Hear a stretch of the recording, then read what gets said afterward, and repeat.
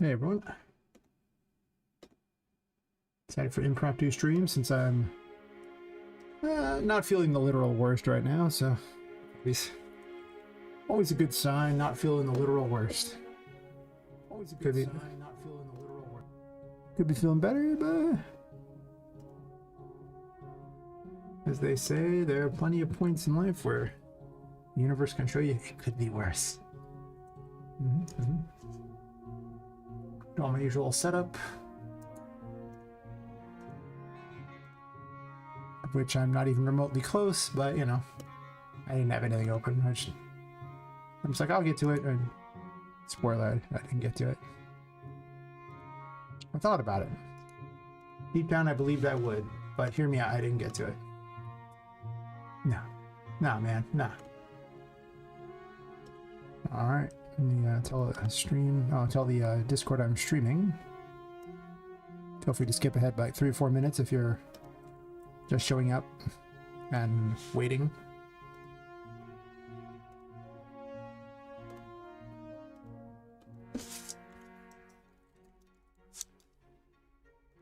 I've seen a giant copy paste for all this.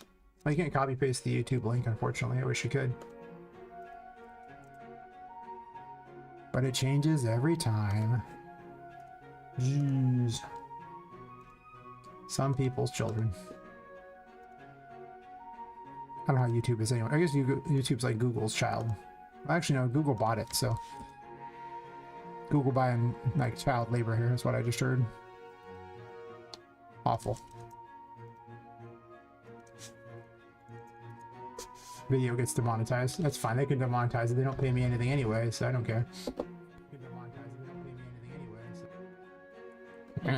If they don't, you have to get $100 to get paid. And so far, I think they owe me like $5 on YouTube. So YouTube's just gonna pocket all that cash. They're like, yeah, we'll pay you eventually. It's not happening. I don't stream enough to really make any money off it anyway. If I didn't have health problems, I would stream all the time. But alas, the universe does not love me at the moment when it comes to health. Alas, alas.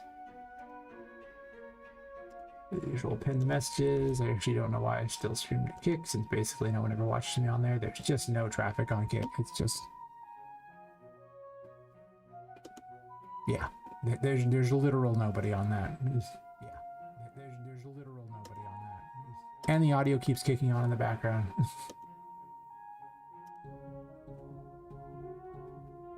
Because there's some sort of issue with their backend that causes that to happen. Well, whatever.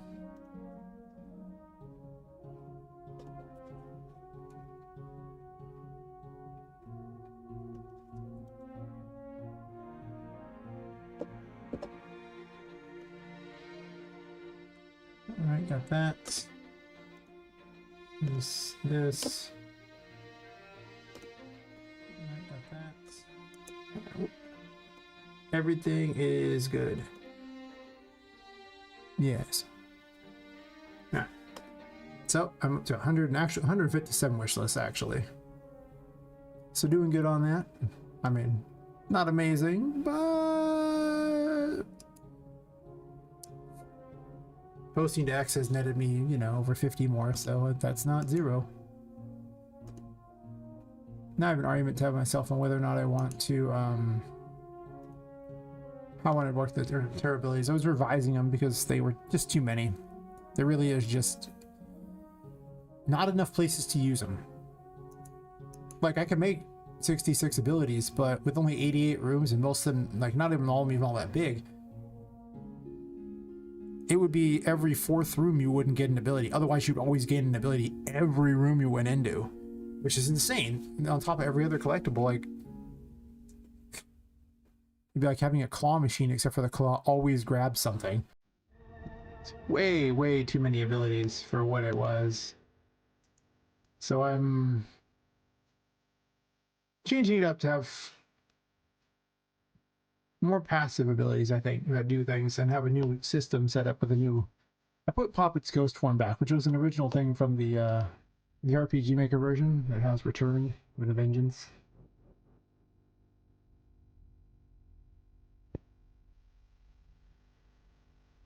Might replace her dash outright because it's another defensive ability. I don't want too many defensive abilities besides just moving out of the way. You know, the main defensive ability. Let it load everything. Let it load her hair. Her hair's not attached, so I can give her different hairstyles later on. I forgot to put my full chat up for everything, so I can see all three things.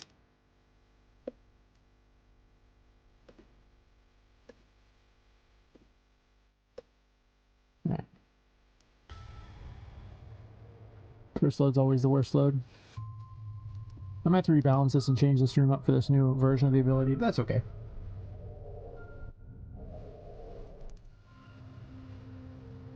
The library have it.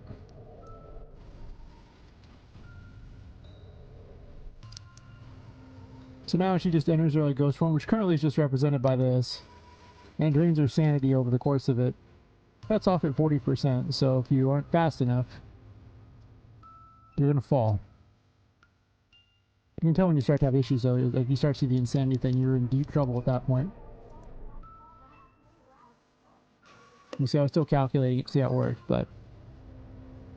And in that time, you're now invincible. In that time, just like it was in the other. Well, insight's incorrect. You don't take damage. You still die to instant death. Like, it doesn't save you from falling in the water or anything like that. You're still SOL. But I'm probably going to give her a different look or something for this, rather than just using this particle. The particle makes it kind of hard to jump. If I want to get technical, like, it does make it not easy. He jumped on my head. What a dick. Messed me up.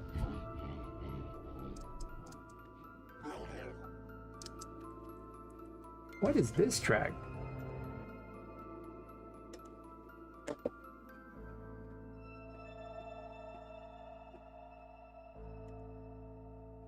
I'm not sure I want to use it.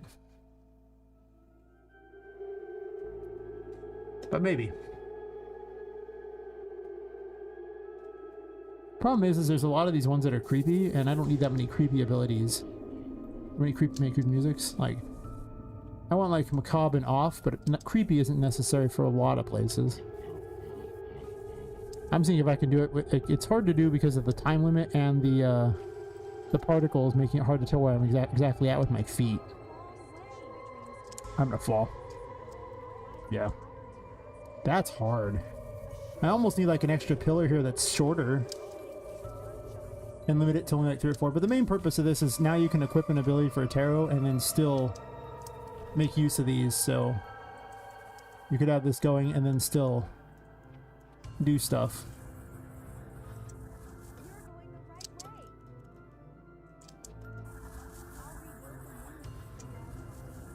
So you could use the Hierophant while carrying a block, and I think that's pretty awesome. Block the chat. But the argument is raging on exactly which abilities are going to get like on there. Actually, I kind of got them sort of figured out. With these ones here. Certain ones I'm not sure on. Like, I'm keeping the magician abilities. I took out the make a cube ability. Though I like it. The problem is I really don't want to give 3 to all these things. Again, there's not enough space to use them, and being built to actually just make cubes outright is just lets you reach a lot of high places. It might be almost kind of redundant.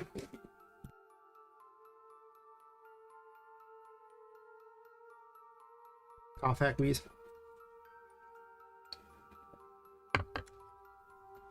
The Fool just has its giant size option, which it seems fine. It's funny, at least. It's not the worst. High Priestess now just makes things visible if you're in ghost form. I just didn't see anywhere where you'd want to switch to the High Priestess just to try to make things visible that were invisible. It's kind of a big pain to check everywhere. Like, on paper it sounded okay, but in practice it was just really tedious to have to constantly switch to the High Priestess. Like, anything here? Anything here? Anything here? That sucks. Nobody wants to do that. Like, yeah, that just sounds tedious. The Empress there, I think I'm gonna have like 3 mortar style abilities where you just lob the thing at the target, and then you know, it doesn't affect, like the Empress will, you have to throw something at one of the mushrooms to make them grow, which might be more interesting than just targeting it and insta growing. Maybe not though, I don't know, we'll have to see on that. And I kept its healing option. I only want to give it 2 abilities, and giving it the exploding thing kind of made no sense because the Empress is about healing, not about that. So maybe like the other ones, like, you know, do a little poof on them or someone it throws at them or something, maybe as like a weapon, but could shrink them or something, which would be hilarious. That being said, I'm probably not doing that. That's, well, maybe, I don't know. The Emperor still makes you immune to water, but you don't even have to equip that. That was where I think the first passive came up, where I was like, you know, come to think of it, there's too many passives in this game. Well, there's not enough passives in this game. Like, it's like, you never equip the Emperor. I couldn't think of any point in equipping it. It's like, well, you could equip it to activate. It's like, but then you can't use any other tarot ability while you're using this, which is, again, not fun. Like, being able to chain the tarot abilities is what's fun, I think, or would be nice. The Hierophant now just used to switch to it just to use the it's loud in my ears. You used to switch to it in order to, and then activate it to use the other ability there, but that one wasn't too bad because you knew what you were using it on. That being said, just being able to, you know, go into a little ghost form to, or I might call it something else, maybe I'll call it curse form or something like that, but cause it to, you know, work there is a little easier. The levers, I decided to just make it a dialogue option thingy. Charm just didn't do anything. Like, it really, like, you could just kill the enemies. Why are you charming them? They're not that powerful. They were too trash mobby to be good. Besides, giving dialogue options, if you can find it, works exactly for what I need to anyway. I'm probably not gonna have this whole jump to activate. It might just be a button to fly. Just because there's issues with how they program jump in the game animation sample thingy that just ruins it. Strength still the little pick things up, like impale things and beat stuff with it. The Hermit still has its thing. I was gonna have like 3 melee weapons, 3 projectile weapons, 3 mortar style weapons where you throw it like something like an arc, and then 3 weirdo abilities. So the Hermit got to stay in because it's a weirdo ability. And better when you're in the little ghost form too, because you could just have these things going behind it and it works out pretty well. Wheel of Fortune stayed. I like it. It's fine. Justice needs another ability. I programmed the charge up in. I need to give it a particle. And I guess have an animation sit there. Hangman's currently double jump again. I need double jump somewhere. It looks better with the freaking wing flap though. I don't know what to do about that.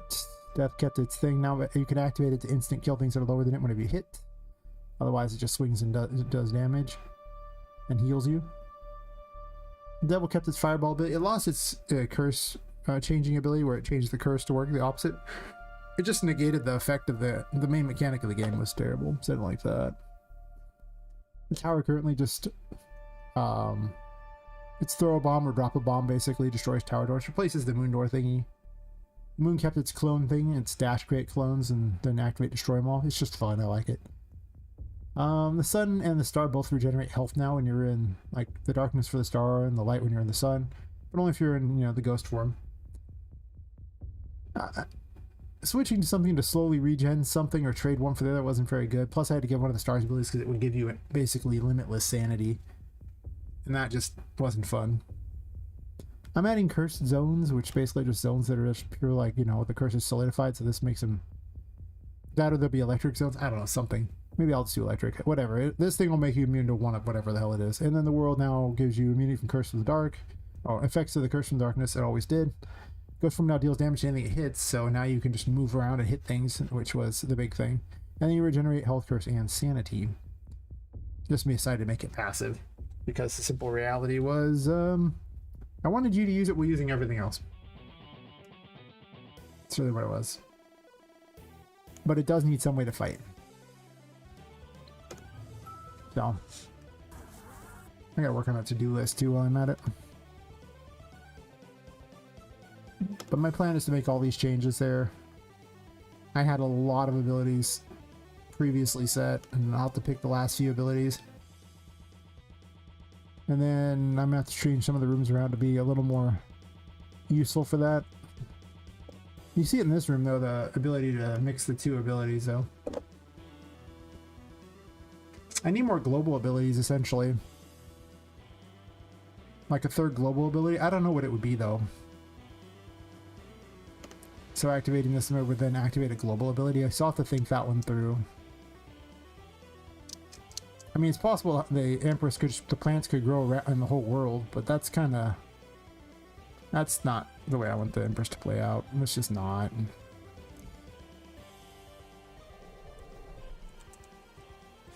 I don't think I even need to grow this one. I can just jump on here, huh? Sure.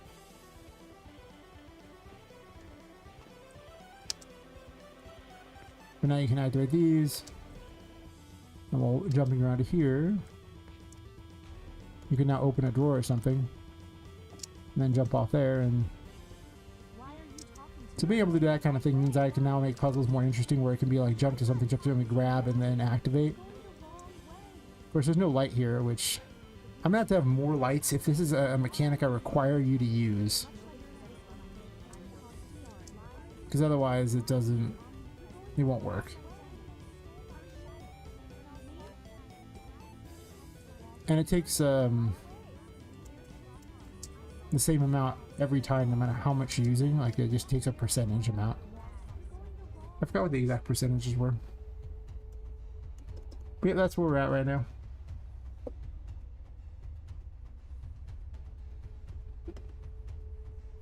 I'm not sure if I want to press and hold on dodge, or if I might have another ability.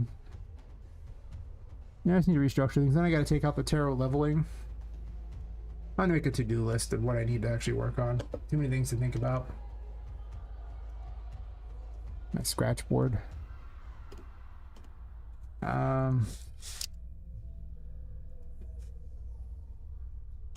What is on the agenda? So it's rework tarot. I have 2. That means the middle mouse button is and essentially the other button is now available, because it's no, I don't need a third one anymore.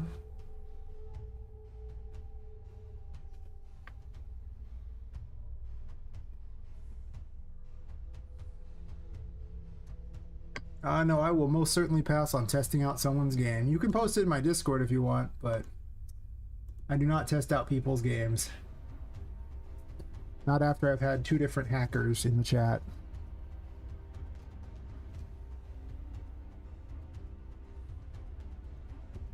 Especially not someone I don't know.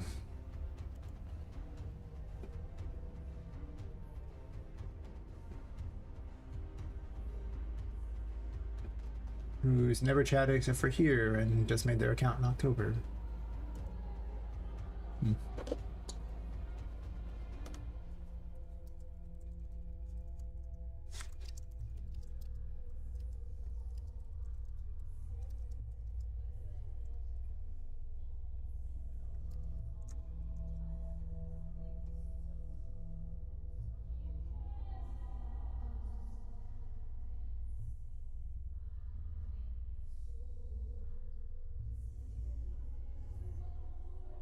Take that.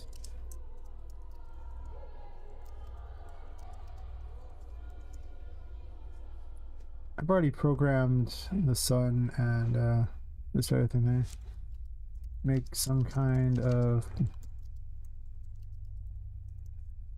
if I is active, same statement but for the sun.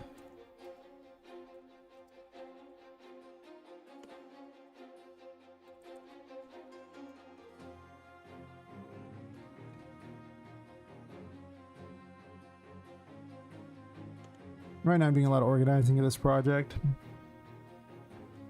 You're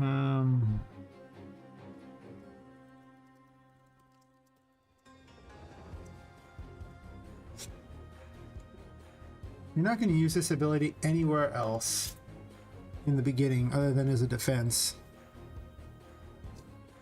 I'll have to see how it plays out, because it might be too powerful. But to be fair, the dodge was really powerful too. And this does eat your sanity very quickly.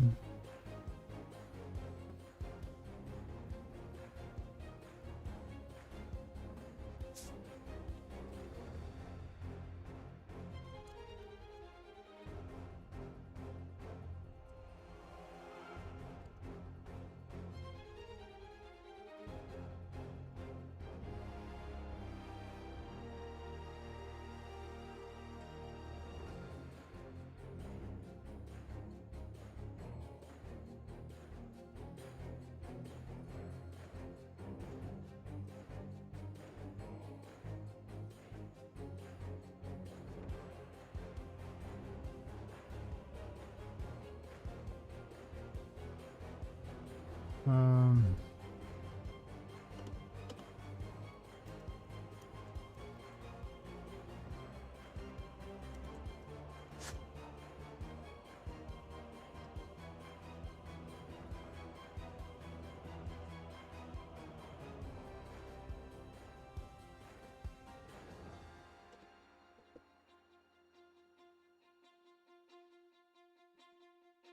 so that makes the fool's fine.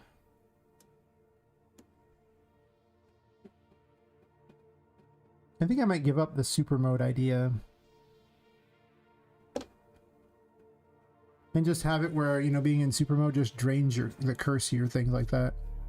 So I just give all the weapons,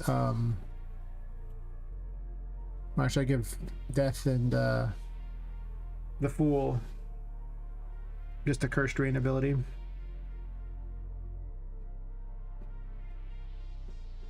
It gets rid of the need for an extra bar to deal with as well.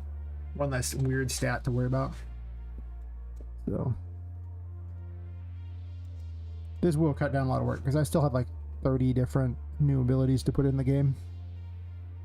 And now I'll have like 3 or 4 and these just have to be adjusted to a new system that uses less things. Fool.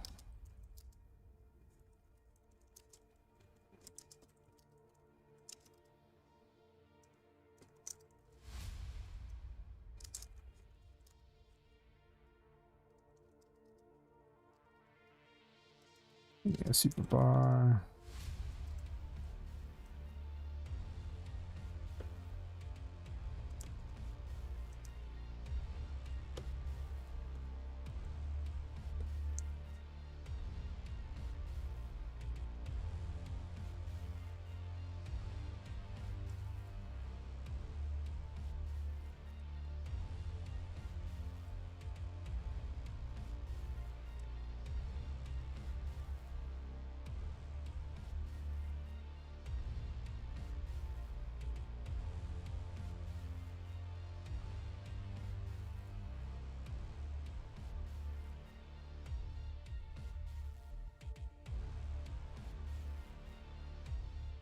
Need to do those. Also on my list of things that need to get reworked, we have the Magician is, well, I guess the Magician has to rework damage too, so maybe make a list of that.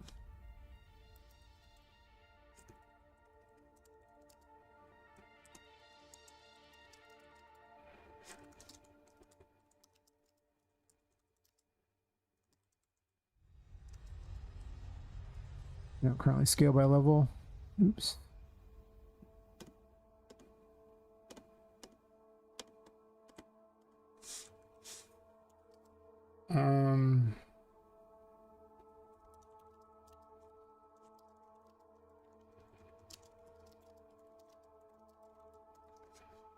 Let's get on the list of all the stuff I need. Emperor already works.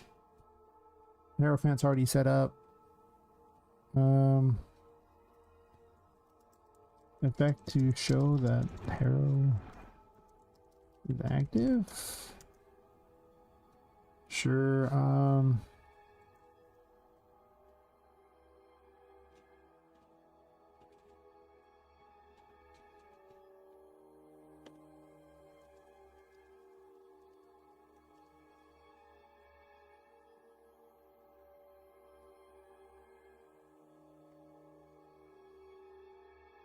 Freaking mosquito. Don't know where that came from.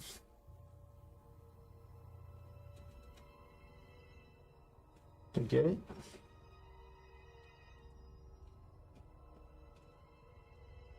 I don't see a swished mosquito.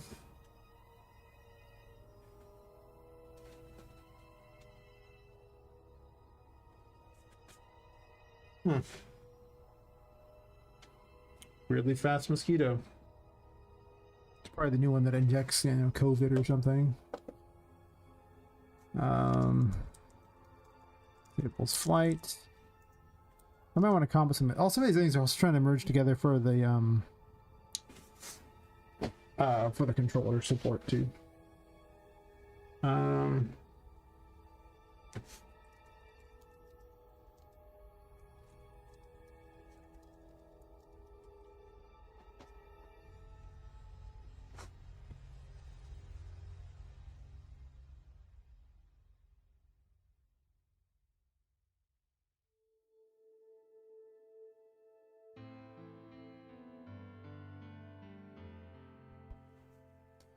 All right.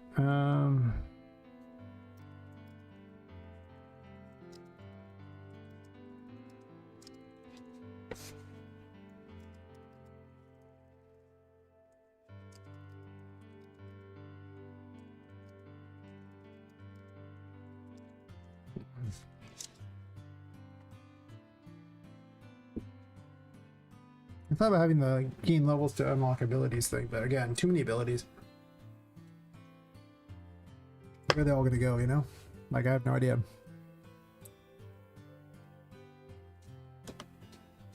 Ignore it if you have no other spelling, because clearly it doesn't know what it's talking about.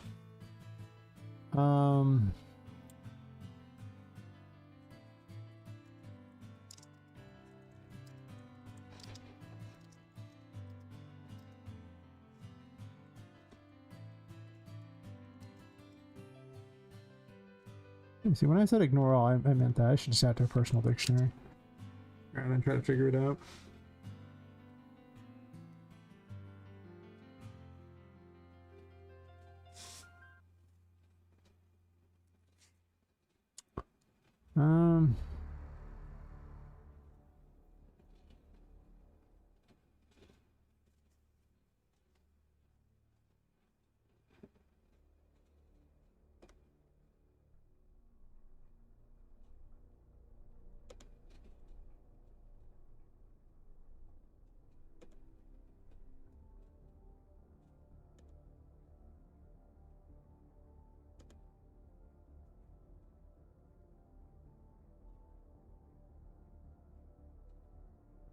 I need to work on those, and then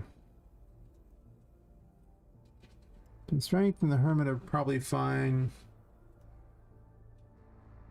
The fortune's fine. Justice is already mentioned.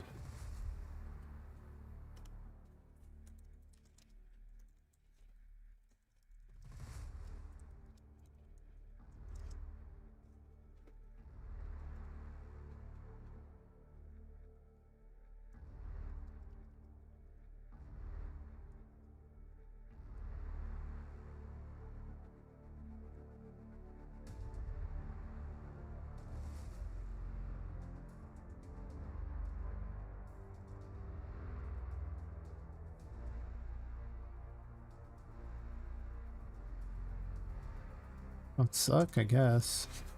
I guess the High Priestess also it works as its own special thing. I think I need a. And the Devil looks really cool, so I kind of want to keep that one. Also seems like a weapon. Temperance looks funny too. I like Temperance, so I don't really want to get rid of it, even though in reality it might be giving the bubble trap to Justice might make sense, because, you know, like you either like it's like killer in prison type of thing, you know, like you're going after the bad guys. Then Temperance could make you immune to electricity, and it could be 11 and 11. But I already have a thing for it. I really don't want to get rid of the ones I've already got something for. I don't have anything for the tower yet, but the tower is also, you know, one of the most destructive tarot cards, so it would be party foul not to make it a weapon, as they say. So, and it just becomes an explosive thingy, which, I don't know, at some point a lot of the abilities end up playing very similarly. Not all of them, but you have various things that are different about it. Like this one will do a lot of damage, I guess.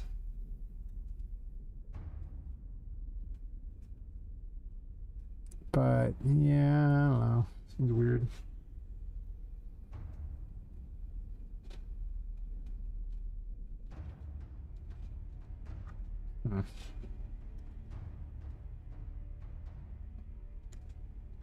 That's fine. And then I also have another to-do list, because I'm mostly in sort mode.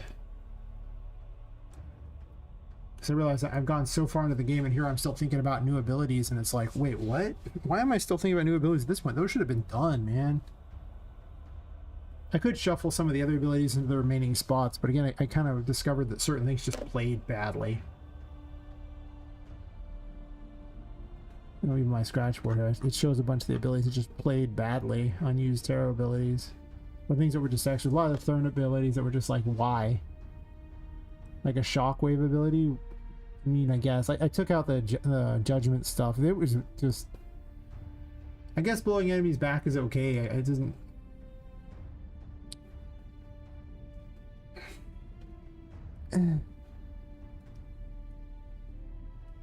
Didn't seem very good. Like, it didn't seem very fun. No gravity ball things. That's just a big pain to make this ability happen, and I don't even know what purpose it would serve, to be honest. And none of that crap. I thought making the star shooting stars was one of his abilities, but it just seemed, again, unnecessary. Like, you activate it to, like, slowly heal over time at the cost of freaking insanity, or you throw little tiny ninja stars with it. How does that have anything to do with the stars weird, you know, healing crap? Very weird. Vampiric dice for the you know, I thought about the fortune having the third ability, but again, it just seems unnecessary. Yeah, we'll have to see.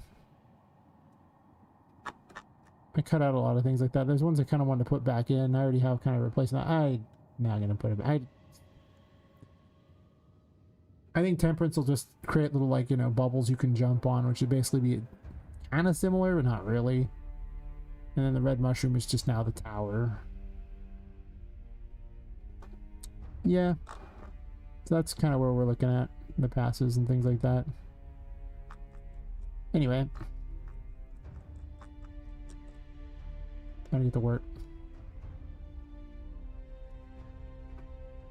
I guess mouse 3 is the de facto button. I think mouse 3 should actually be super mode, or the ghost form. It's whatever you want mouse 3 to be, but I just figured that should be the ghost form.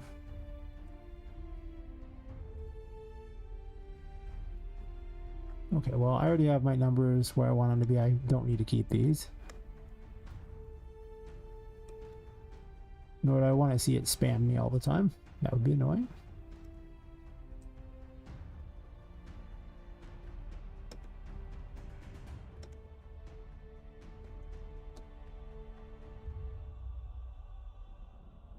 Alright.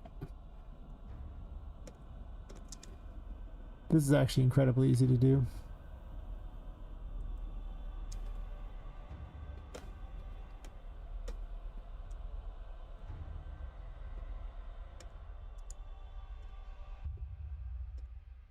Oh yeah, system right over here, perfect.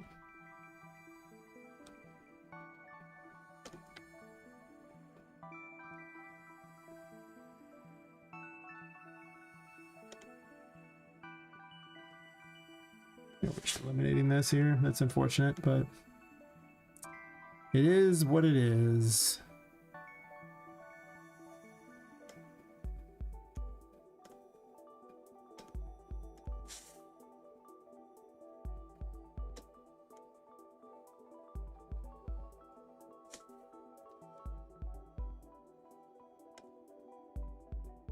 Not sure I wanted this on movement, but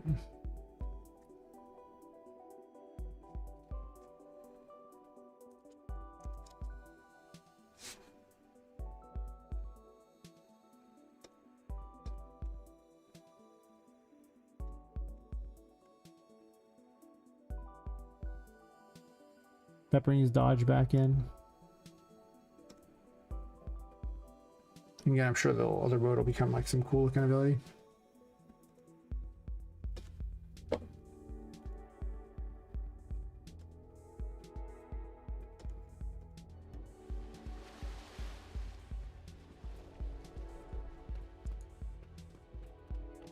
Yep, like that.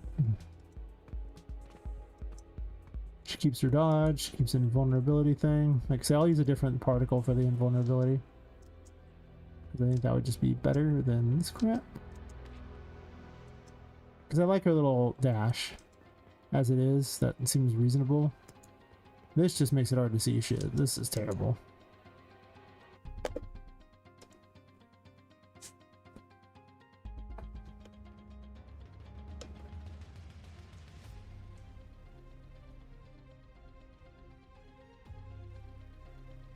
like Alt Shift 5 or something. For some reason, Google decided that just having a strike through up here, one of the most useful things, shouldn't be, and I should have a bunch of other dumb crap.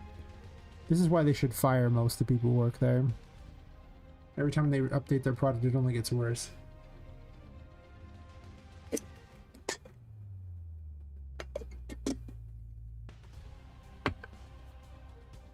I'll be right back. All this tea is winning the fight.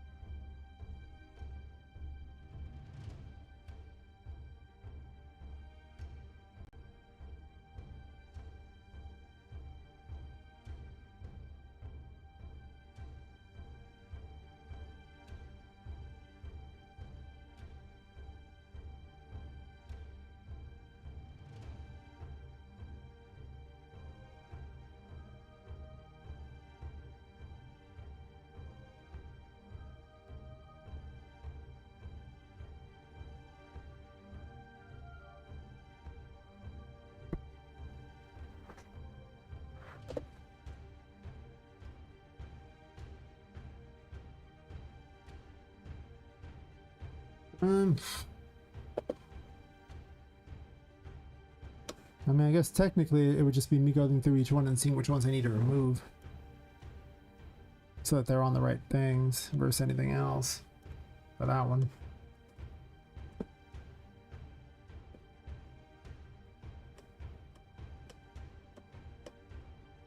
I guess this sits on movement. It's kind of a weird thing on movement.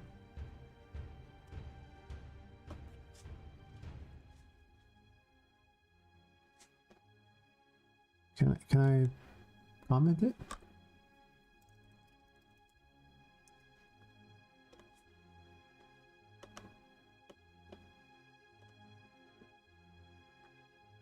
Actually, no, let's make it white. Kind of fitting for what it is.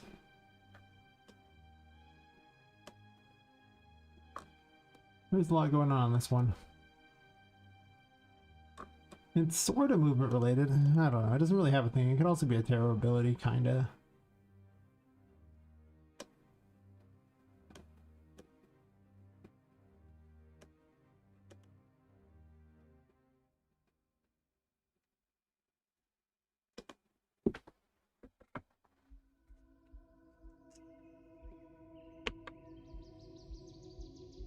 I'll have to explain it, which is kind of a weird ability to explain, but it's fine.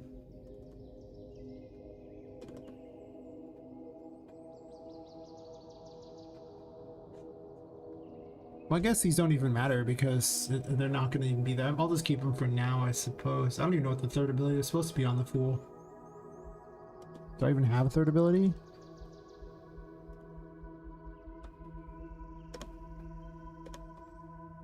Suppose I have 4. I'll fire some projectile option. Yeah, probably not.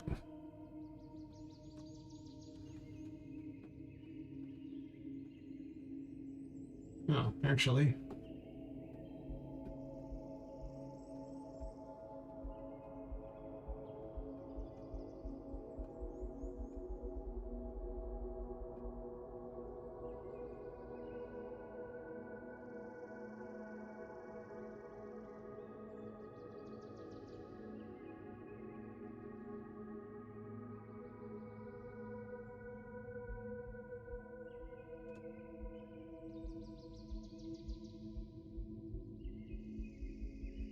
How do I have supers even set up?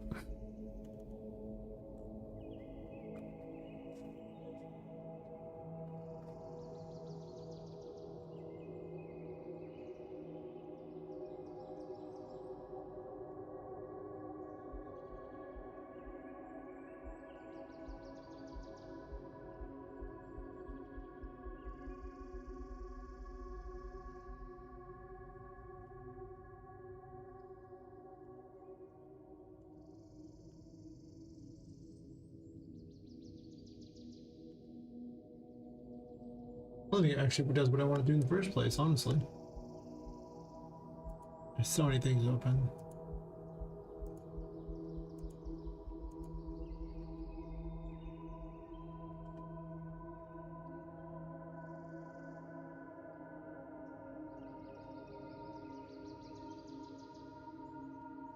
Open to be like this.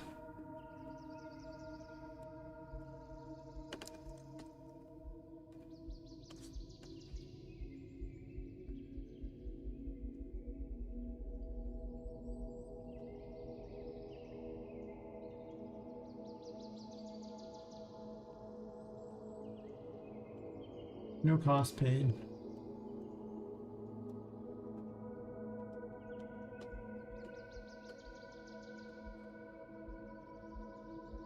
Let's see here.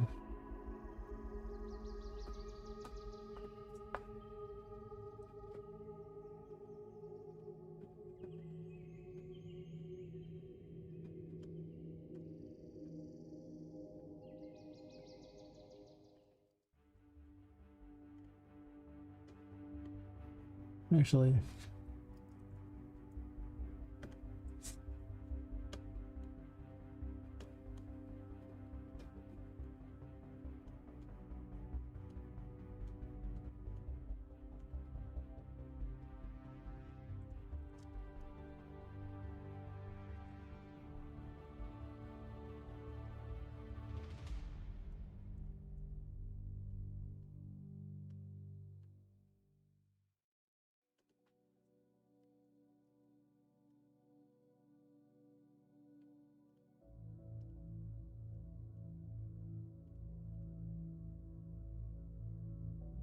oh, thing flying around again.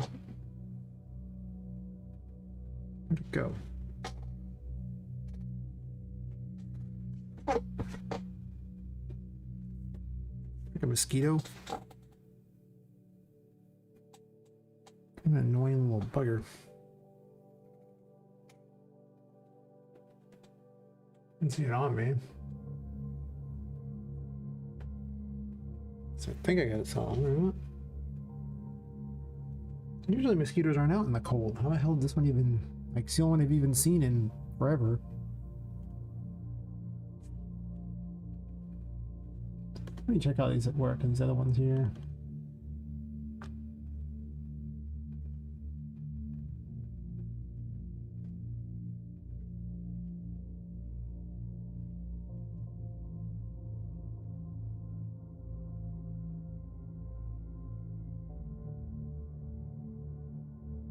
It already has a delay built in there, that's fair. Reminding myself how I did this in the past. I can. A second.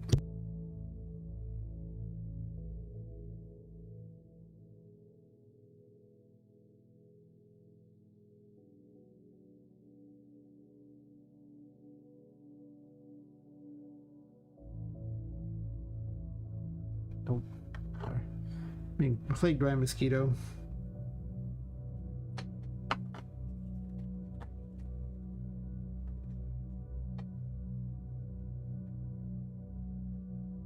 Really fast one.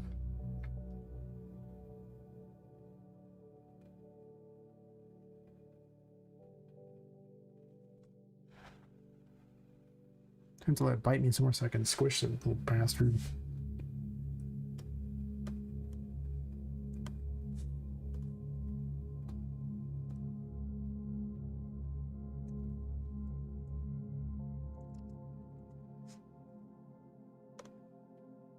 I'll probably just do this and then loop it here. I don't need to loop it there.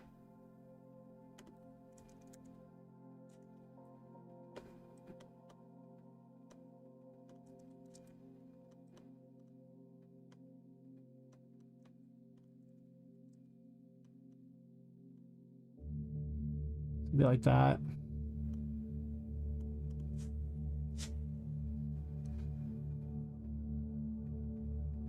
And then it just breaks it every time.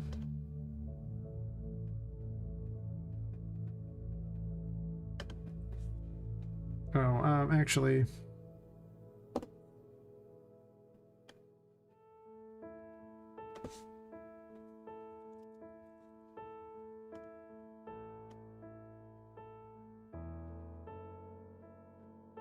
Actually.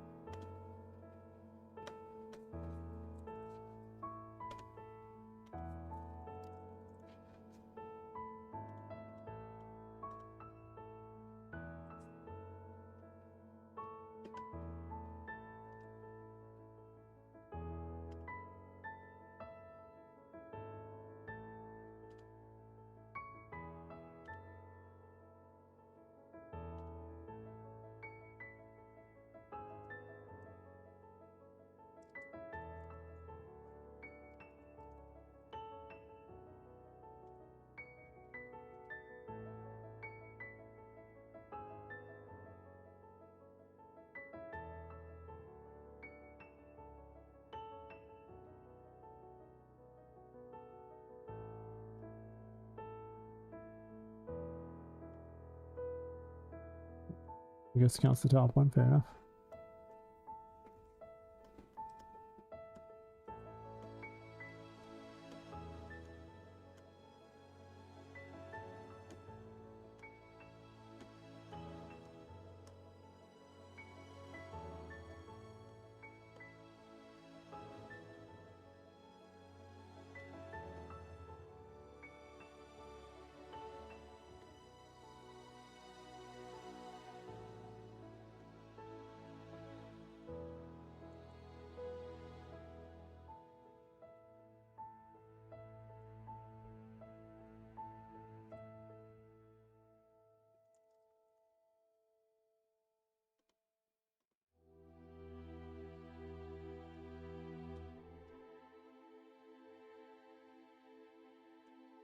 In case something else wants to check and see if it's usable.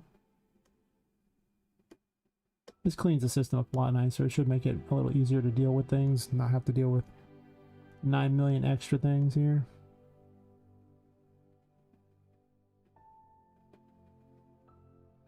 Don't want to change that to that and just make it do more damage than that.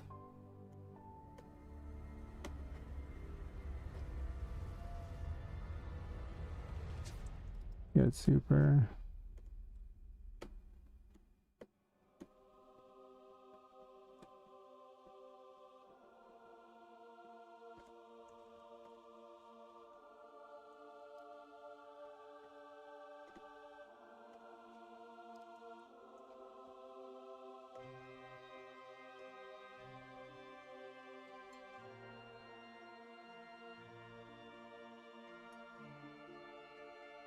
Along these lines here.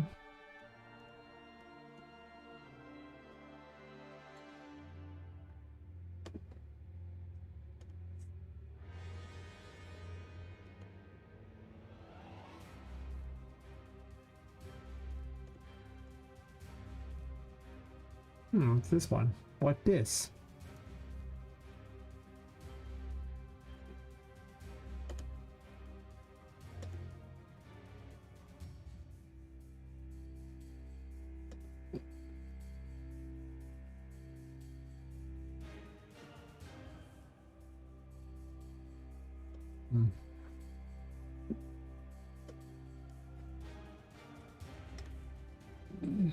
Anyway.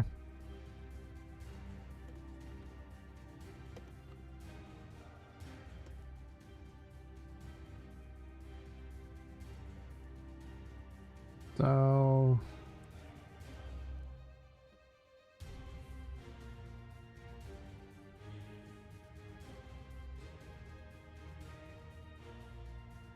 this should trigger once a second.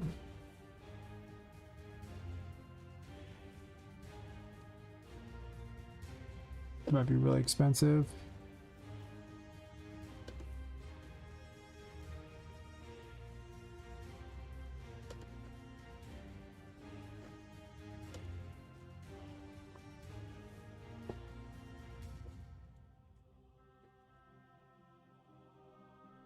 I like the levels because it forces you to go places. I don't like the levels because they require you to me to scale everything.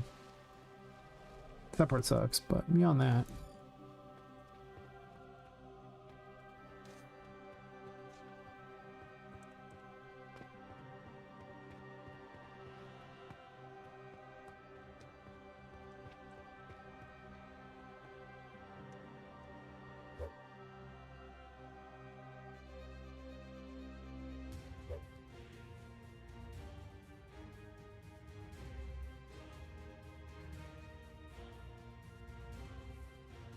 I'm gonna put this on the Fool itself.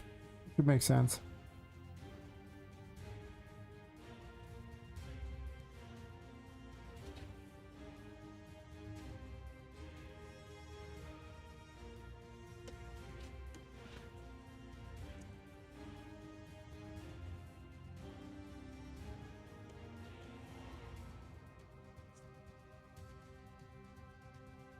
That won't work.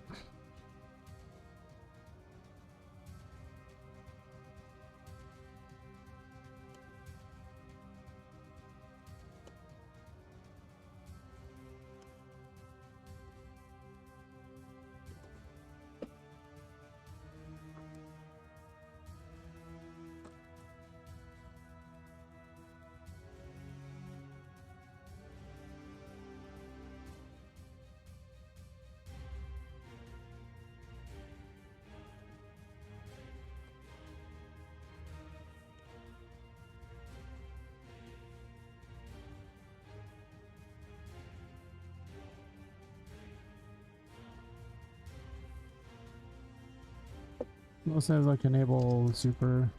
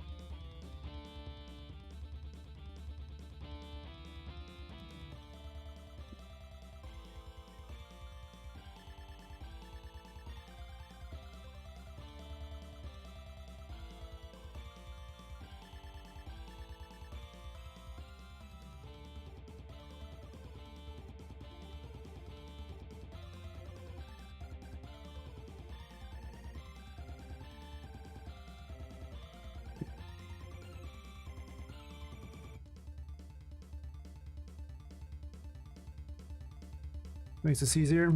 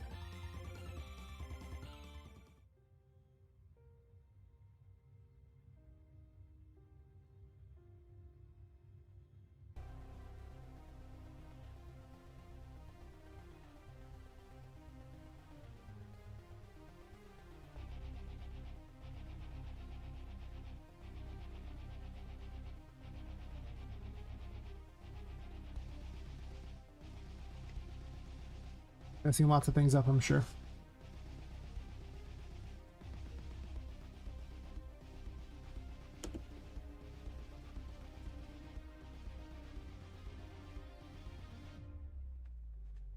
Let's figure out how damage is dealt here. I'll have to do this whole sticky checking like that because this is, again, like, it's too much. The game's not big enough to make use of this insane tree of stuff.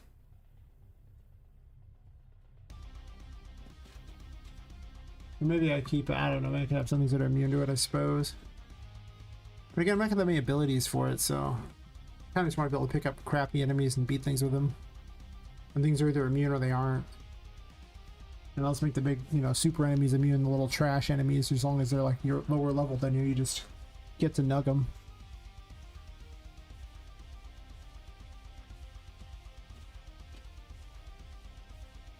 I should have planned this out much earlier than I did.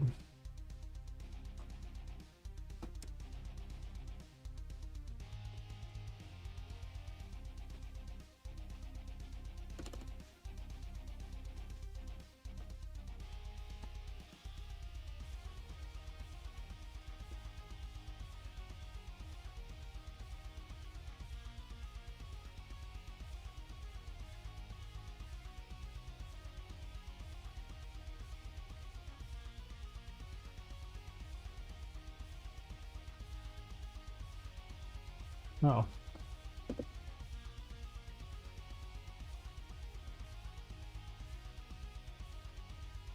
So super attack actually triggers. Well, if that's the case,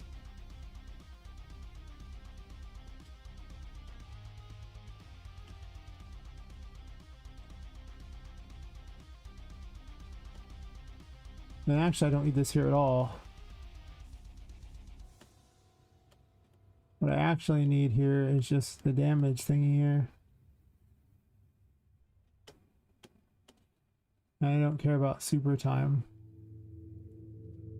So I want, if true, then I want to enlarge here.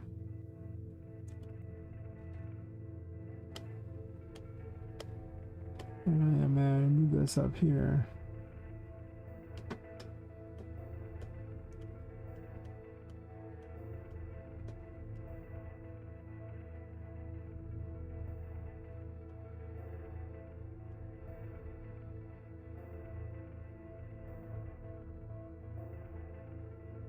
And I just grab this.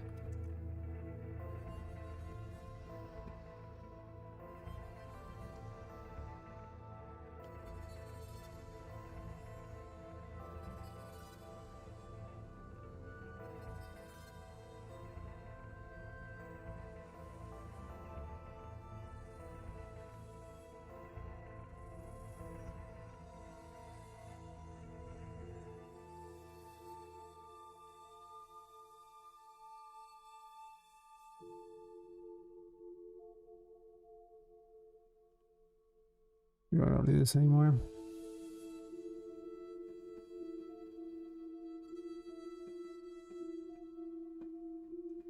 No, I actually do. And fall, shrink it down. And then... Actually, no I don't. Because I can have Poppet call it and disable it, so I don't really care.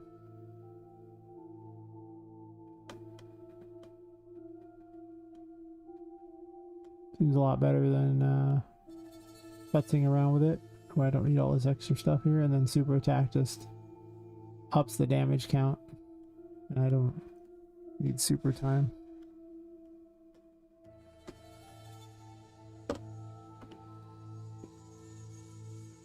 And then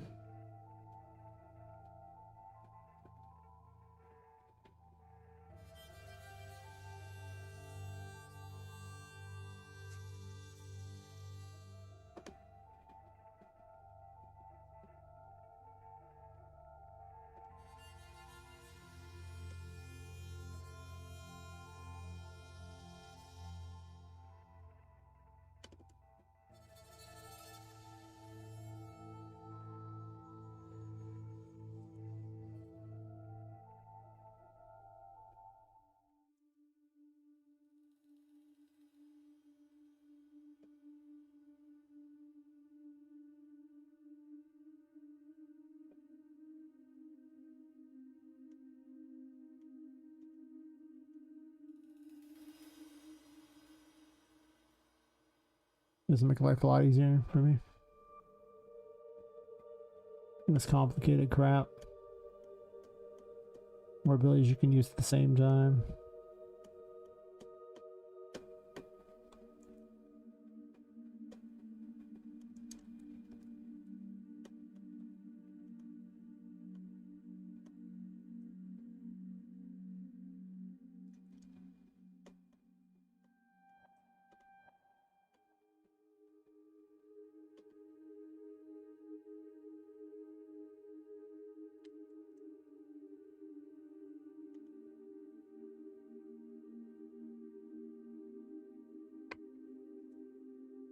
I'm not start streaming it this time.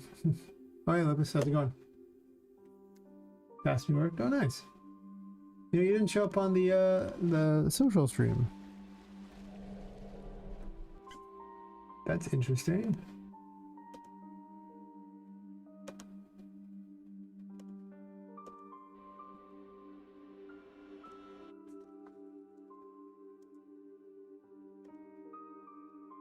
Or maybe I just missed you. Huh. Got so caught up in coding apparently.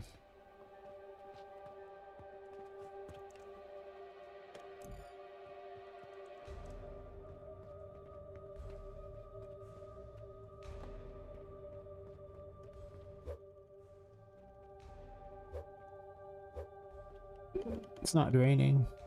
We're gonna give it a negative.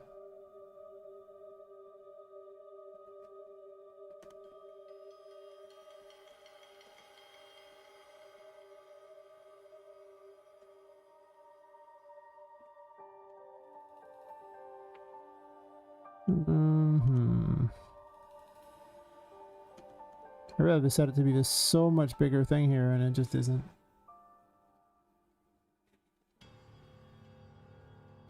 Why aren't you continuously paying the cost? Oh wait.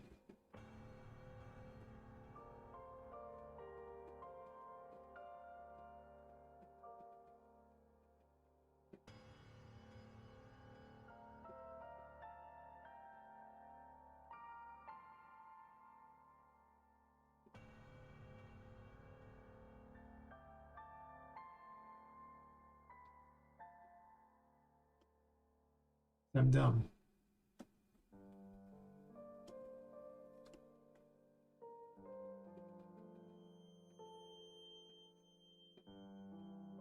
Hey, Johnny B. That's just Charlotte. That's the ghost girl that runs around the place. I don't have an nav mesh down for her to run around at the moment, but she acts as a roving pit essentially. An instant kill if you're dumb enough to touch her.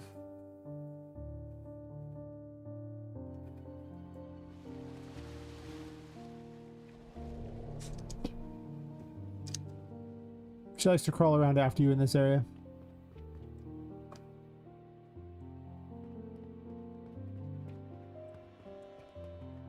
I'm making a bunch of changes and tweaking how the abilities work to be... I'll use a bunch of them at the same time. Because it's more fun, I think.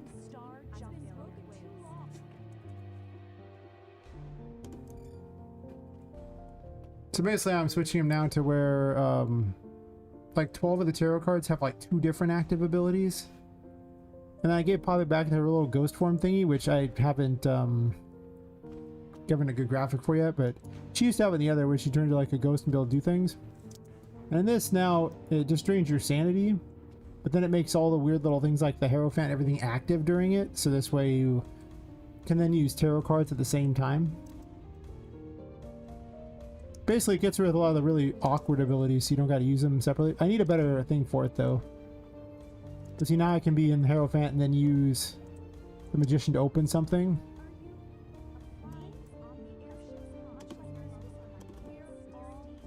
Which is, you know, lets me make more interesting puzzles, basically.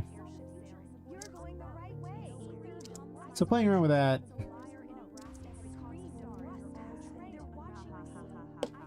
But it eats a lot of sanity, so I'm debating on how much it should eat. But basically you're immune to damage during it, so it acts as her defense. I also gave her back her dodge, so she has both.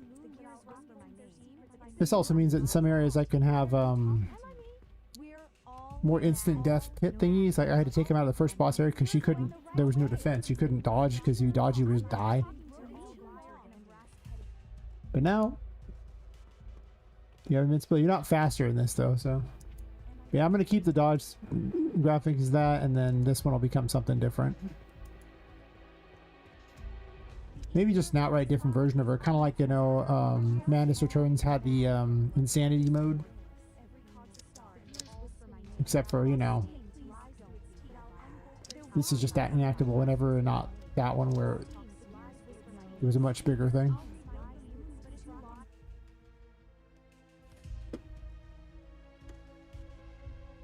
But I started realizing I had so many abilities in this game that with the way it mapped out, it was every fourth room you wouldn't have gotten a new ability.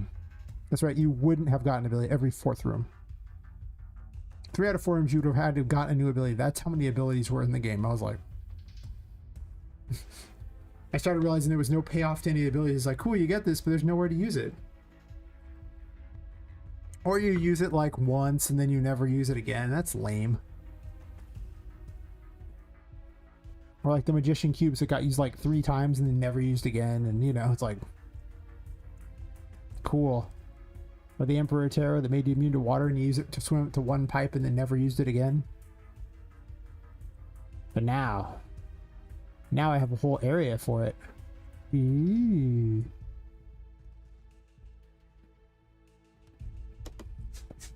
I'm also realizing that I shouldn't still be working on abilities at this point, you know? Like, they should have been done a long time ago. I keep adding new stuff and it's like, but guys... Wait, what happened here? Huh? What are you? Why are you? Oh, these got moved up. Why did they get moved up? Are they in another one or something? Is that it? You're in the engine room pool. Okay. It's awkward. I decided I would take the 4th area and come to my senses, and instead of giving it an entire extra huge map, I just squished it back together and said, yeah, we good. The more I do this, the more I see how long things are taking, and I'm like, you know, maybe I shouldn't be adding in whole sections that didn't need to exist. 2 and 2 have very large arsenals, all equipped on the character at once. It makes the game hard to think about. Yeah, that's what I was thinking. Like, I'm just sitting there going, okay, well, there's 22 things you got to switch between. Each one's got like 3 abilities. I mean, wait, what are we even talking here? That's a lot. And then I was like, and then I got to make tutorials explaining all 66 abilities, or at least some kind of explainer somewhere for each one. Some I guess I don't have to explain, like, you know, hitting the enemy with the weapon shouldn't require much explanation, but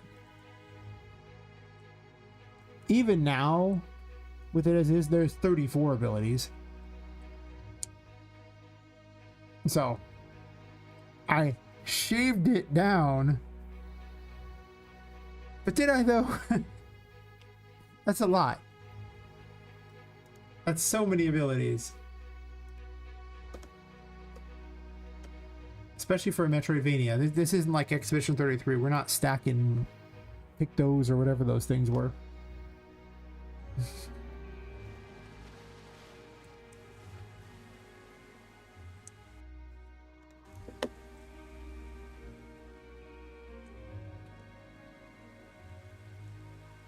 And then you got to make the mechanic actually look good and be polished and everything, and polishing 66 mechanics seemed insane.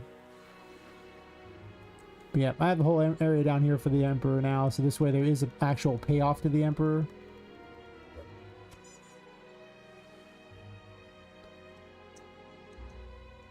Which I thought was... Wait, but you might have already seen that I had it here, but... I was like, I need a payoff to this here. These pipes still don't load in down here? That's interesting. They should. Unless they got moved up too. They might have got moved up. Oh. I guess they did. Okay, that's weird. Then for the fourth area, I was like, originally I was going to have this. At first it was going to be as it is now, and then I was like, I'll just move all these, this whole section down. All like this hidden extra area, I'll move it down a bit so I can have more floor space. No. No. Doing that will add months of extra dev time. No. just no. Seriously, no. It's not happening. No. Bad villain. Bad. Down. Pretty much. I'm just like, it's never gonna end because I keep adding to it. Why do I keep adding to it?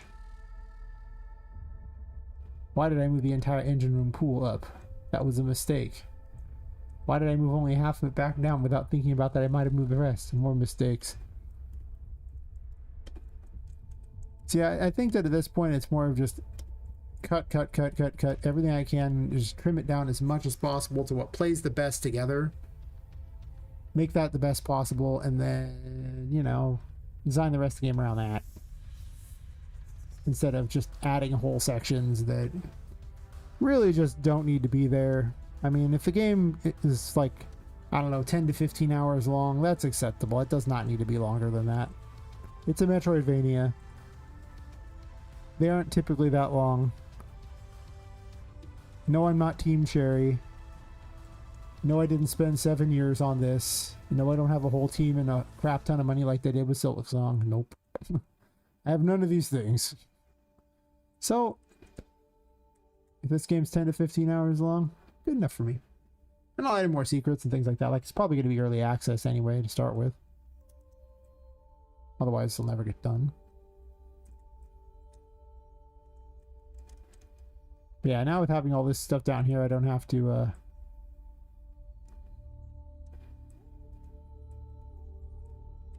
I don't have to come up with this big old section over here, redone. So I was going to have that all down here and have to make that whole section. My favorite Number Thumper had a long dev cycle. And they pretty much had loads of mechanics. Eventually boiled down to 5 things that worked. Yeah. That's what I'm thinking. You know, I think one thing that really, really made me notice was when I was advertising on X, just showing things like that. Someone asked how many hammers she had. Because they believe that the game was perfectly fine with her just running around with a hammer and hitting things. That's it. They were excited by just that. That's all they wanted. I stopped for a second. I was like, how many things am I adding to the game? A lot more than the one hammer? Huh. I had to explain, it's like, no, she has other tarot abilities. They're not all hammers. But the fact that he had been happy with just the hammer said a lot. And then if you look at something like Hollow Knight, we'll use that as the same example. How many weapons are in Hollow Knight again? That's right, 1. He's 1 weapon. He's got a few abilities. They just make the abilities, you know, usable in ways that are interesting. Sadly, I can't refine the tarot down to less than 22 cards because that's not how it works. That there's 22 cards in the major arcana of the tarot. It's just how it is. Like, I wish I picked something that wasn't the tarot at this point, something with less in it.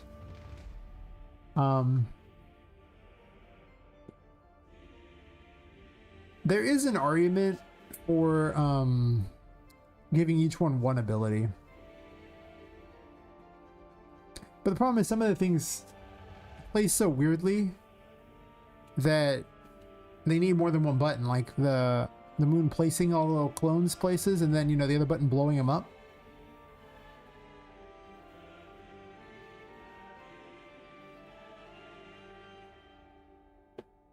So, or the hermit placing the little, like, you know, path thingies behind him and then pushing a button to detonate them.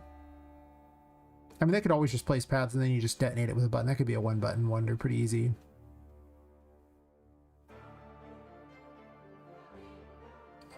There is kind of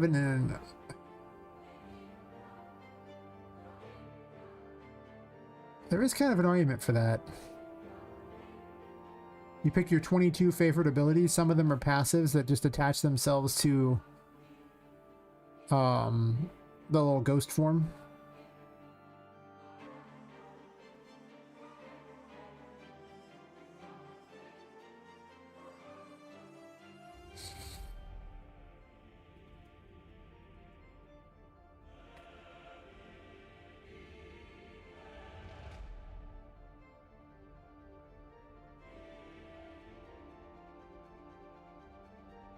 What would that look like? That's a good question. Because some of them I don't even have them. Like the devil just currently fires a fireball. I get to give up some of the abilities. It used to have this thing that you would activate that would reverse how the curse worked. And on paper that sounded neat. But the issue became it just completely voided the entire mechanic in the game. You just hang out in the dark the whole time, and whenever you decide Kick is making noise again. Whenever you decided you needed more sanity, actually you needed more sanity or curse, you just swapped again, and you just stayed in the dark. You never had to go back to the light. You could do the same in the light too. It was just like, this just basically gives you effectively the ability to switch between light and dark no matter where you're at, and it was dumb. And the star lost its second ability because it was like you could pay health for sanity, which meant again you could just kind of run places you shouldn't. And it just negated the effect. I was like, this is terrible. Like this sounds so neat on paper. And then I played with it. I was like, every time I activate this, it's just like this mechanic is just no longer in the game. This is terrible.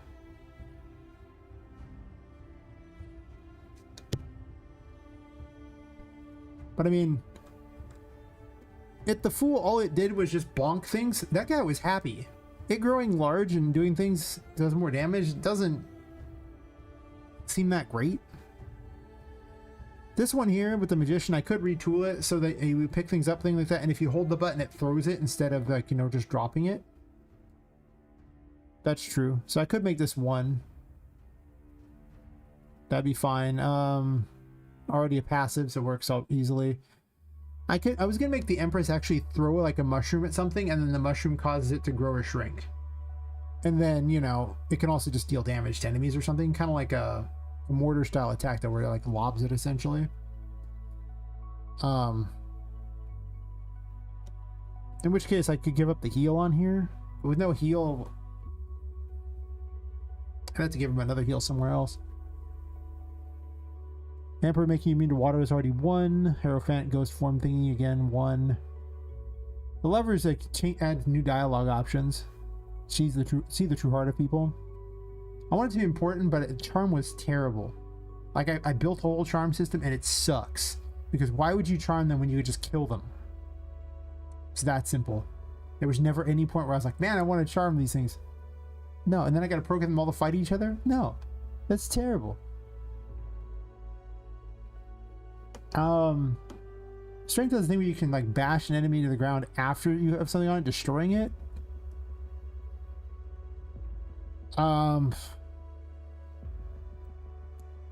Take that out.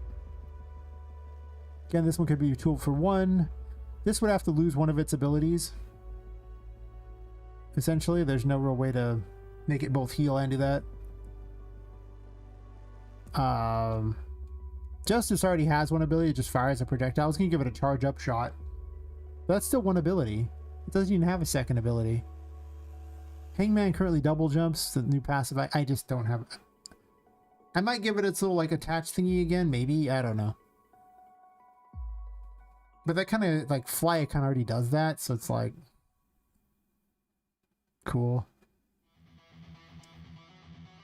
Death having a thing that instantly kills lower level enemies when you hit them. Again, I could just have that one ability there. Temperance just bubbling things. This bubble platform thing sucks. Like it doesn't play well at all.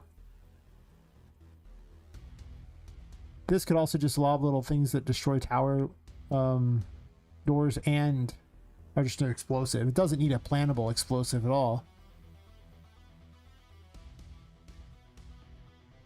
Maybe there's a strong argument for this. This one's a problem though. I don't know how you would control this to work with that. Also, what do the other buttons do, right? Because you have like what, all these buttons to control, like what does what?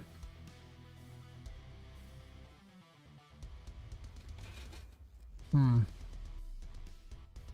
a lot of these could actually be set for one ability and they'd be fine. Most of the abilities aren't that cool.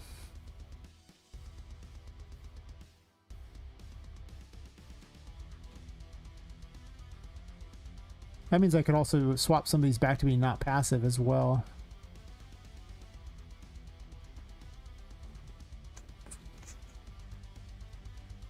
I mean, 22 refined abilities is probably better than 34 half-assed abilities that are some stage are being refined and not.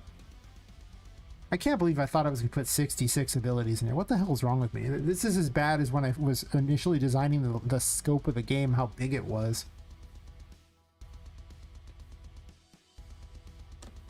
The more I see this, the more the stupid shows up where I realize that I'm making mistakes. That's why the building is only 5 floors now instead of like 7 or 9 at one point or whatever. And even now I'm sitting there going, do I need certain rooms? Okay. How many rooms that I really need for these things? What am I even going to put in some of these rooms? Yeah. My prototype rooms that don't have much in them yet. There's not even the glass. I thought I made glass for this. I did. Okay.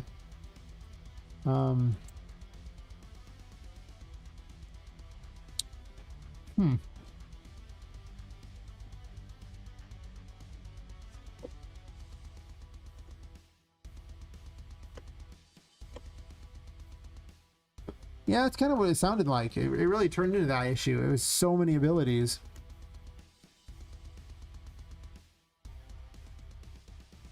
Yeah, that's kind of what it was seeming like. But then it's like, well, I want all these things to have like, you know, unique abilities to do things. And it's like, well, you're not really creating builds because then you gotta, because you need certain abilities to even bypass areas, you'll have to constantly have some things equipped. Like basically most of the time. Like you basically always have the magician on.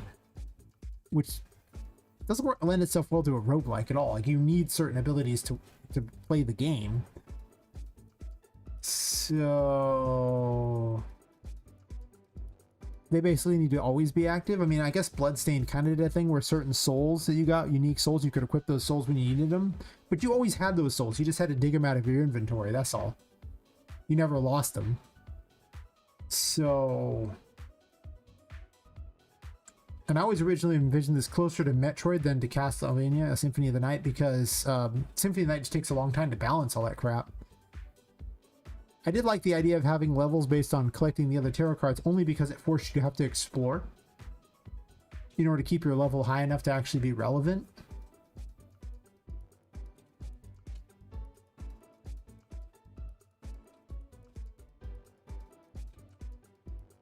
But at one point I was literally back, well, you unlock abilities by having more tarot levels in. And that's just so far beyond the scope of what this game needs or wants.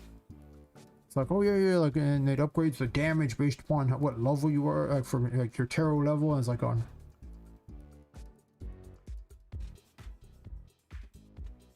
Sometimes you gotta say these things out loud. Once you say them out loud, they sound stupid, or sometimes they sound like genius. Some stupid ideas have actually sounded really good when I said them out loud, and I was like, you don't come to think of it. Other ones, it's like, why did I make this? I mean, some things I didn't know until I tested it. This game didn't exactly have the best plan from the start.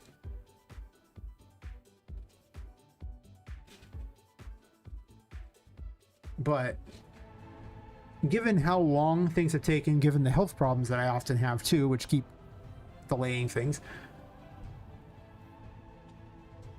if I'd like this game to come out ever, it makes way more sense to chop it down and then if I have time add something later. At least that's what I'm thinking.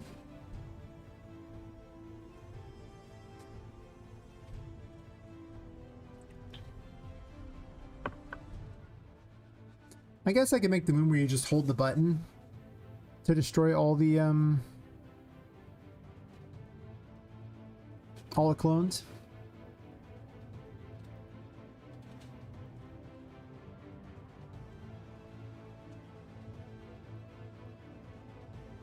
And then that gives you a jump button, the ghost mode button, ghost form, whatever, and the dodge button, which basically gives you the 4 main buttons, because I assume you'll want 4 buttons for most things.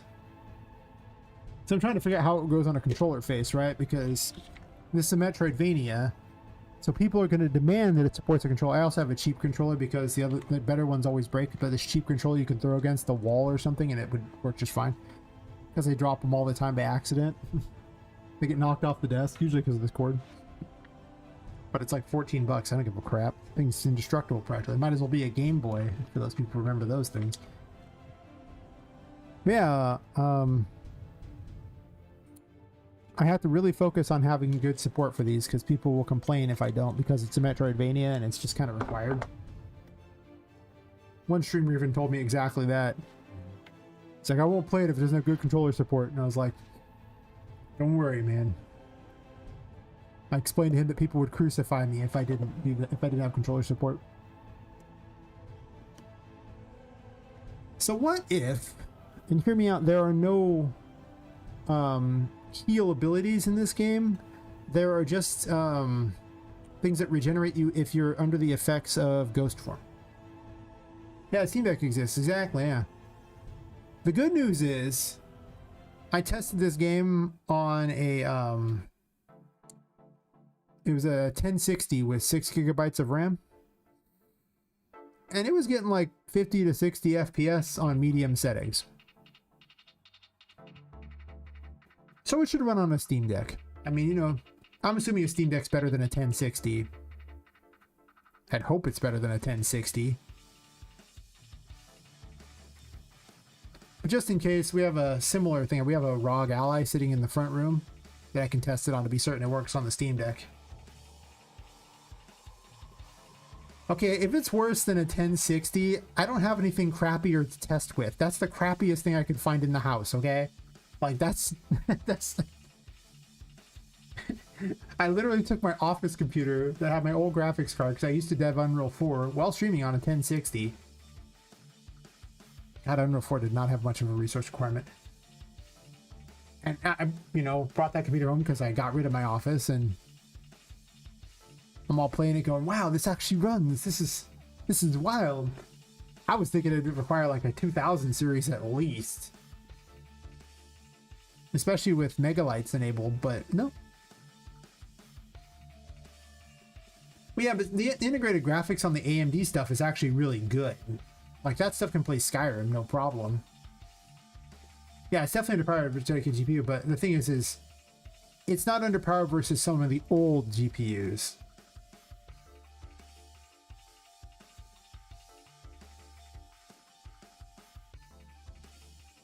I mean, you also have to realize it has to display a much smaller screen too. So the requirements aren't as high.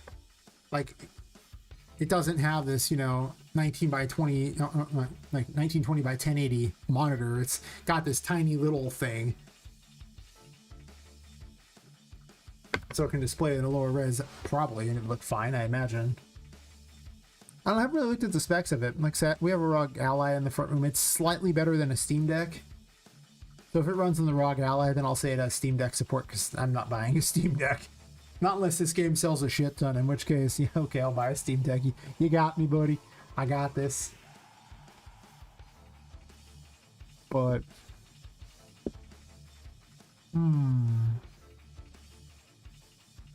As in case, X also a quad-core CPU, fights for resources inside GPU. Yeah, wrong guy. Oh, my roommate does. He leaves it in the front room. He said I could use it to test. He says it's slightly better than a Steam Deck in specs.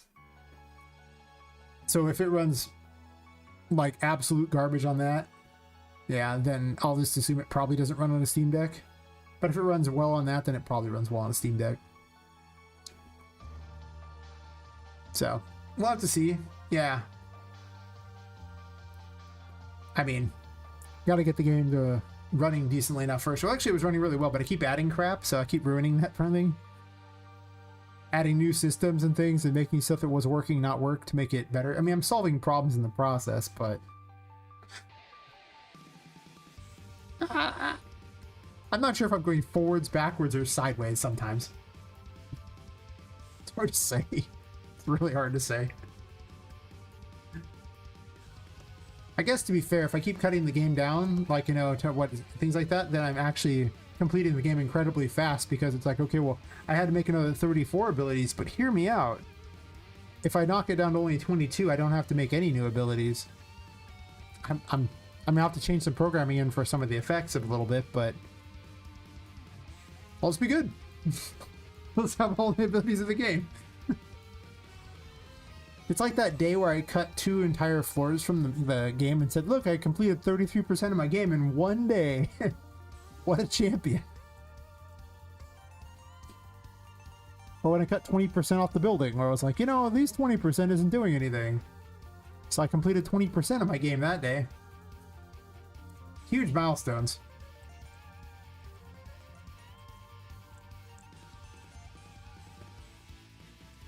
But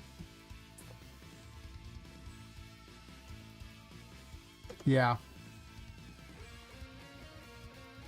I definitely think I want to try to get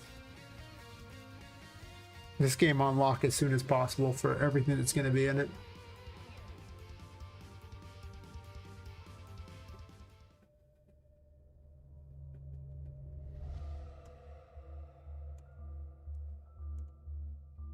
So let's say I restructure these like that. Let's see. Let me get that equipped. Hold the button to.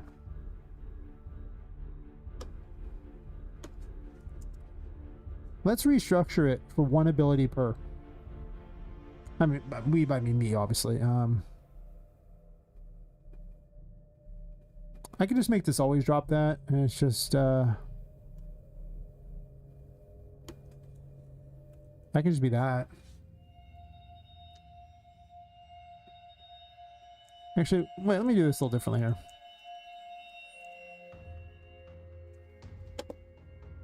I'm gonna make a copy of it first.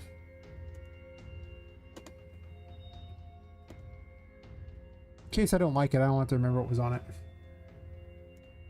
Now I'll do it.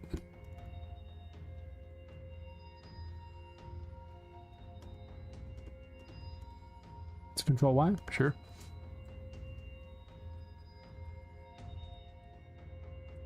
Okay. Do I eliminate healing entirely from this game? Because one of the problems is healing really does cheapen the effect of the game a lot. Like, I have to make the enemies do incredible amounts of damage to make them relevant, because there's no chip damage over time. It also means there's very little reason to ever go back to like a Poppet box or whatever, because you could easily just start healing up anytime that no one's bugging you. So it doesn't feel like there's a big cost, which has been very problematic in this game. I really didn't think about how certain abilities would just break the entire flow of the game so hard. In fact, I made Patrick considerably harder because I gave them a heal before it. But I originally gave them the heal because Patrick was too hard.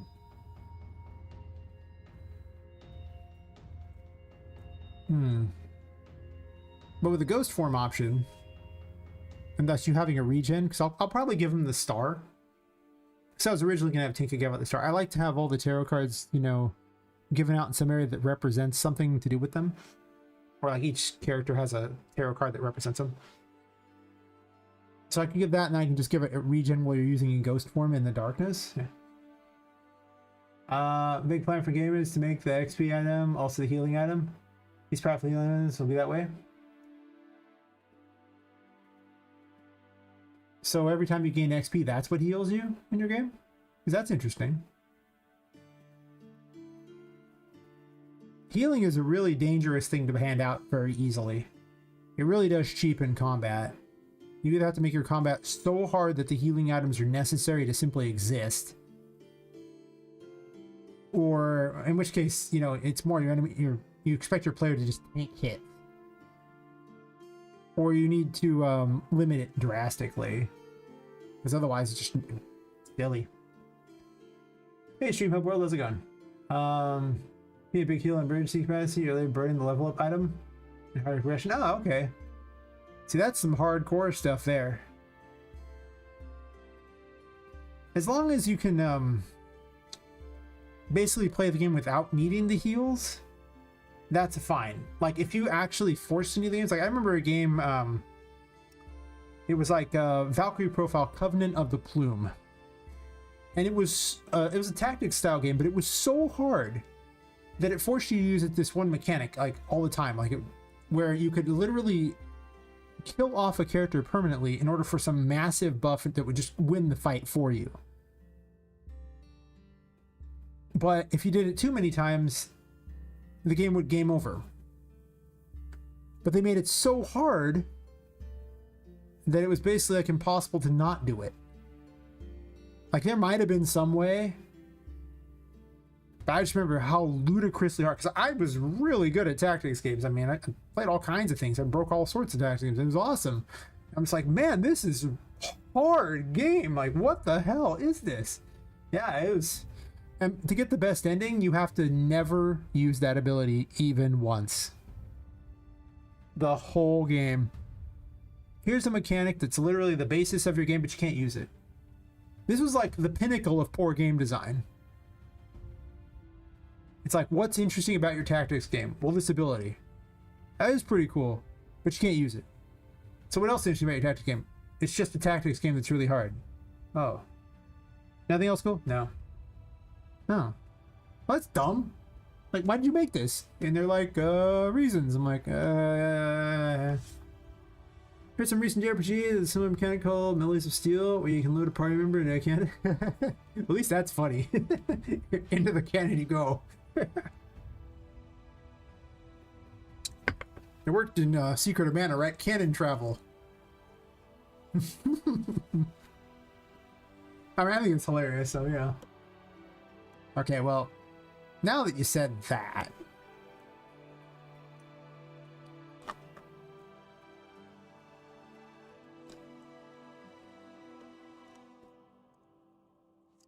enemy that fires other enemies out of a cannon. Let me just add that to the list of ideas that might not make the cut, but you know, maybe it does. It's funny. I can get behind funny.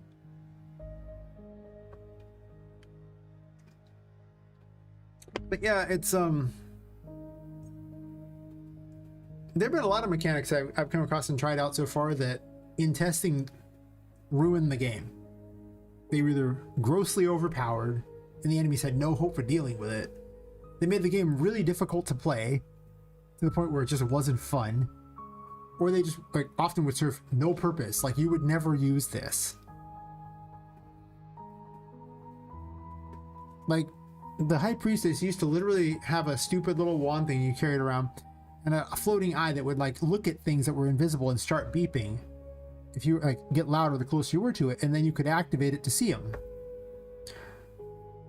So instead of fighting enemies, I expect you to hold this stupid thing and run around all over the place trying to get new things and hope that you play like hot and cold with every secret in the game. Does that sound fun to anybody? It worked. Like you'd activate it and it would reveal everything that was invisible. But it costs, you know, to keep it active, so you do that. Okay. But by activating it, it revealed everything that was visible in the room anyway. You didn't even need to be near it. It's just the little eyeball just told you were near something, so you should use it. But the eyeball didn't check the whole room. It just checked what you were nearby. So again, you just had to walk around like an idiot, or you just activated it anyway and ignored the stupid eye in the first place. Like, did I see anything? Oh, there's something over there. Deactivate, run over there, activate it again.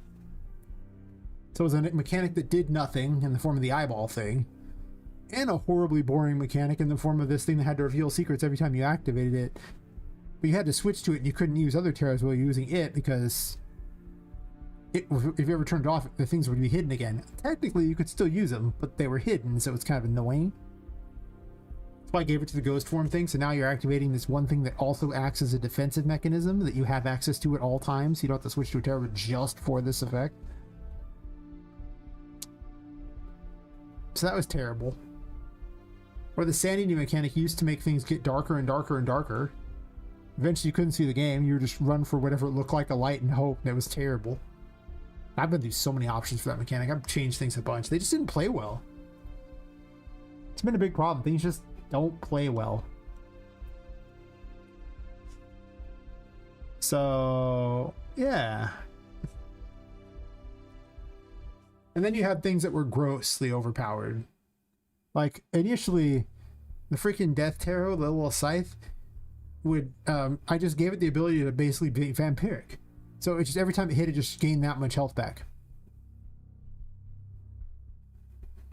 Before I even changed how the damage worked in the game, you were basically invincible with that. Then I made the damage where you do more damage to enemies than they deal to you, and it's your level times the damage of the weapon to the enemies, and they do their level plus their damage to you, which meant that every time the death hero, it would heal you for like 20x your health. It was so stupid. I didn't see you playing with your dolls. Good. Catch you later, enemy. I always have fun with the dev. Thanks for the ideas. I kind of want to keep this a weird thing like the bubble tarot in. I got myself thinking now, but I do think the 22 abilities might be correct. 22 refined abilities. Also, it won't be confusing to players. Like, I don't even need this throw a miniature thingy. It can just be that. It could just be... I mean, I don't need the drop one. I can just throw it. Actually, press 2.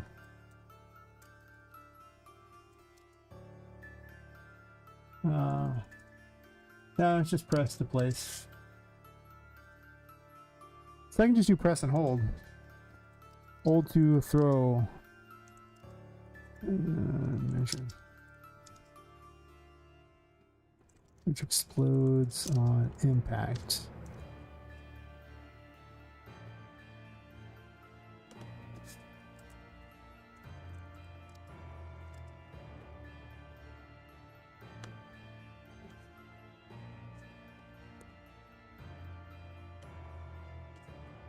Yeah, press and hold abilities. This is a much better plan.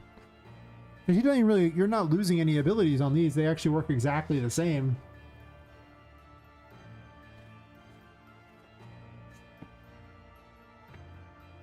And then I just remove healing and instead make it a regen process when using ghost form. I can make the enemies deal less damage too, or even be less aggressive at that point, because right now the enemies have to be so aggressive to keep the healing in check.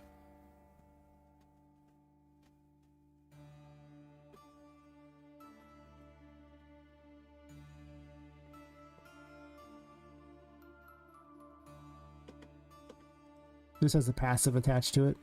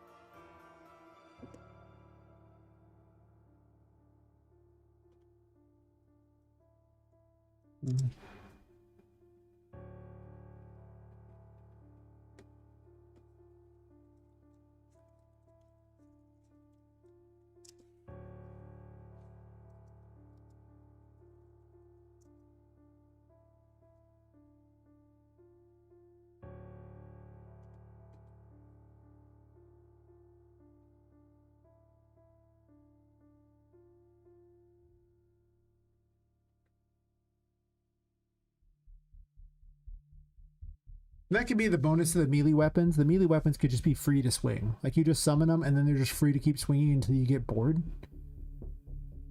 Unless they have a secondary ability that, you know,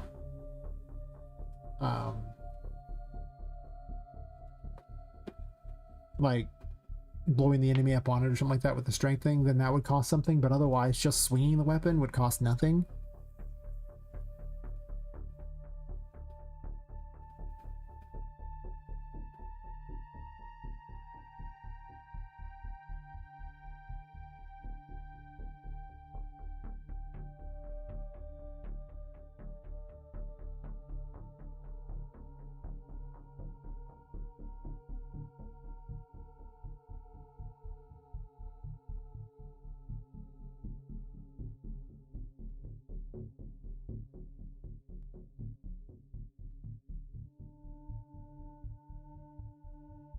I could take out the bubble platforms there. It can literally just be this.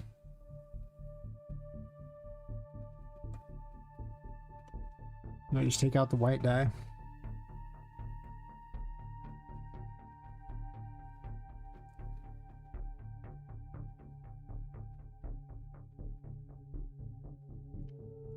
I did just give them an invulnerability.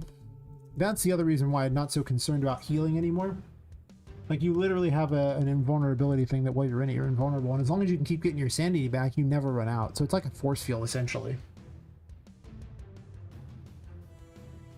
But that plus a straight up, you know, healing effect might just be too strong.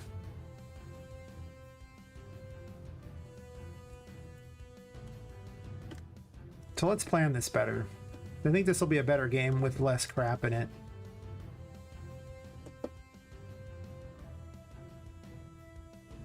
A lot better game. Or at least not a worse game. Could be a worse game, I guess. Maybe.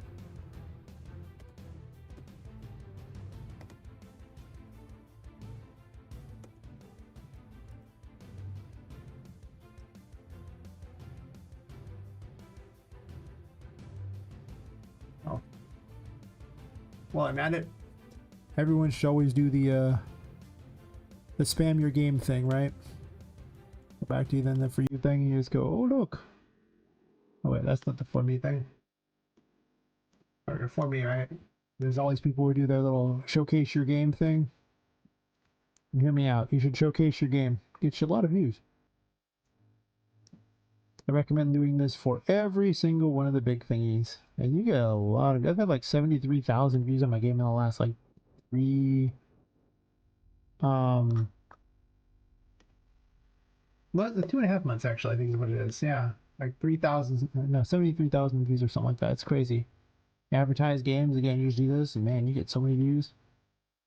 I tell everyone they should do this. Let's see if they ever do it. They might not, but no, that's a new one. Am I following anybody? Also follow them so you can always find them. Because if you follow up, you know, it's much easier to go. Yeah. I guess I'm following all these people. Yeah, you do this, and then you check your analytics, and man, these are all my views that I've gotten off basically reposting the same crap. Not so many yet today, but I mean, it's starting today. But you can see actually there's 79.8 thousand impressions since basically around here. I don't really count these because there were so few, but when I started. Yeah, I recommend keeping track of that. Build them wish lists. Build them like a champ. Because if you don't, your game will never sell because nobody knows your game exists. And posting your link once or twice is not going to cut it. Nobody knows your stuff exists.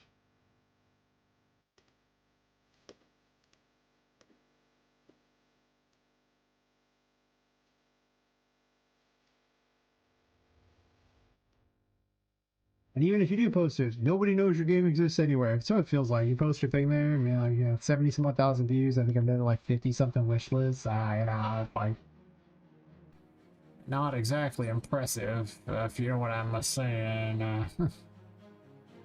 Makes me think my game isn't very good yet. Anyway, I now caught up on that. You want to do it earlier in the day too, because you do it earlier in the day, then longer to be viewed.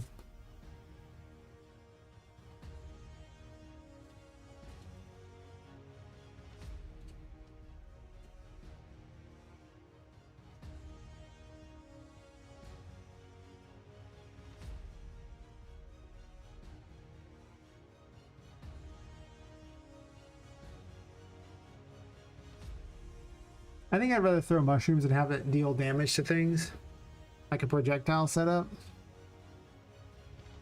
I originally had this as one of the exploder ones.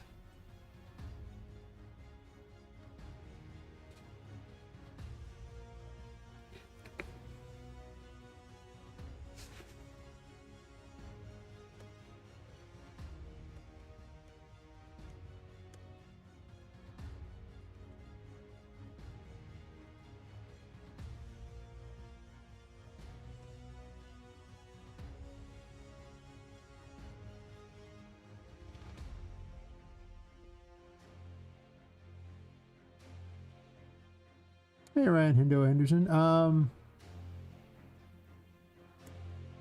I would say I've spent less than probably less than a couple $1,000s in my entire game dev career, and most of that was on a previous game. This game has been largely free, with most of the paid assets being taken from the other game that didn't end up happening. Like it sort of, it got partway into development and it just fell apart. So I rescued some of the characters. I mean, I made Poppet specifically for this game, her herself, but like I stole Tinka from the other game. I stole the I mean, it was the game I was making, so I stole it for myself. The toy maker was from the other game. Some of the toys were also from the other game too. Like, but I mean, otherwise, like this water was from a free pack, free for the month off Fab. These Brocks came from a free for the month. This grass came from a free for the month, also from a free for the month here. That wood up there came from a free for the month. I mean, I used it to make like splines and everything like that out of it, but the materials were largely free for the month or free always things, with only money being spent on characters mostly, or on some of the steampunk stuff that I couldn't get for free. So, yeah, not that much. Like if you're, the longer your game goes, the more you can save money by just using the free crap. And I mean, don't feel bad about using the free crap, because I mean, even Expedition 33 used a bunch of free crap too. So it's out there to use. You might as well. Speaking of which, if you haven't got the free stuff from Fab, where tomorrow's the day they switched the new free stuff. I have like hundreds of packs now. They just gave me free for years because I just keep going. I get 6 free packs a month, plus other free stuff all the time. Yeah, like right now, these ones are all free until later this morning. None of the ones I could use. I don't need a sci-fi corridor and this ancient temple thing. I have enough forests and things, but you know, not ugly. Got all sorts of assets. That's cool. I obviously don't need this, but still. It could live in the sewers or something, I guess. It would be a lot funnier if it was like ankle high. I'm just saying. But yeah. Oh yeah, definitely. The other thing you want to do is you really just want to go here and look at the price and just go free. And then, you know, sort by newest. Because there's a lot of stuff in here that is not free for the month. The temple one is still free. You have until about 6.5 hours from now before they switch it. So if you go to Fab right now, you can get all those for free. And you should just add them all. Who knows if you're going to use them? Doesn't matter. Just do it anyway. Like, here's a free horror framework in case you want to make a horror game.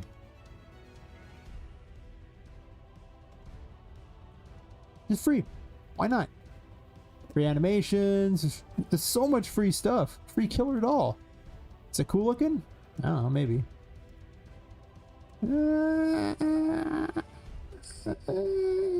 but it's got pieces. See, you know, I like the pieces. I'm gonna keep that because it's free. Add that to my library. Thanks for that. Yeah, I mean, like, why not? Free music, free whoosh effects, explosions. Sun chalk drawing. I don't know what you do. Pure dialogue systems. I mean, there's all kinds of stuff. I forget half things I've even added my thing there because I don't end up using them, or there's so much to go through. But generic props. Hey, wait a second. I see some skull thingies. Okay, those look really bad. Though I guess if they look like plastic, that isn't even bad.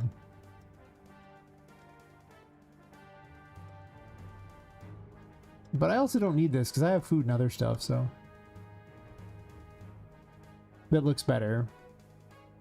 I should qualify that. It looks better. Flashlight system. Yeah, it's just, you might as well. There's really no reason not to do it.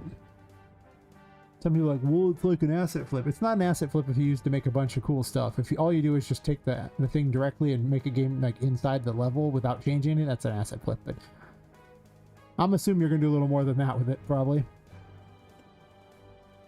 Yeah, there's so much stuff. There's 2.4 thousand packs to go through. Yeah. That's actually the big secret. Like, one of the things is, and this is actually a big thing that a lot of intelligent people often suffer from versus anything else is, you know, a lot of the dumb people, they get stuff done because they just do it. Well, the rest of us people we're so smart, are spending all this time agonizing over every little detail. They're busy just doing it. Not even dumb, just could be an average person. But the more you get in your head about something, the more you stop yourself from starting, because everything can go, all these things could go wrong. This could be that or whatever, you know. Who knows what? You could feel like you have to have everything planned out. Just start making it. Someone actually explained to me something that was even pretty good recently. He said that to aim for 80% good. Not 100%, not the best you can possibly do, 80%, because the best you can do is really hard to achieve. How will you know you even hit it? But 80% means, you know, it looks good enough, essentially. Or, you know, the thing is good enough to get there. And you can always go back and fix it later. But if you've made something that's functional, it's a lot easier to go back and improve something that already exists than to just try to make the perfect thing from nothing.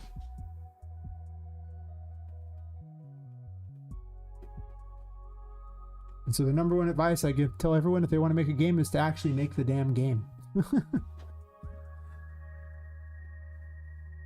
It has to be said. A lot of people do not make their game. They just like the idea and they never start. They worry so much. No, let's make it.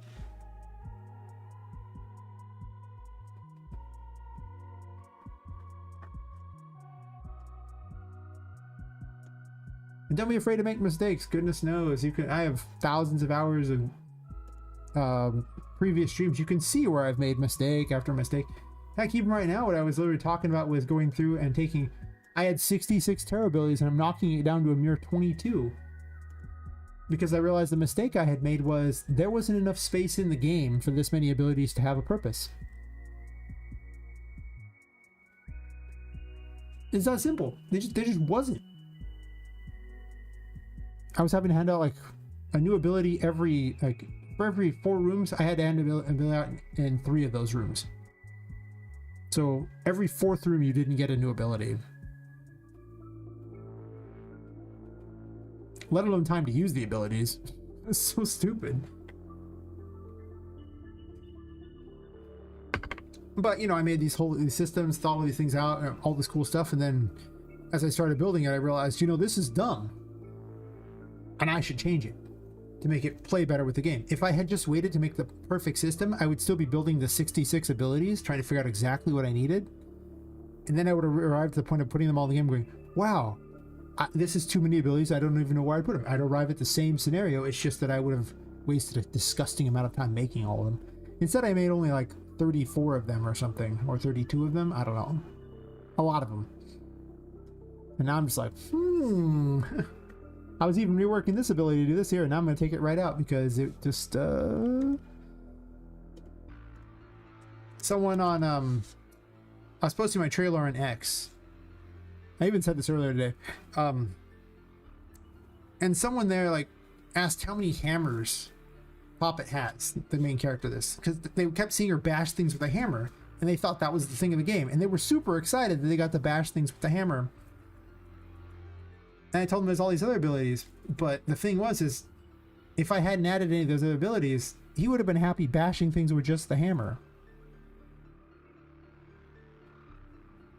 There is a beauty in simplicity. But again, if I had tried to make the perfect system, I never would have like made all these videos of her using these abilities that I already had, and then I never would have got that person saying, "Yeah, but that's really cool. How many hammers?" So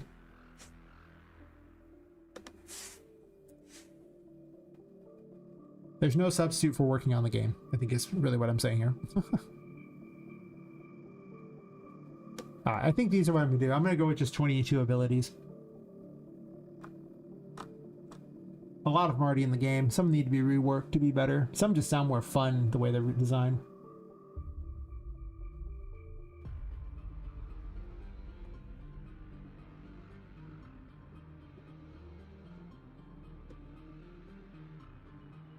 But a lot of the game, a lot of time, especially recently, I've been sitting more in my design documents, going over things and rethinking where stuff would go, and then building out concept rooms and areas to get an idea of where the ending would be, what I really need to finish this game.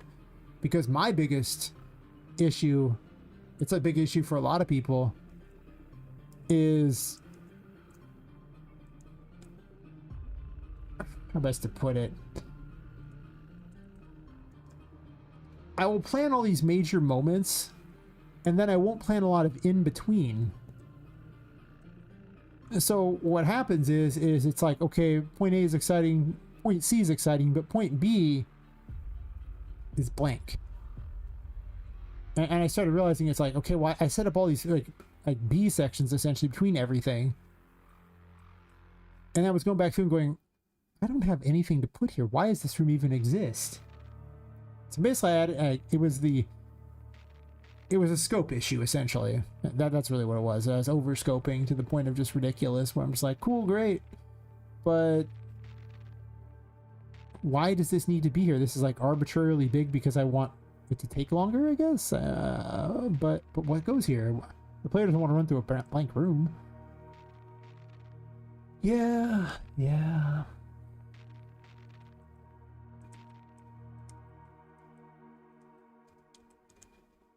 Oh, I put one of these here to remind myself it exists. I saw it in the pack. I was like, this looks cool. I wanted to put it on something, so it's just sitting on the ground to remind myself that I should put it somewhere in something. I'll forget about it otherwise if I don't have a reminder.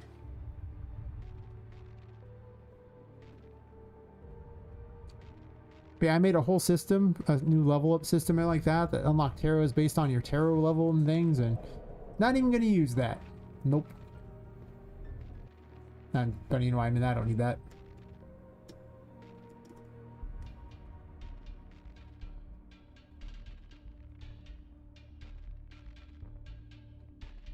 Yeah, so I guess I'm just eliminating the right tarot ability. It's just going to be one tarot ability per. That makes life really easy, even though I just literally programmed this whole extra super system. Yeah. I guess there won't be any supers at this point, or maybe there will, I don't know. Sure. Actually, I know I'm breaking that. I don't have to break that. I have a system here. Oh, why am I reconnecting that? It already exists.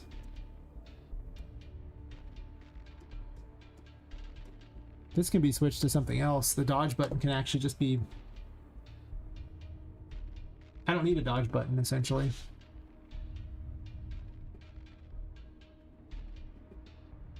Yeah. That means like on a 3-button mouse, you'd have access to all the buttons at once, so you wouldn't even have to move your hand off it, and it would just be literally... Crouching would be a button, essentially like that. It would require you not to hit that, but otherwise, jump would be off of there, and that actually sounds not too bad.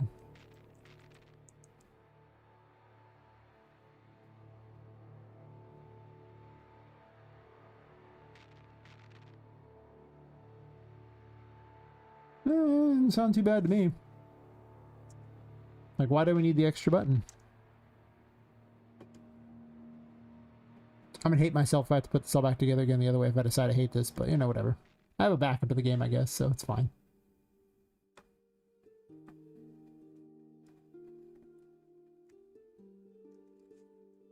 Yeah, we'll just make this the dodge thingy. We'll eliminate this as a key at all. I'm also setting this up for a controller too. And thinking of how I can make it where you can use multiple abilities at the same time. Because as it is right now, it's kind of a pain.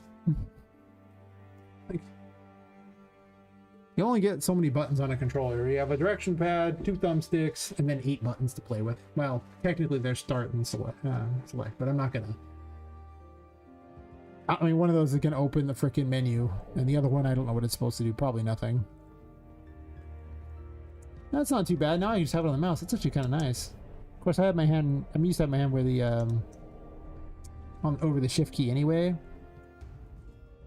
because I have the WASD. So.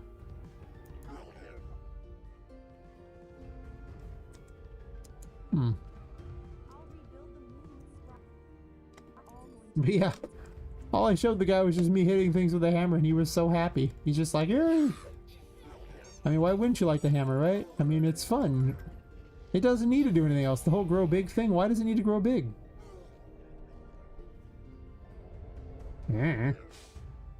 Doesn't seem like it needs to me.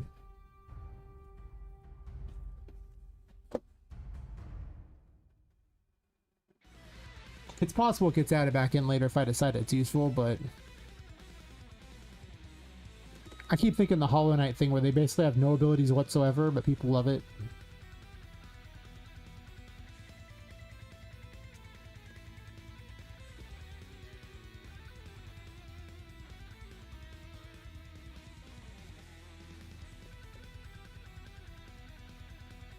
All this coding is unnecessary.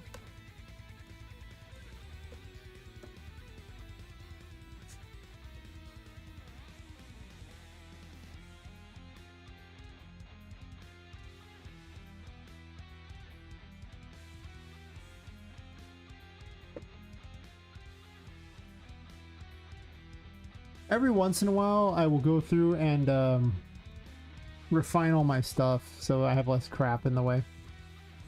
Make the game, you know, just play better.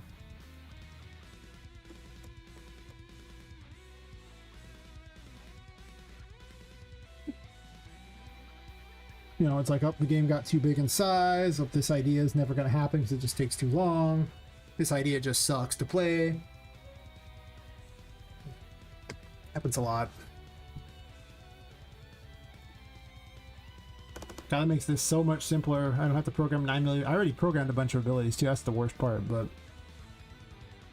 I don't have to remove any of this yet. I guess I'll leave it for now in case I decide to add it back. It'll be a little easier. But I only need this for the Fool. That's it. And one ability. And it's done.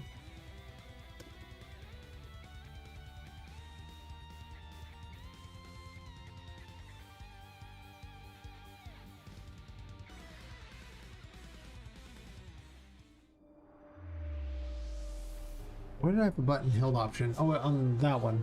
I already coded this once.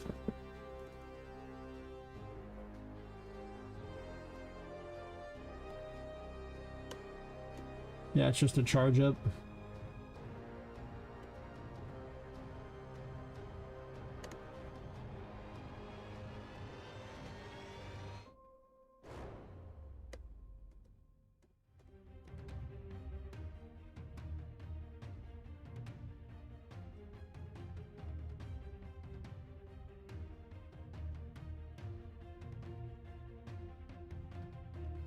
Last night I got crazy with my code, if you can't tell.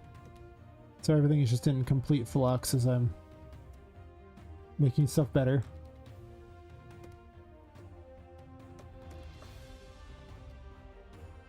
I guess I should delete those too so I can remove one of these if I want. You're gonna make me compile and save so I can do that, aren't you?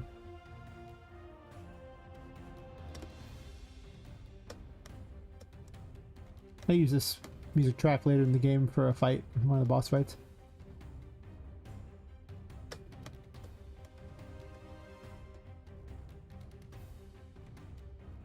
So now I just think of that fight every time, even though I have never shown that fight on stream because it's not actually particularly programmed out, it's just concepted out.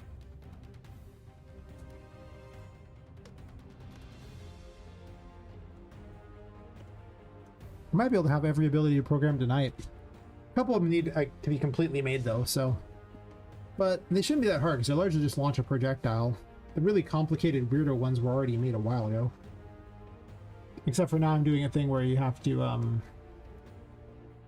a charge up options. That's a little weird, but.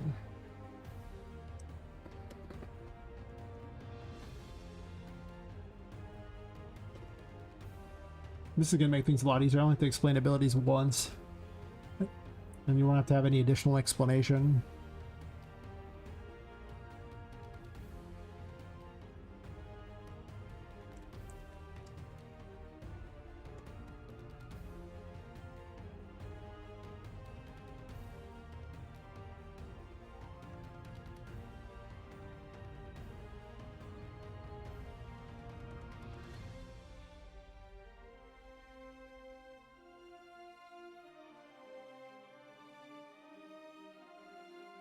This could just be button ticker. It doesn't even have to be a specific name.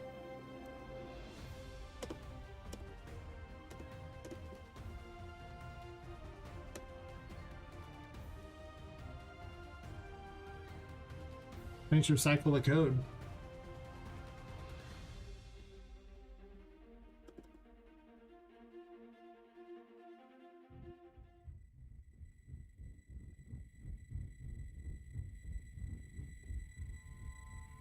I should just put it in here. What am I doing?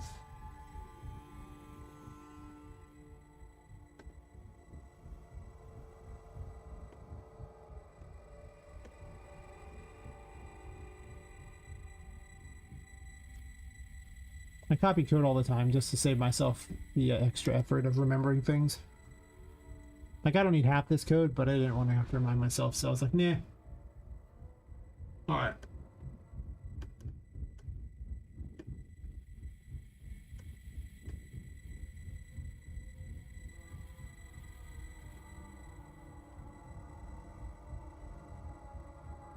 I will say if it's greater than 2 seconds on this. It doesn't have to be that great, and then this will just be,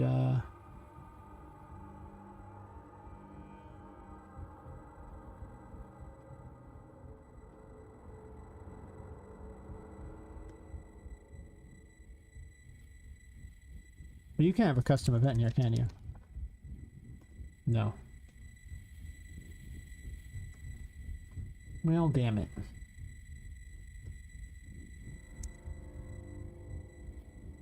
I want this to loop.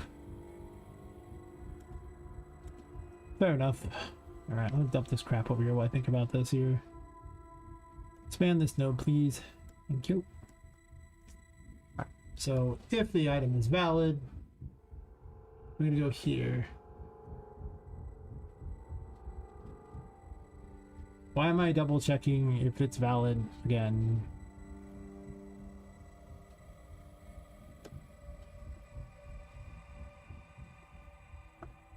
It's already checked for a valid once, so there's no point doing it again. Okay.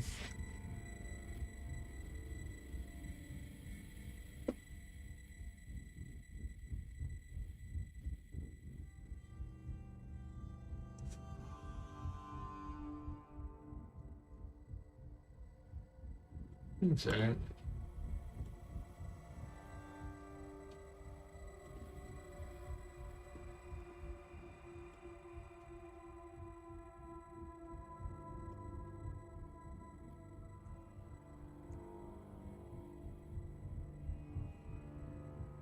Oh, it's just output? Sure. It didn't connect to anything, so it didn't matter? Okay. That's mostly what I was trying to figure out. I was like, what are we connecting to? Because it looks like you're missing something there. It was, but... Alright, so since it's already checked for valid, I don't care. But when held like this, I basically need this code here, and I don't necessarily need this here.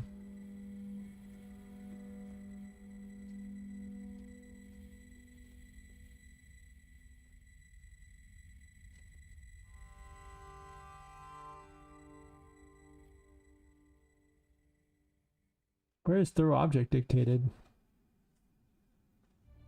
By the button? So I'll be right back. A quick mushroom break here.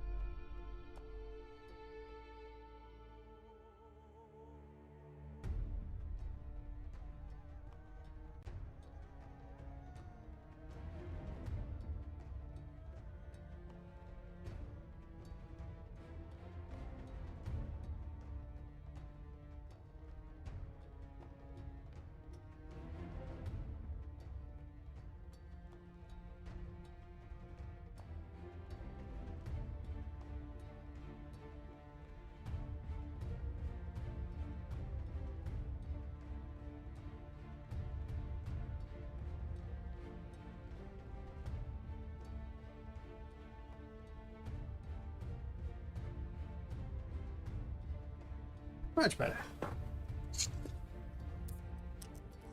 I gotta figure out where the throw weapon is done. Some of this code is really old. And as a result, it's just in weird places.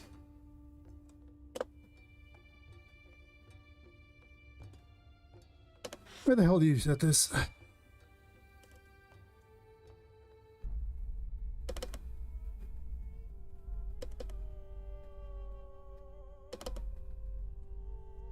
Oh, okay.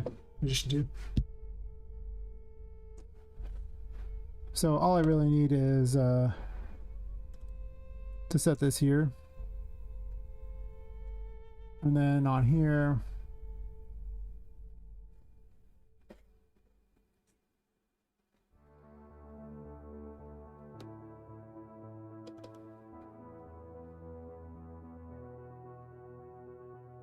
oh.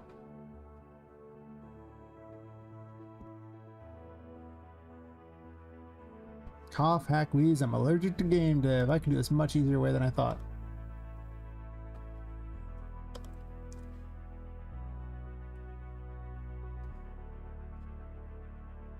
So I got this button held thingy here. If true, do this. Make a custom event. We will put our hands on the right keys. It's weird, you type more than custom and it does that. We'll call this a magician charge up.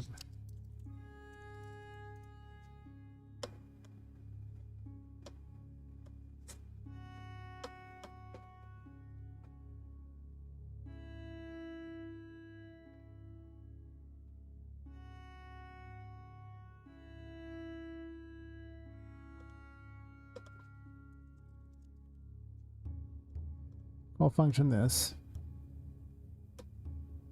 Sure. And down here, is it held?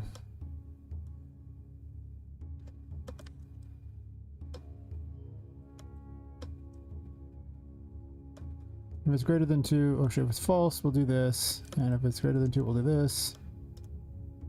Enable it. And this already checks here, so I can just run into this here. And then afterwards, I'll have the ticker set to 1. What I'm also going to do is if you change weapons, I want the button ticker to go to a 0 as well. So this way you can't charge 1 then switch or something weird like that. Since they will switch, so you know.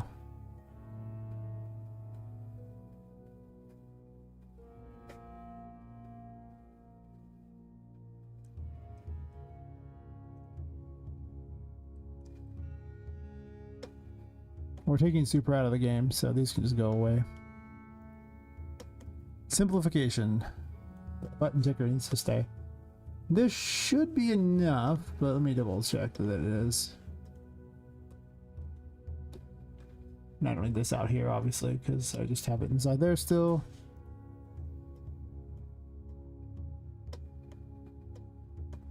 Right. I didn't do the magician charge up right here. It's on a looping event. Good thing I checked.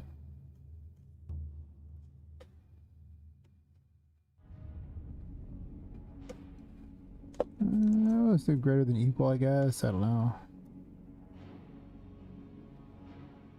Don't make a 2 there, so you tap it to drop it or hold it to throw it.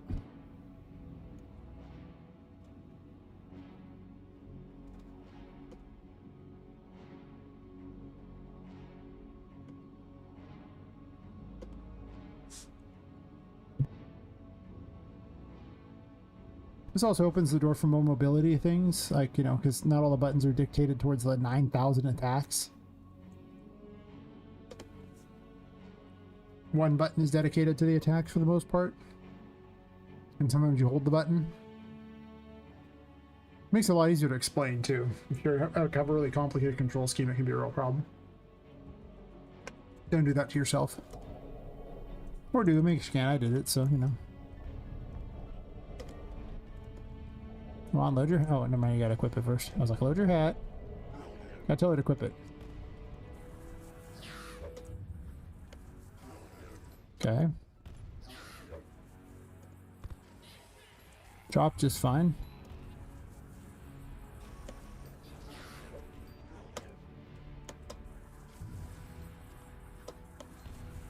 Hmm.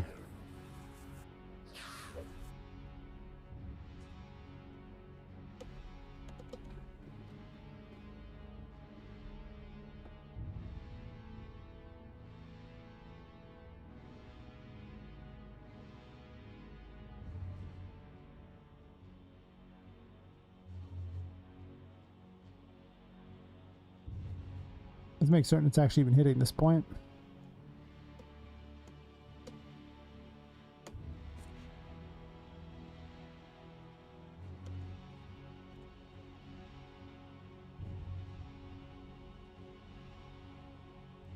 Charge up.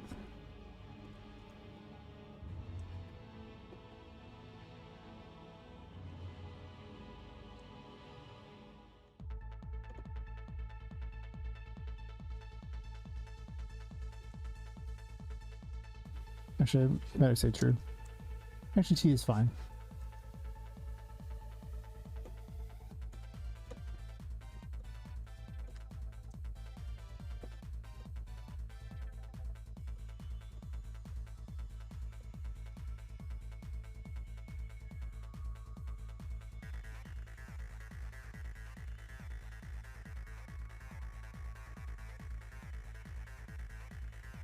I don't need this part.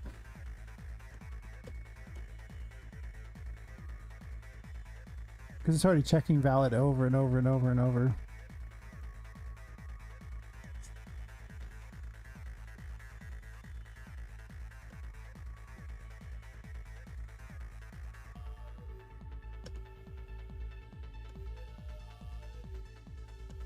Hmm.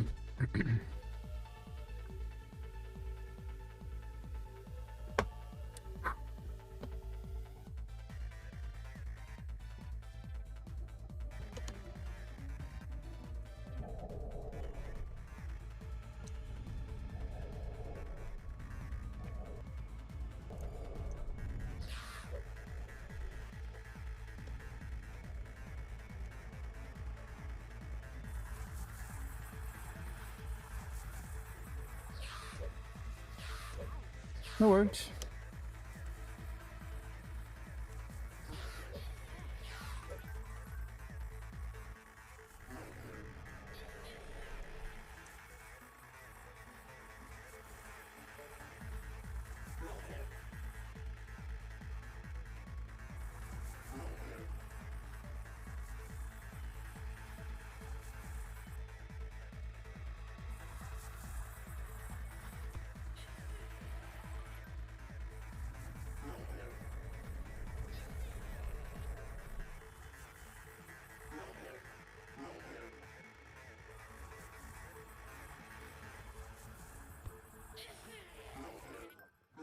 Huh. It's actually better by far. Interesting. Drops it. That's a charge one true though, and it didn't throw it at all.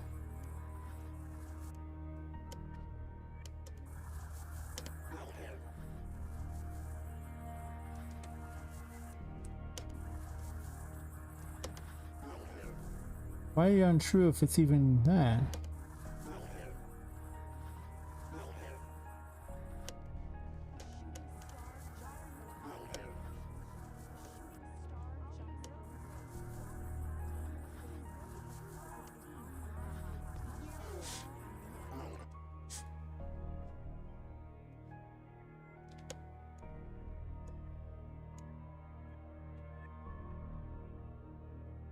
I wonder if it's even doing that or if it's skipping it somehow.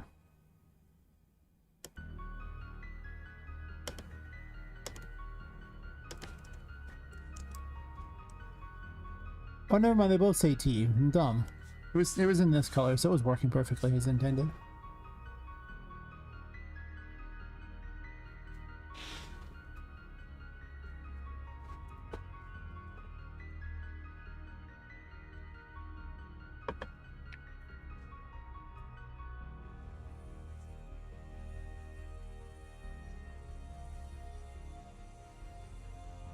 Interesting.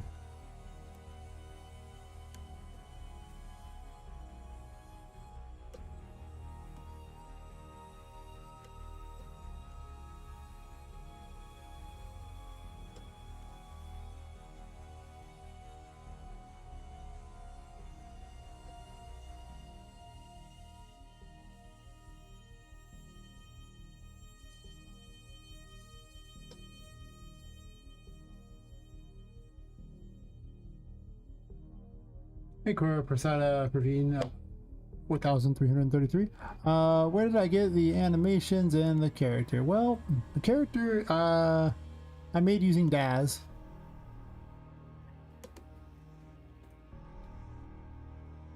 So I'm responsible for Poppet.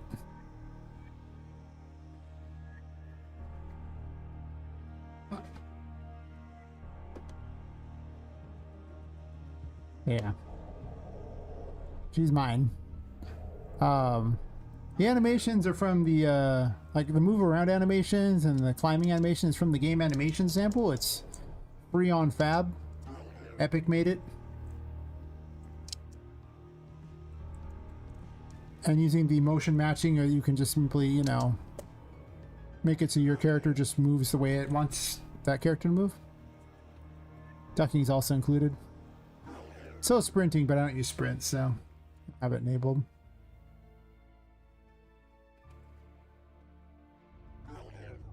Yep. Other stuff comes from other packs, but you know, like all the weapon animations and stuff isn't from that pack. But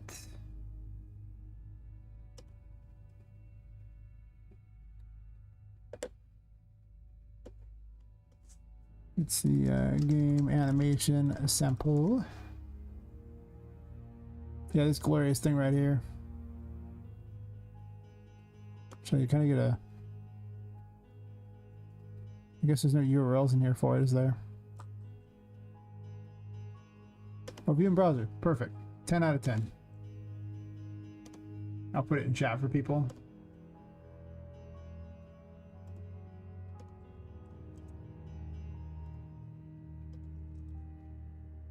In case you want it. And it's free. It comes with, you know, a bunch of... It's got some characters built into it too, but...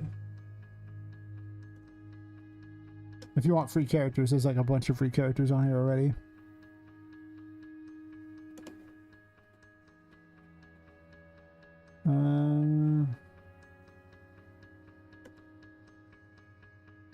Yeah, featured characters, and you just click free, and it's like, pick your poison. That's adorable looking.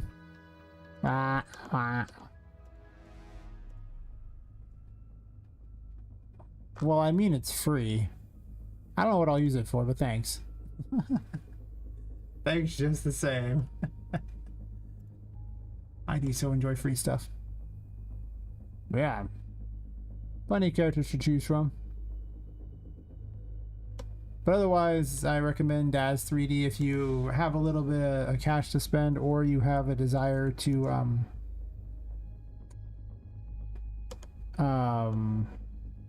stack their sales to save more money, because they do have, well, they won't use the 3D stuff in games without paying for an interactive license, and those are never free. But they have quite the shop full of all sorts of things. I'm not going to scroll much because Daz has become a little more questionable as the years have gone by. But it's basically the world's greatest character creator, where you can edit all the materials and stuff. So it's kind of like a Blender but with sliders. There you go. Blender but with sliders. And the software's free, so it's so weird looking. I don't know how I feel about that, but I'll link that in chat too. There's a bunch of free crap you can just immediately go after to play with.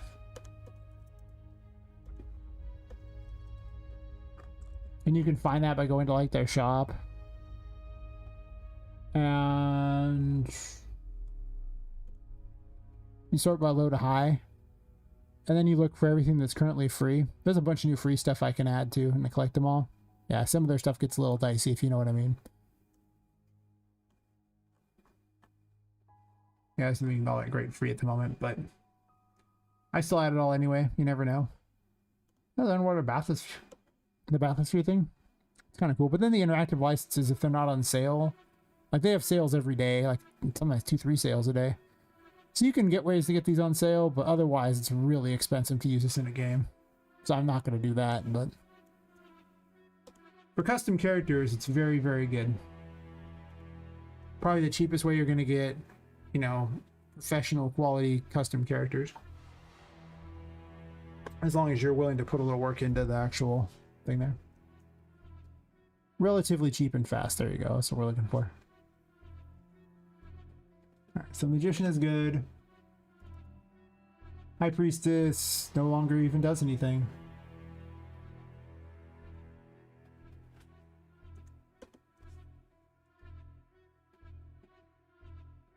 Actually, no, it needs to do something. How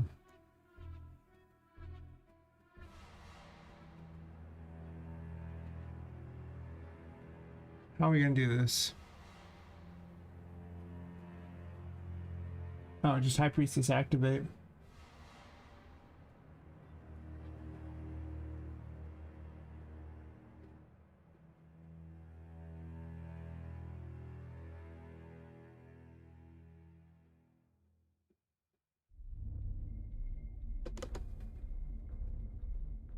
Oh. Where do you activate? Right here.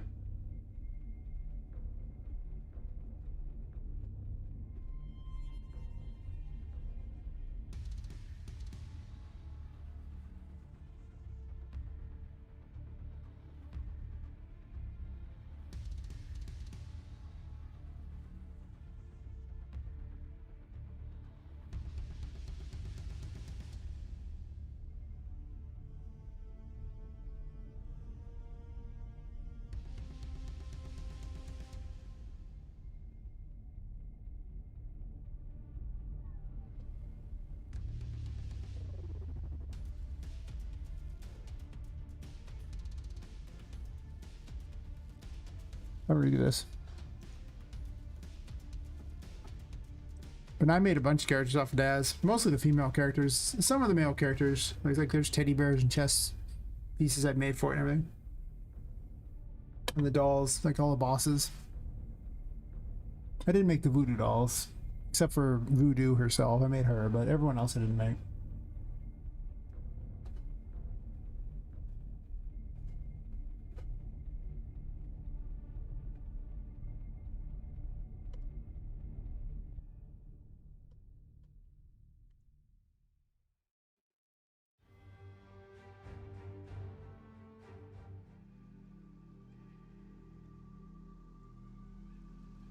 I can really shorten this.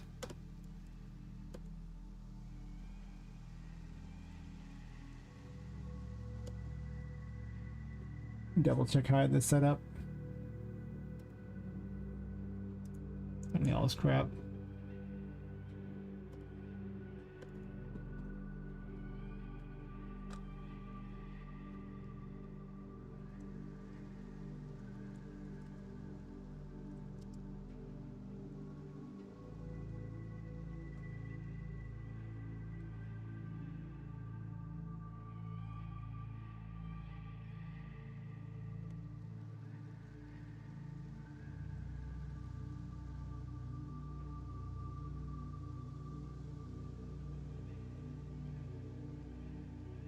Yeah, it just becomes way simpler code-wise. It just does have ghost form. Yeah. It makes my life way easy. I figure that's what I did. My gosh, if only I'd done this ages ago.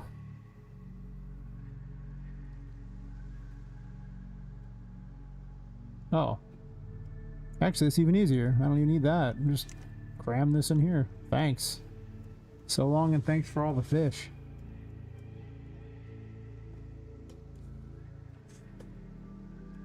Whole code for that is just this. Damn. It's messed up.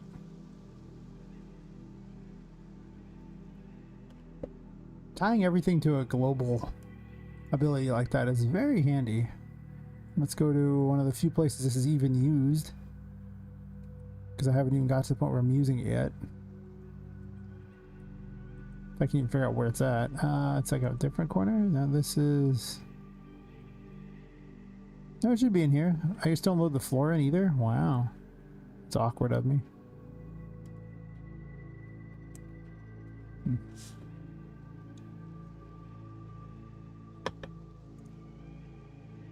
Hopefully by the end of the night I have all my abilities set up. As I'm gonna probably finalize them with those, and I don't know if I'll make any changes later. I might make change a couple of them out, but if something doesn't play very well. Let it load. Everything. This room needs to be redone. I got rid of the landscape in this room because landscapes suck. You can't really H-load them, so they just kind of... Well, they H-load, but you can't data layer them, so they're just extra resources that I didn't want to use. Oh wait, I switch it to this button?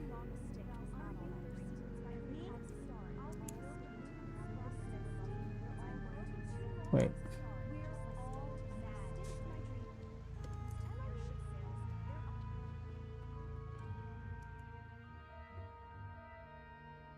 Yeah, it's still visible. And as soon as I turn it off, yep. Perfect. That's easy.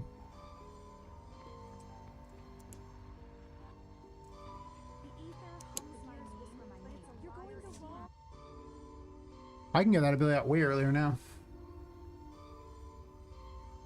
Sweet. On to the next one.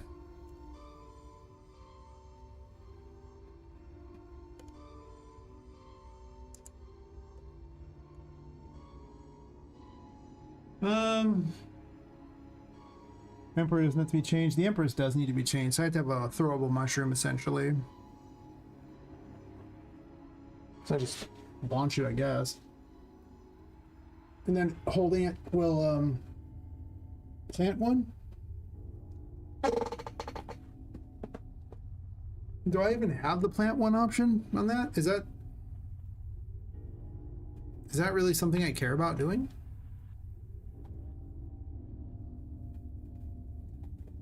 Or is it just a projectile that gets lobbed?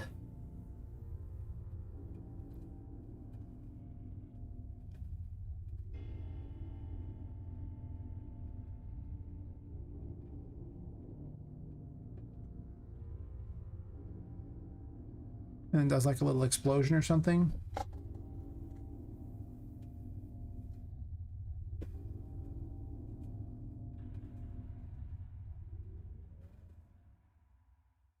And that works. Whatever code I use for this, I can just basically copy for the tower.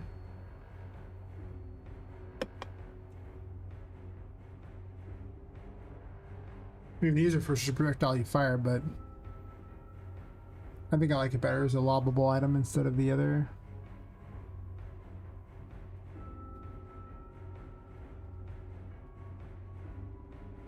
Because I need a way to target and grow plants.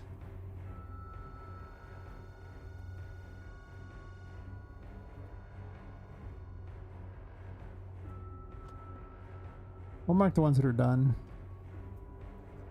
So I remind myself.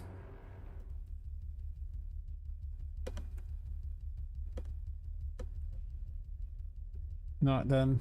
Well, that one's not getting done next. I have to do... That'll be added in a dialogue at various points near the end of the game, so... That one doesn't need to be done at all. It's already there, ready to go whenever I want.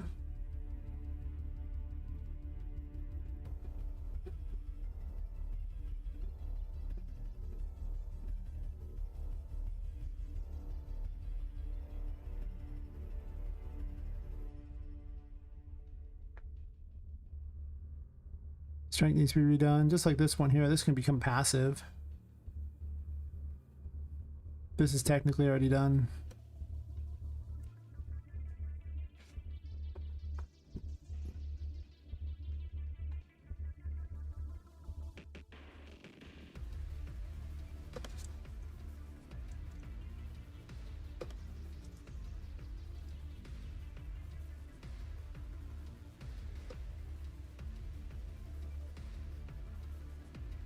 Nope. Page not working apparently. Enough.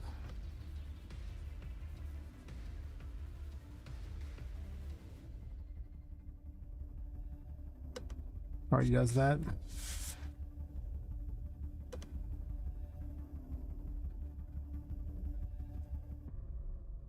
Already does this.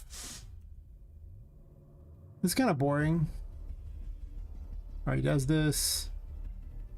Done, done. Not done yet. No, I think I'm gonna leave this as it is, but I don't have curse zones yet, so fair enough.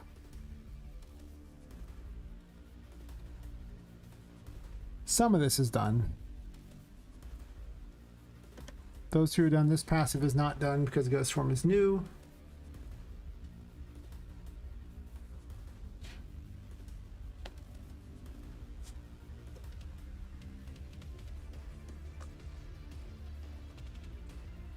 A lot of them are already done though, that's cool.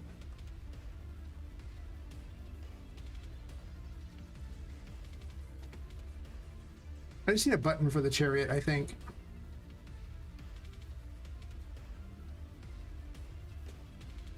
Let's use the dodge button.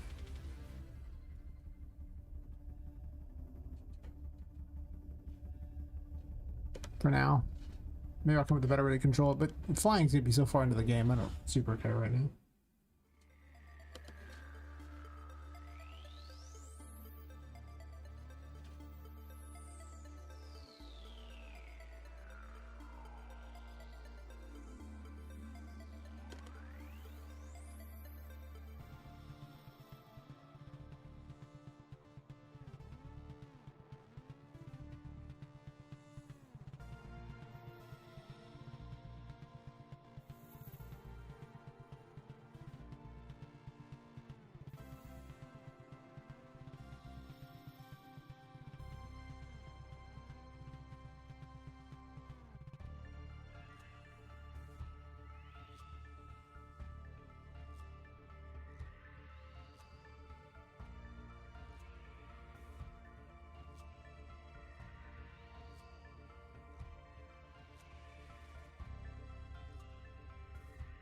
I tried to add this as an extra jump thingy, but it just came out weird because of the game animation sample.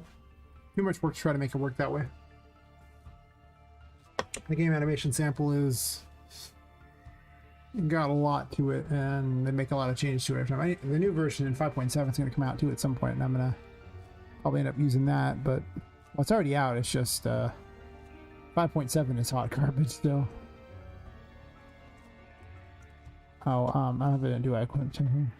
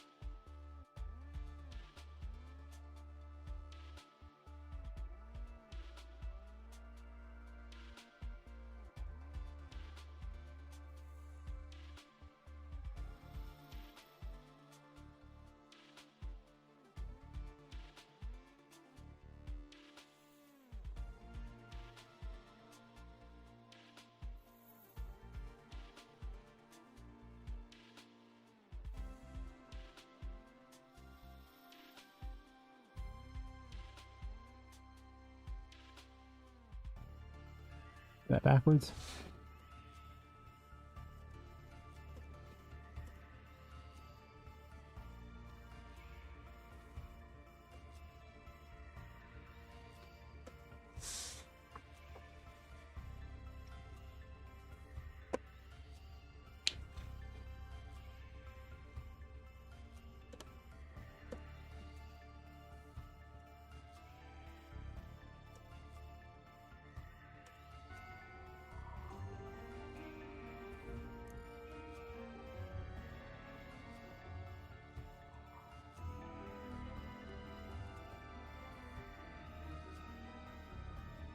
It's getting halfway there, but then it's stopping here.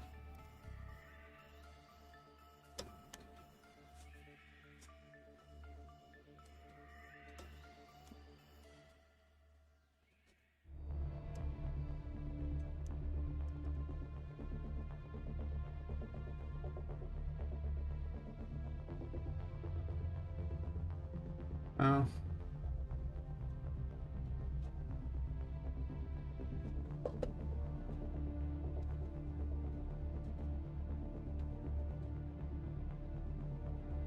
I have to summon it and then destroy it.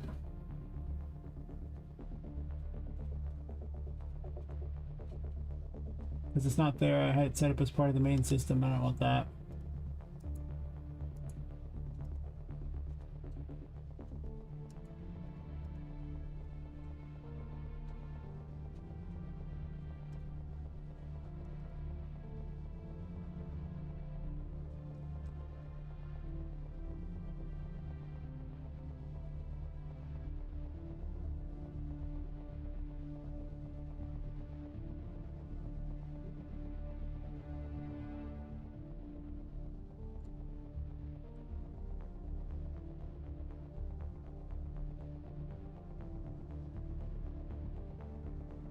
I gotta grab all this crap.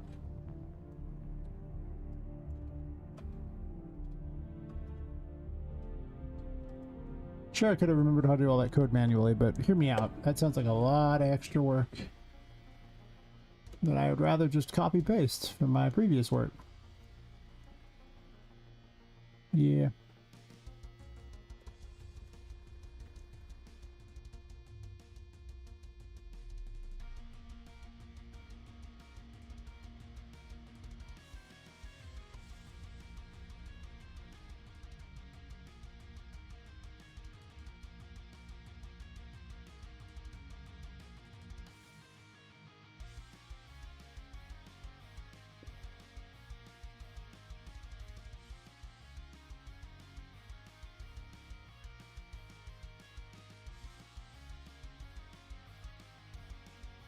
So that's right there.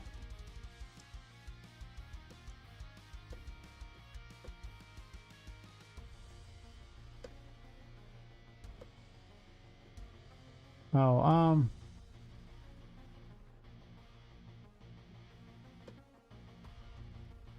no, let's do equipped wing. Because the other one's for double jump, and I might want to, like, double jump will destroy it, and I don't want that. So rather than do that to myself,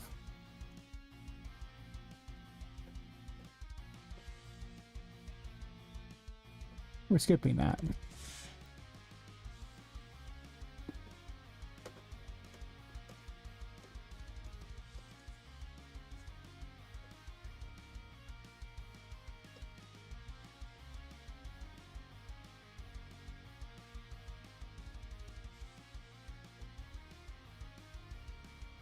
Clean this up so it's way more readable.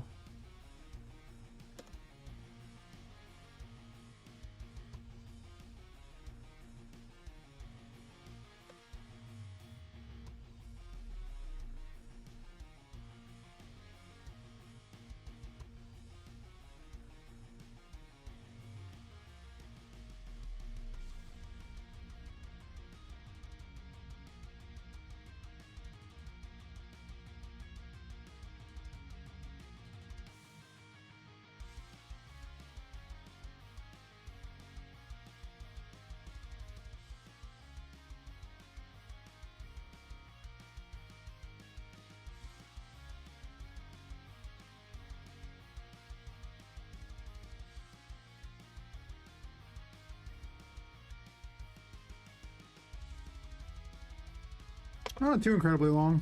I mean, I'm still learning things about Unreal as I go, sure, but I mean, I started my game dev in like 2019 with RPG Maker. Spent like a couple years on that, then spent like 2.5 years off with because of health problems, and then spent the rest on Unreal. So,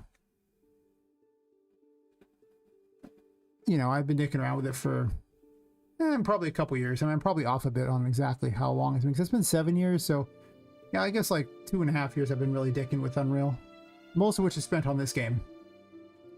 Almost certainly most of it's been there. I just...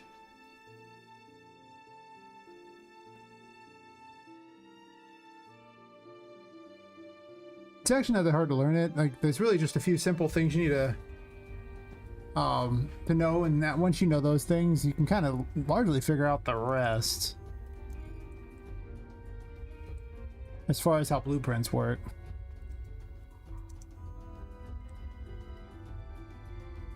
Aha! Drop them?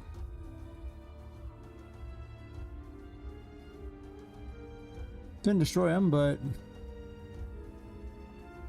as you can see now I have 2 copies of the wings, so that was a little less good.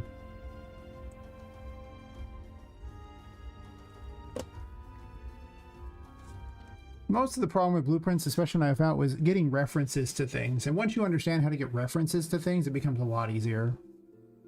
And then interfaces. Interfaces help a lot because they let you communicate between things. And once you understand, like, basically how to reference something, which is not usually that hard.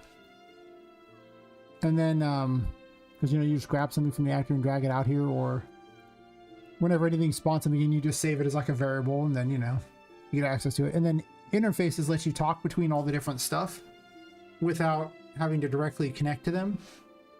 And they only perform a command if they have a matching interface and the other thing. So basically like a telephone for all things. And between those, you, like, that's like 90% of it. You'll have to experiment something. I mean, I've done a lot of dumb crap along the way.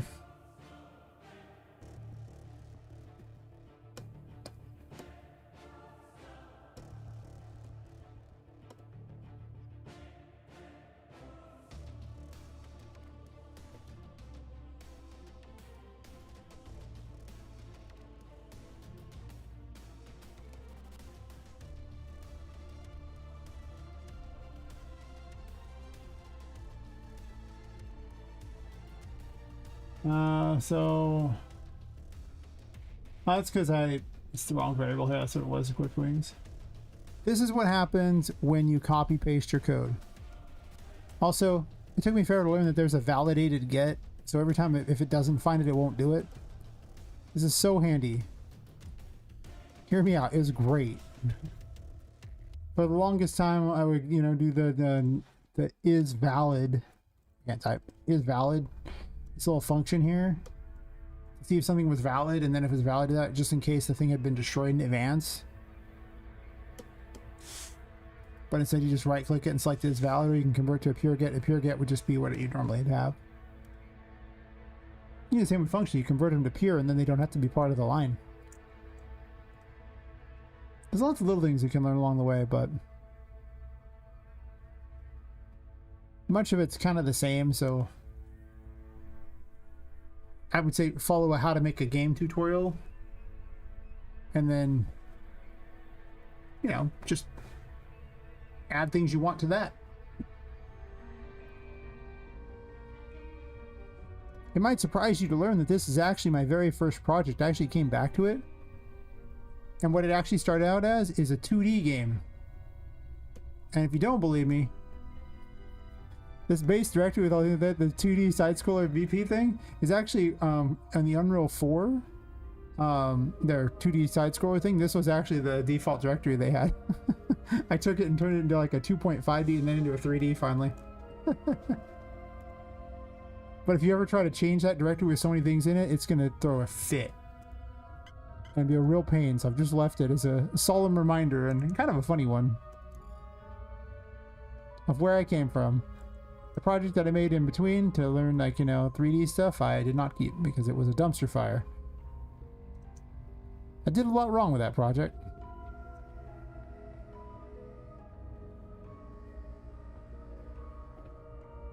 Well, it works now. They don't fade in and out though, which I don't like.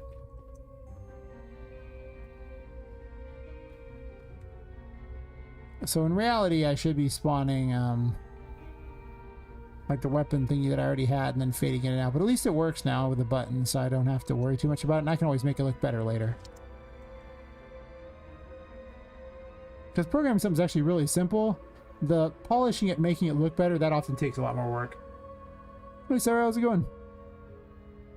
You're just in time to be just in time. As is always the case, I never know what anyone's just in time for, but you are just in time for it.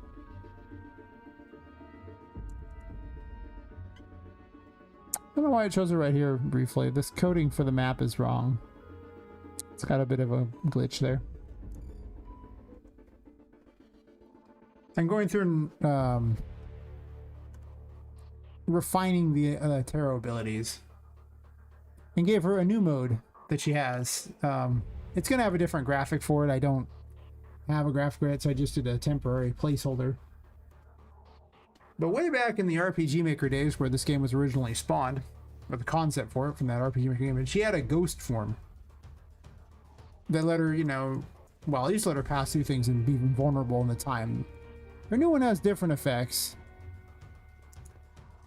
It steals her sanity to do it. In this time, she cannot take damage. It also does things like reveal all the hidden stuff if you have that tarot unlocked, or activate the Hierophant stuff if it's there, or like she can get the ability to regenerate health from the darkness. Basically, it acts as a way to unlock everything. Plus, she takes no damage, so it's a defensive tactic. It's essentially block. She still has her dodge too. That's I'm going to keep this for the dodge, and I'm going to swap this out probably for a different form. Outright, like a different model maybe. Like I'll fade one out and fade the other in or something. But basically it took a lot of the abilities that were really crappy to have to equip. It made it you'd have to equip them. And it also let me team up abilities. Like now you can be using the Hierophant and you can still use, you know, the tarot cards while you're in this. So, or you can use this thing here. So you can reveal these are here and you can still access your tarot cards at the same time.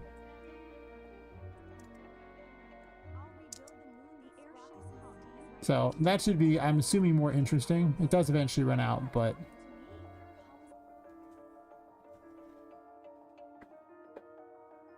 then I can make puzzles that are more interesting that can use multiple tarot cards, as long as the tarot cards are passives on that.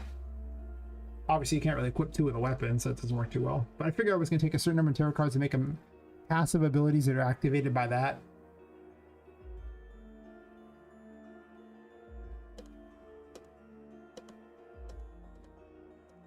Because there were so many abilities previously that there was just no space to use them. There's just so many. I was just like, wow. Where am I even going to use this? There's not even space. There were 66 abilities and 88 rooms. Yeah. That's a lot of abilities.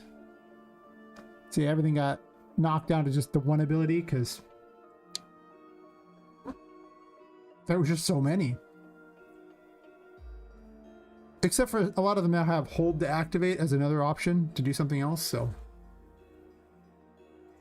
I'm also making it where you can throw little mushrooms in order to grow things with the Empress instead of just targeting things, because it's kind of boring just targeting things. I'd rather throw little mushrooms at things to make them grow. That seems cool. So we'll see how it goes. I think 10 of them are currently passives that just give you cool extras. I made the Lover's Tarot, like, it reveals the true heart of people, some of that, so you can see new dialogue options, essentially. Charm was really not fun. It didn't do anything. I was like, this is terrible. This is like the worst ability I've ever seen. Played badly. So after removing a bunch of abilities that just broke the game, and because they were overpowered, and then a bunch of abilities that were boring, I arrived at the 22 favorite abilities. Actually, there's technically 24 abilities, because the world has 3 passives. The world's good. It's like regenerate all 3 stats, immunity to the effects of darkness as far as the curse is concerned, and when you're in your little ghost form, it deals damage to things it hits, which is a new toy. Actually, much more in line with the other game that got canceled. Very in line with it. Technically, you could almost play the other game. Because in the other game, the character had basically the world as inactive that she could use and the hermit abilities. It's just her hermit abilities were like way more in depth. She could pull things with them, so her hermit abilities are far better than these ones. But it's almost the same. I mean, Poppet has a lot more abilities, so I'm just saying.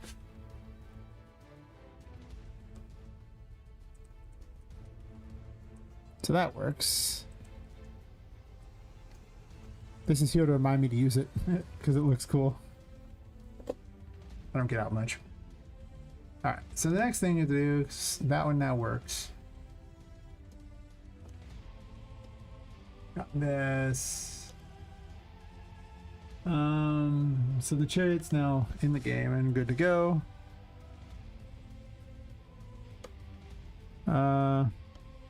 We'll write dodge for now because it's the dodge button, but it'll be a button, whatever the button is that it's currently on. It's actually just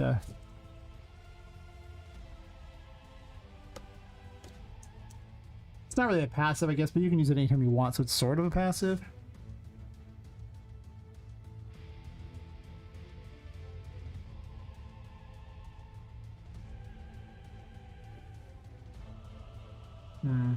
Well, let's work on strength next.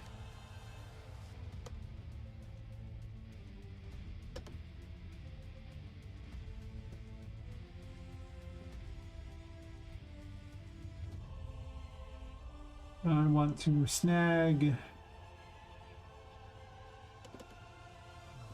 this magician stuff will do.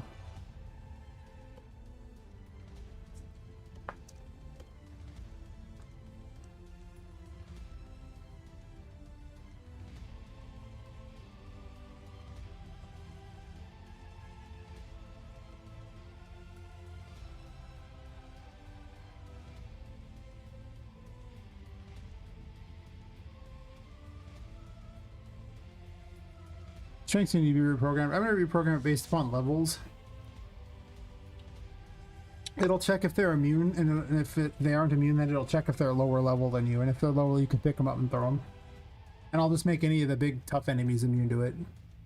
Because instant killing the big tough enemies is kind of lame. But using the little enemies as, you know, ways to beat the crap out of things, not so lame. Kind of fun. Just saying, kind of fun.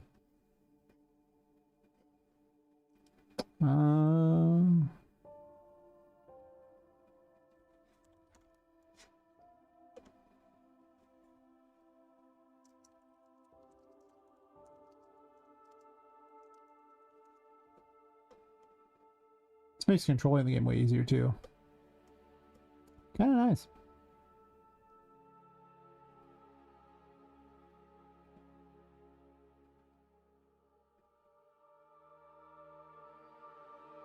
We'll just do a can use check on that. I guess you don't need a can use check.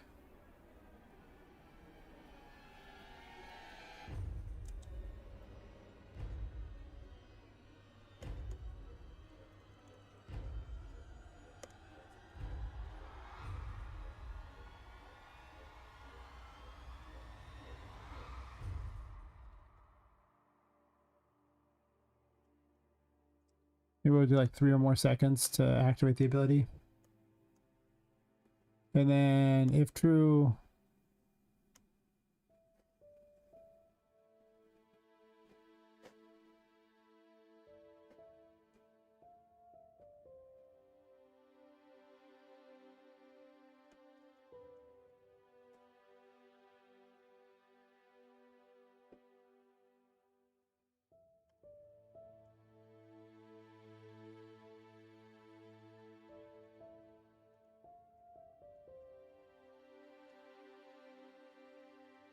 if false, do this.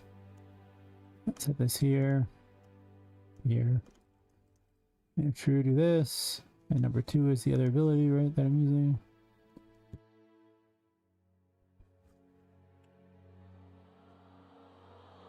Sure. This is how we steal code from our other things. Steal code from other things. Steal code from our other things. It's a good system. You make the code once and then you just copy paste it over and over and over. Oh. I'm not even using that. Well, fine, be that way. Make my life harder or easier. I don't know. Something. So in theory, I'm just doing this. And I see tarot ability too. Here. Yeah, I don't need this.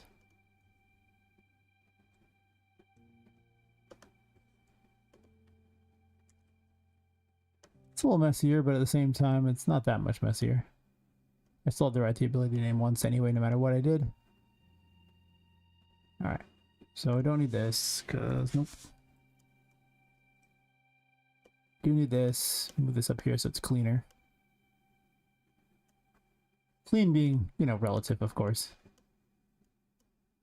A double nested map variable is not usually that clean when you need to pull something directly out of it. But it's a lot easier than having all the abilities just free flowing wherever they want. The system is so much more like robust than it needs to be.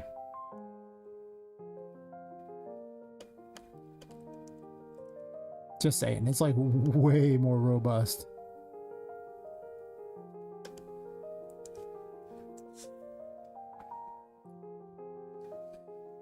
And maybe a future game I make will use the more robust version.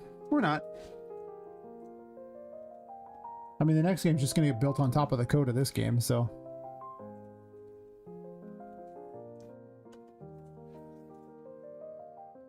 no reason to ever start from scratch. I mean, do you really need to program a hit detection system again? I don't think so. I'd rather just take what I already have and make it slightly better. If I have to make it better at all.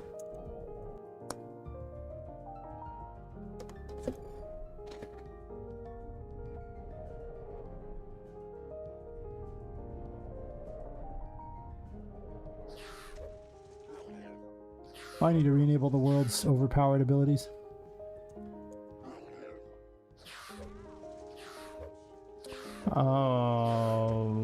Where are you at? You're here. I'm half tempted to make this the tower.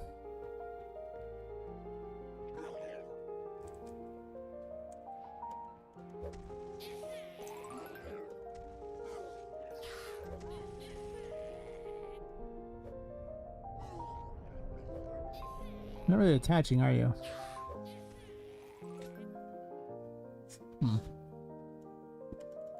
How'd I flub it? That reminds me, while I'm at it.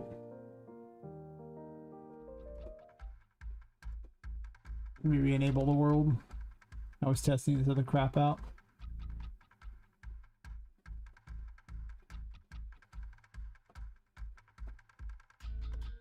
All I do is that.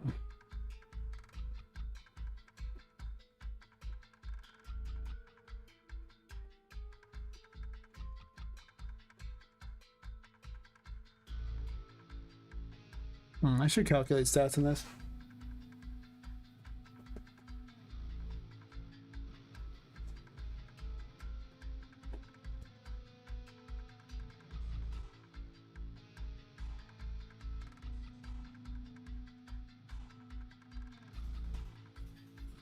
Here was just itching.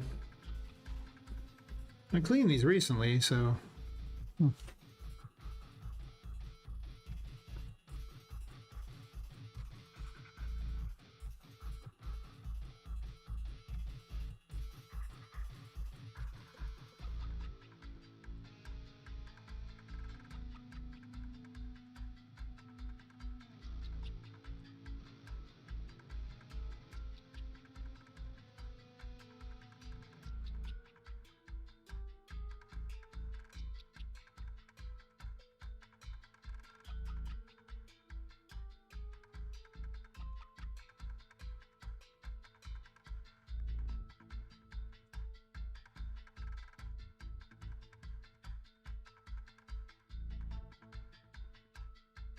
this already factors kind of in the the amount.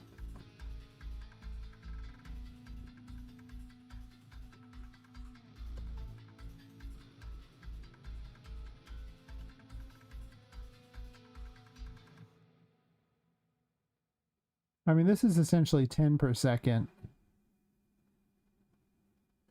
So it's not like an infinite heal. Quite a bit of healing. Do I want to base it on level, though? Like over here under this thing here, go for macro, I base it on level.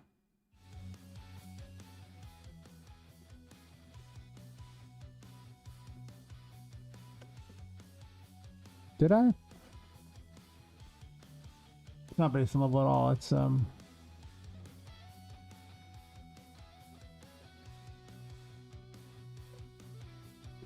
here it is.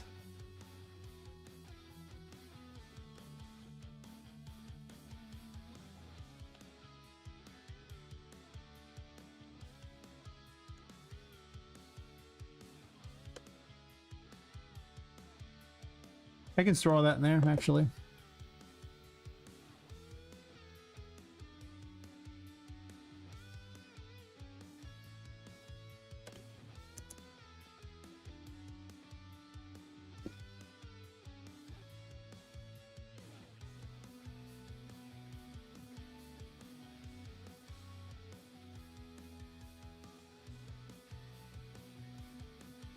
I like to have all the stats in here just in case I need to pull them for something else. There's only just one ability on the world.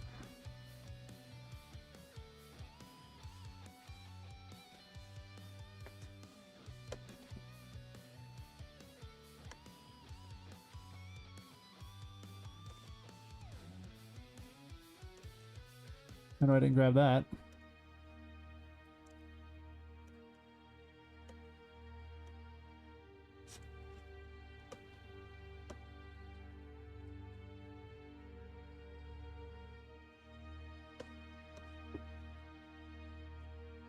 Make this into a macro real quick.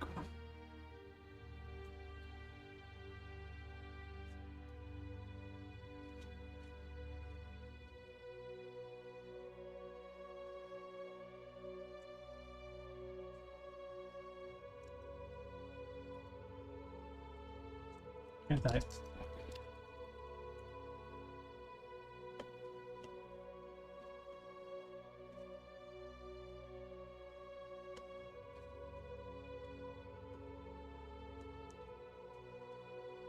We'll grab that one, grab just these.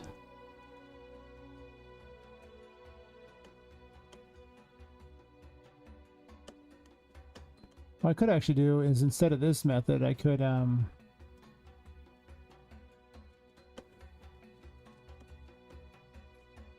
this onto here, sure. And then here.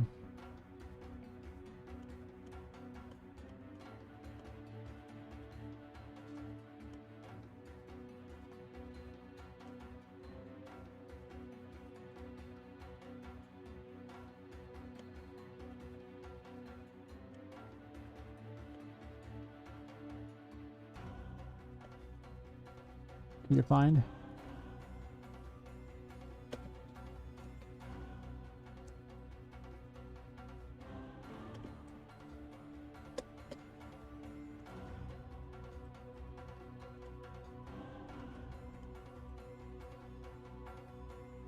Oh.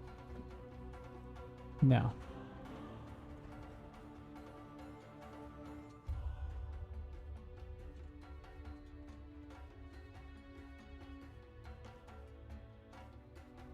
By dragging it like that, it does demand by reference. I don't like that. I want to be able to type it in. I don't want the extra node. I mean, you can still do reference anyway, so there's never any reason to do by reference, because the other one does both options, so it's kind of stupid that it even exists, but it does. So now I can just type whatever I want. Way better.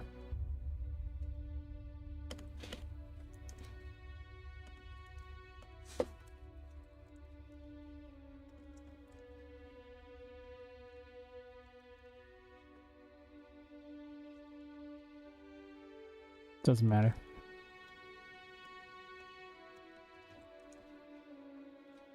Okay, mistake there. Oops.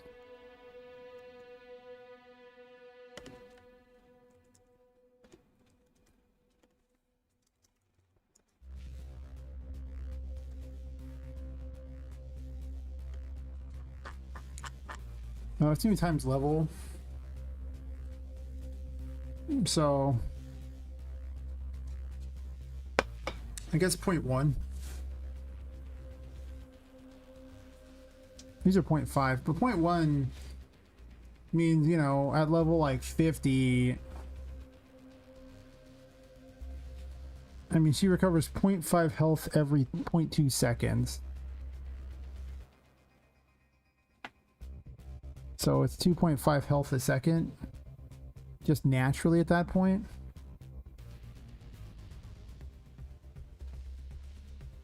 Or 10.5 health a second if I make it the same as the Star and Sun healing.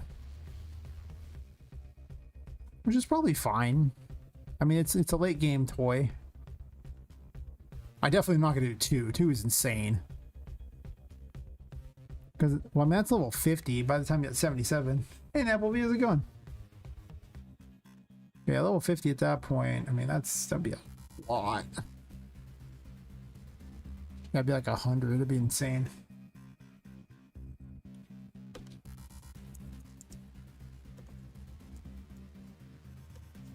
It's probably too much. Maybe I do like...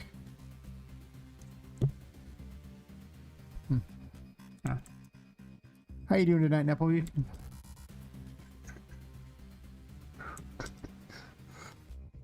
Hopefully you're living your best thug life. As we all should. Ton of Warframe is late. Nice, nice. It's carrying your channel? Ain't nothing wrong with that. Nothing wrong with that at all.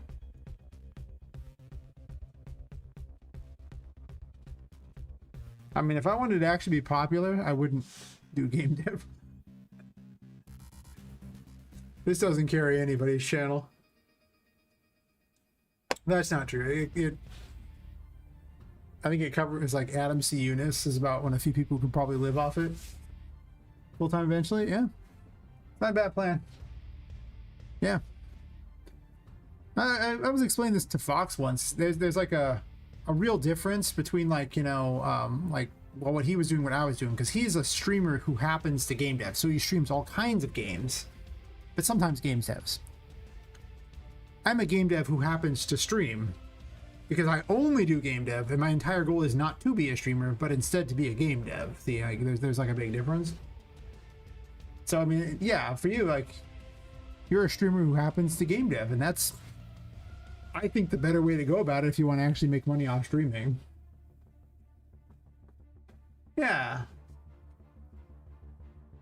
Making a game is a daunting prospect that doesn't really pay very well.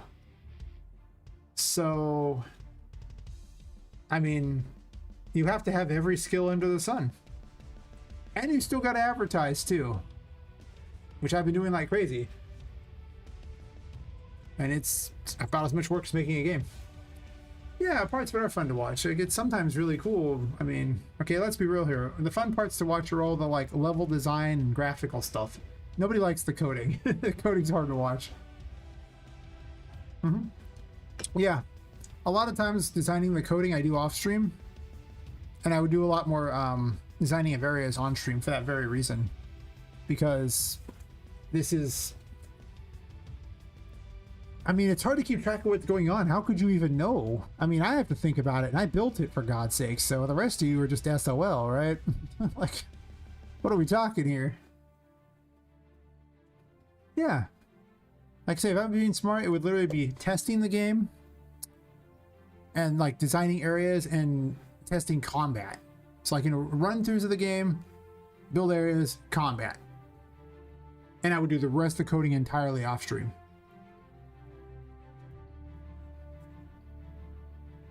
And then I'd take up playing Magic the Gathering in my free time or something. It's a backup game.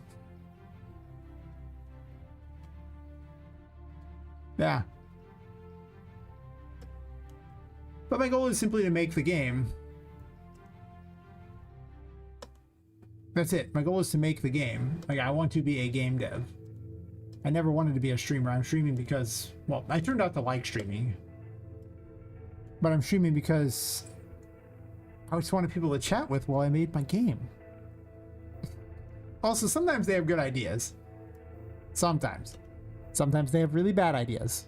A lot of the time. But sometimes, some of the good ideas I've had, like, I had because Twitch chat suggested something. Or YouTube occasionally, though they don't talk quite as much. But still. Yeah. I mean, it's really valuable because a lot of times you don't get feedback anywhere. And then along comes this and you're like, hey, thanks. I don't know, it's fine. We were just chatting. Oh no, my life is ruined. Someone talked about streaming in my chat. Nobody in this entire world streams but me, obviously. Clearly.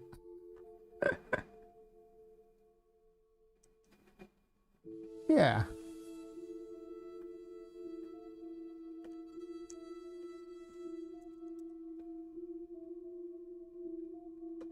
As the one true streamer who is, you know, the basis of which all other streamers wish they could be, clearly I am the only one who would stream and the only one of any real importance, right? That's how it works. Just pure main character syndrome.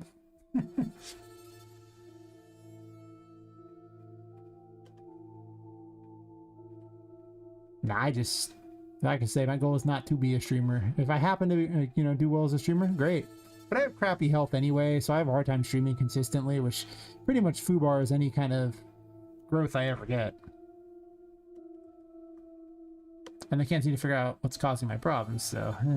Today I felt pretty decent when I started streaming. Earlier today I felt horrible.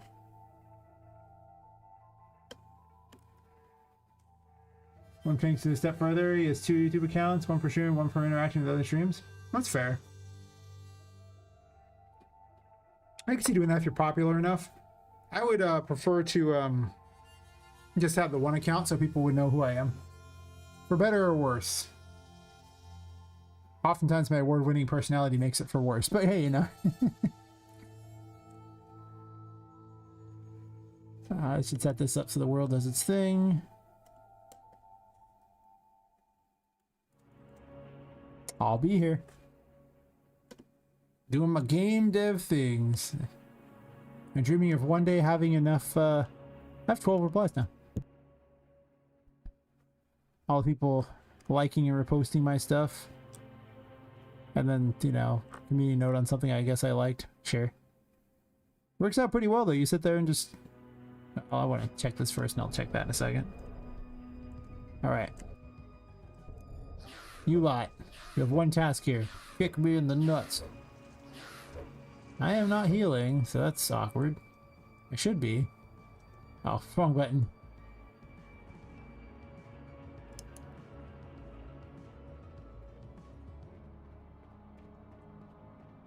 I'm regenerating really fast, but not healing health back. Nor curse. Okay. Watch that. Yeah, I'm playing with my analytics because I've discovered ways to do pretty well in getting analytics. My followers are... Well, actually I gained a lot more followers now. I lose followers because they don't like that I'm, you know, spamming my crap, but... Get a lot of retweets, a lot of engagement. So doing pretty good for the last 3 months. Gotta get them wish lists, which is like pulling teeth. Like pulling teeth and then some. I have 157 wish lists at the moment. I basically need 10,000 to be successful, so...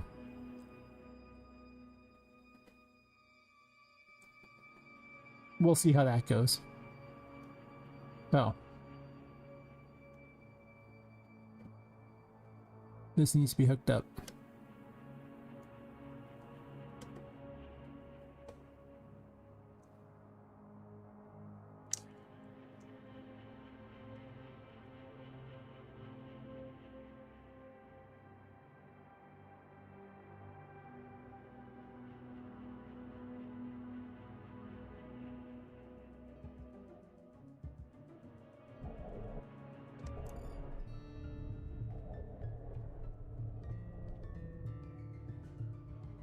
Oh, that's awesome. You could just fly into that. That's basically free for all intents and purposes. This is not free. It shouldn't be. Man, is the regen that high? This can't be. There's no way. Someone hit me in the face, please. Oh, it is that high. Wow. 11 is just nothing. You saw it go down for a brief second. I mean, to be fair, nothing here does all that much damage, but I don't like how high it is for this, because the sanity should go down. And the fact that it is just higher than the overall percentage there is just too much. That one has to come way down.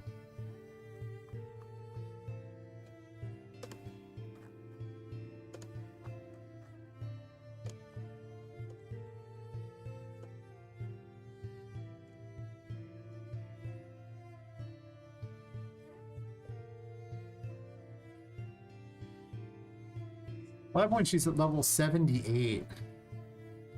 Which is not a possible level to achieve in the game, by the way.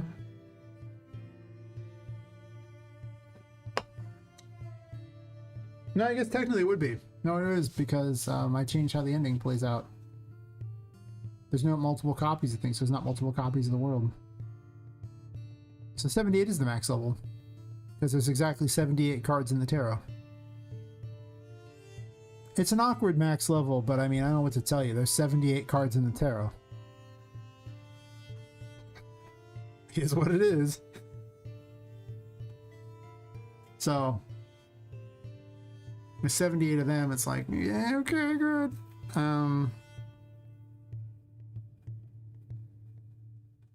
Okay, so that means at this point, that's a lot. That's, well, that means she regenerates 7.8 sanity per tick at that point. That's a huge amount. Because sanity is only like, you know, about a quarter of this other stats.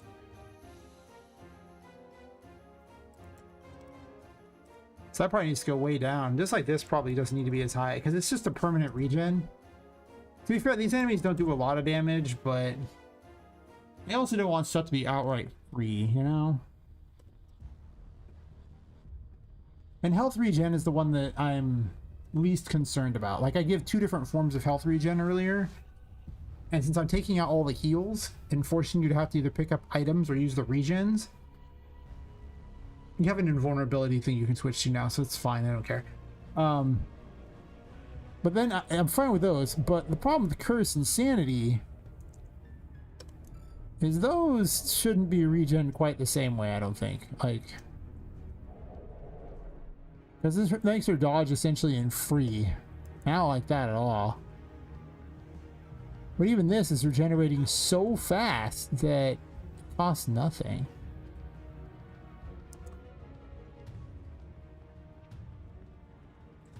What is the cost on this?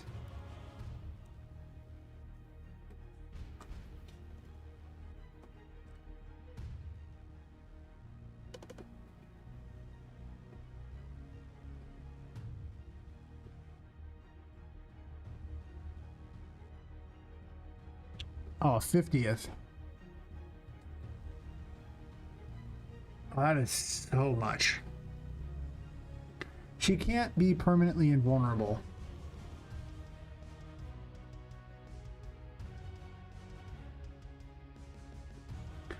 But I can't make this too big of a gap because it already goes so fast that it makes a lot of the puzzles not possible. So she needs to be able to use it and slowly regenerate it. I just can't have the world giving you infinite.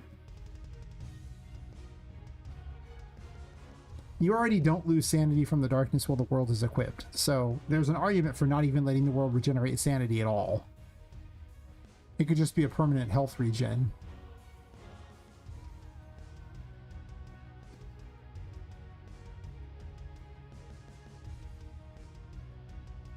Is that what I want to do? Am I just removing like I say, I don't like playing with the sanity and curse numbers much at all because they tend to avoid mechanics entirely if I do.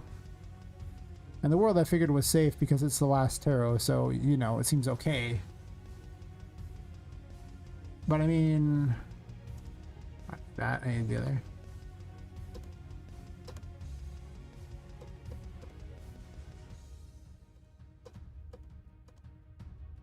Basically, 5.12 is the if she regenerates this, she has unlimited sanity. As far as this is concerned, and then she can be invincible forever.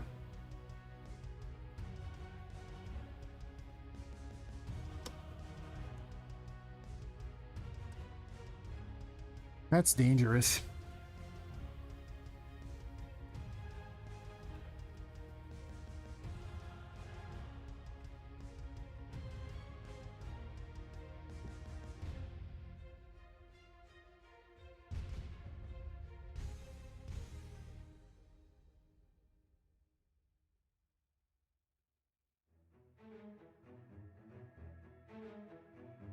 Do I axe that entirely?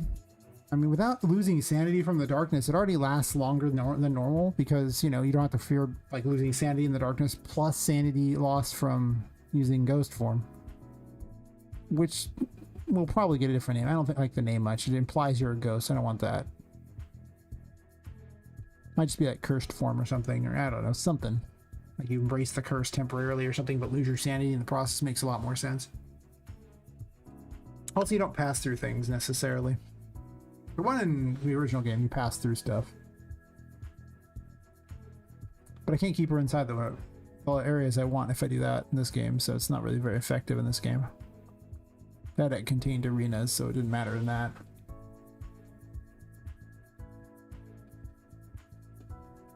So... oh, that's right, it's just in here.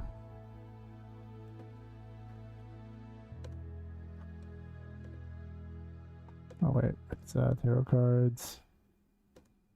Yeah, the system was so in depth for unnecessary things here. Alright, so let me write that on the scratch board so I have an idea of what we're dealing with here. Welcome back. You're just in time for me to discover that my plans for the world are broken. They're overpowered. Because the new ghost form eats 1/50th of your sanity every 0.2 seconds. So basically a fifth every second. No.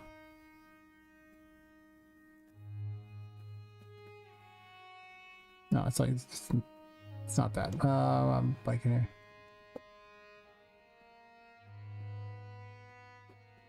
So like 2.5% a second or something. Watching the series because I'm playing games. The amount of creativity outside AAA is awe-inspiring. No, oh. That's fair. A lot of my ideas have come from watching. I'll go in someone else's room and go, "That's a neat looking idea," and I wonder how I can adapt it to my own game. Of course, I'll end up with a lot of useless abilities that I had to kick out of the game recently.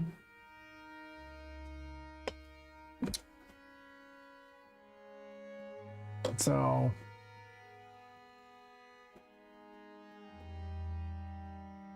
right now I'm setting up the world. See, I was talking to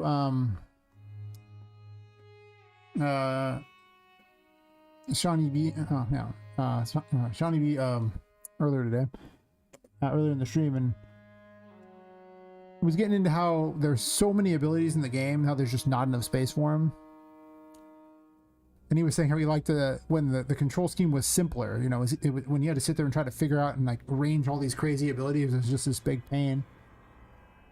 And then I started paying attention to the fact that on X, like there was even some guy who was so excited by, you know, just hitting things with a mallet. He was so happy. It's a giant hammer. He was so happy. He's like, how many hammers does she have?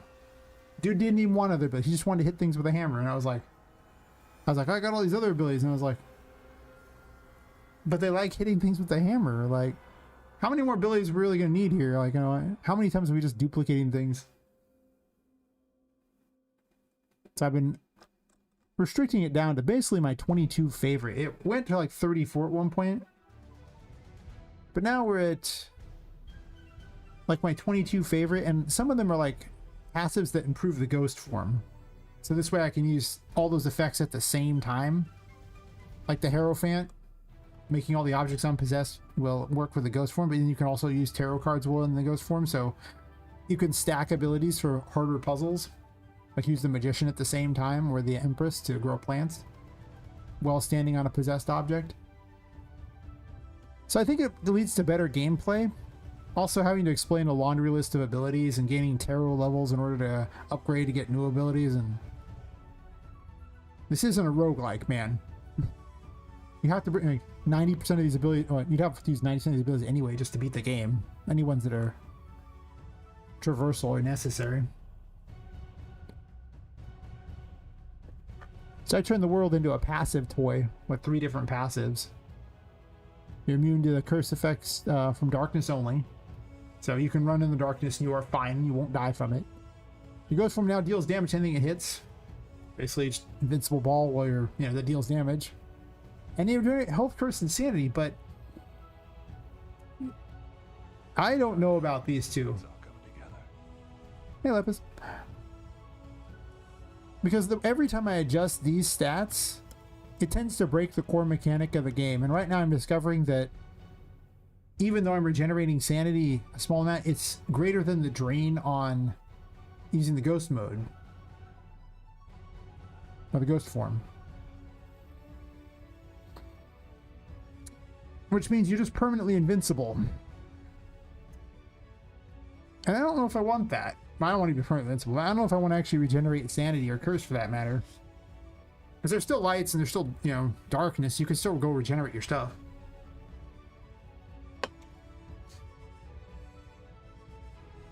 And if the regeneration is on those things, it has to be really low because it's multiplied by the level. Unless I wish to simply regenerate a small amount.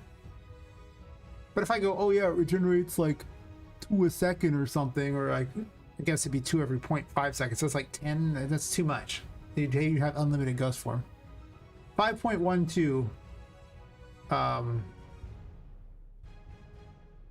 is how much it eats per every 0.2 seconds. So if the regeneration is greater than that, then you're just invincible forever. Don't know if I like that. And the curse problem is also, if that regenerates too fast, you can dodge infinitely. Unless I tie dodging to sanity, which I could do.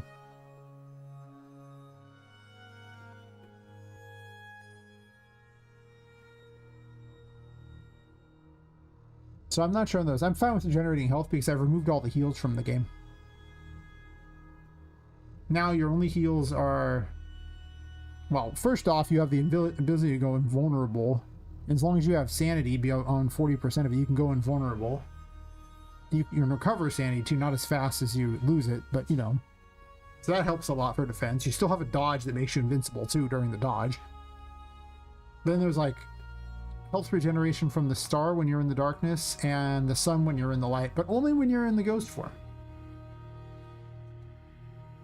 So there's a price to the heals, but I'm going to make the enemies do less damage and swarm you less because the reason they swarm you is try to make up for the overpowered heals. So yeah, some of these mechanics just don't work very well. Like, they were cool in idea, but in practice they suck. Now what if I just don't do that? What if you just have a health regen based on the world?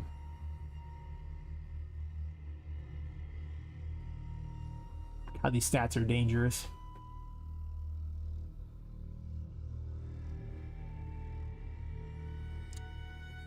I actually calculated it, so you would on average have at least 20 seconds of sanity at all times throughout the game. Because there's a mechanic that causes you to lose sanity faster as the game goes along, but there's also, you just can gain tarot levels by simply finding tarot cards. So as long as you're like about half the level of... Well, I had like expected levels and they weren't very high. As long as you were those, you had at least 20 seconds of sanity. But with the world, then that would not even be a thing.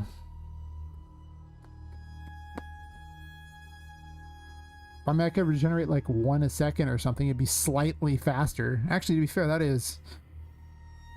And that's not 1 a second. It's 1 every 0.2 seconds. That's actually 33% faster because... Wait, is it? What is the sanity regen? I don't remember.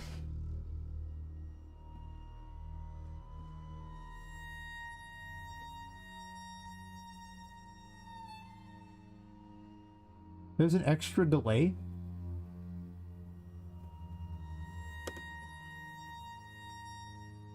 It's already a 0.2 delay.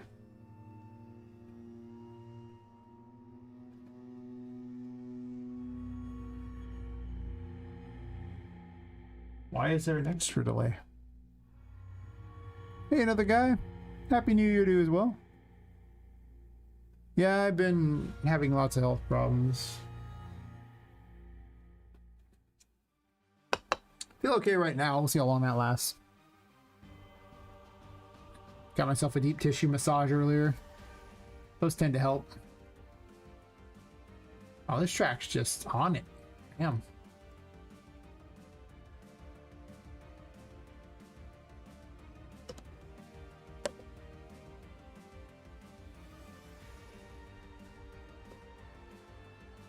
Doesn't really fit my game, but what have you been up to?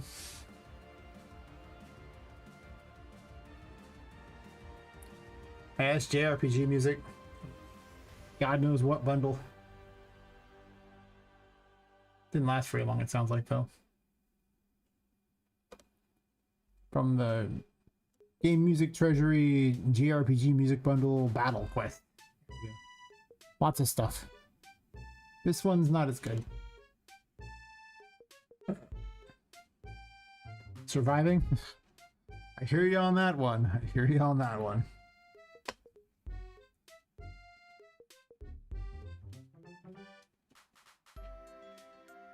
Yeah. I figure as long as I get to work on my game, I feel like my life is good. Anytime I'm not working on the game, I'm sad.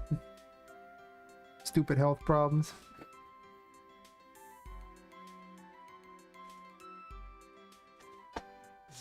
I guess the struggle's what makes it worth it. I think I'd like less struggle.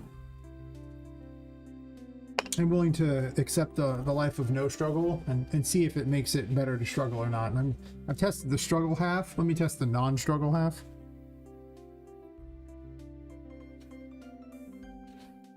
It's like when I was talking to some guy, some of the cashiers at Trader Joe's today. It's like him, and he was a bagger, and then there was like some woman who was at the working the register, and I was saying that, you know, if I was ever rich, you know, like, you know, I would just like have massages every day, you know, it'd be awesome and that. And he's just like, yeah, I don't know if it'd be all that good, and then, you know, like, it might not feel that great to be massaged all the time. And I was like, you know what? Listen, I'd like to be rich enough to find this out, you know. And the lady's just like, yep. Let me test this out. Let's see if this is really terrible to get a massage every day. I get the sneaky suspicion it's not. You gotta lay there. Yeah, but they're giving you a massage. I don't mind. Don't threaten me with a good time.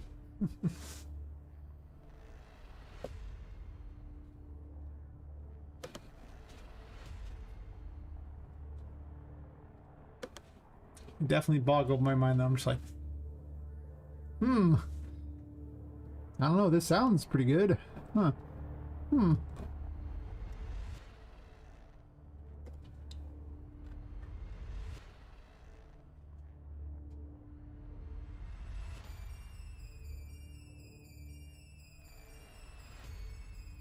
This doesn't seem right.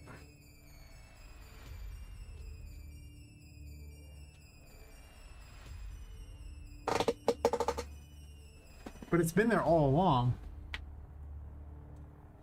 An extra duration in there.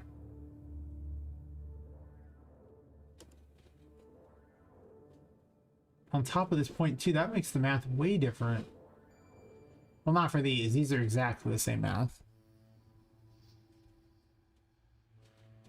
I could have sworn when I calculated this, I calculated it with the assumption of 0.2 second delay. Oh, I don't think this should be here.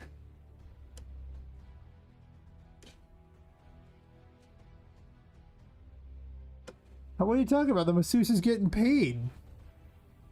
That's what the masseuse does. I'm not in the worst shape. I'll just find one who's, you know, like a 5 or a 6, she'll probably enjoy it. Most massage therapists I've been to actually usually aren't very attractive. I don't care. She can be, it's always going to be a she, because I don't like guys rubbing all over me. I'm sorry, I just don't. It's weird to me. I don't like being touched by guys particularly. I'll shake their hands, but yeah. So anyway, I don't care if she's attractive. If she's a good, great massage therapist, I'm down. I mean, I get deep tissue massages, so they don't necessarily feel good in the first place. They feel good after the fact, usually, because, you know, it's to deal with muscle issues and everything like that. Long-term injury problems, that sort of stuff. It's not like I feel good, and it's definitely not a, you know, the whole happy after crap or like that, and a happy ending thing. None of that. No.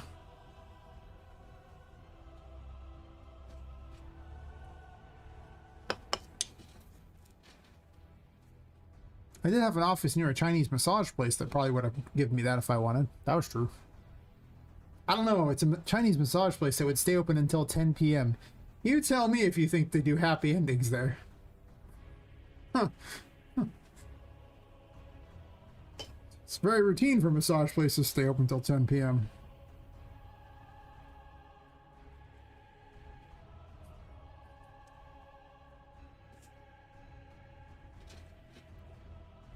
Spoiler, it's actually very unusual for legitimate massage places to stay open that late. Ah. Well, at least it's probably a good kind of hurt, you know?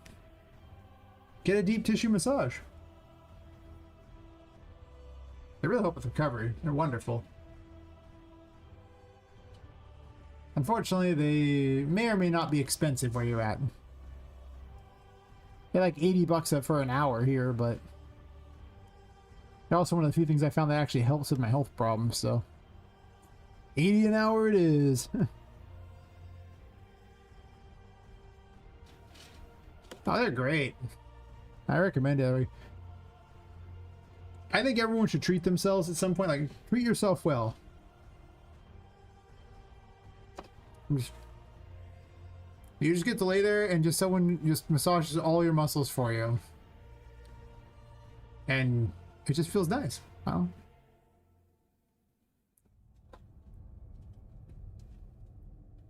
I mean, let's be real here. I'll take a back rub any day because the back always... There's never any point where someone, like, rubbing my back feels bad.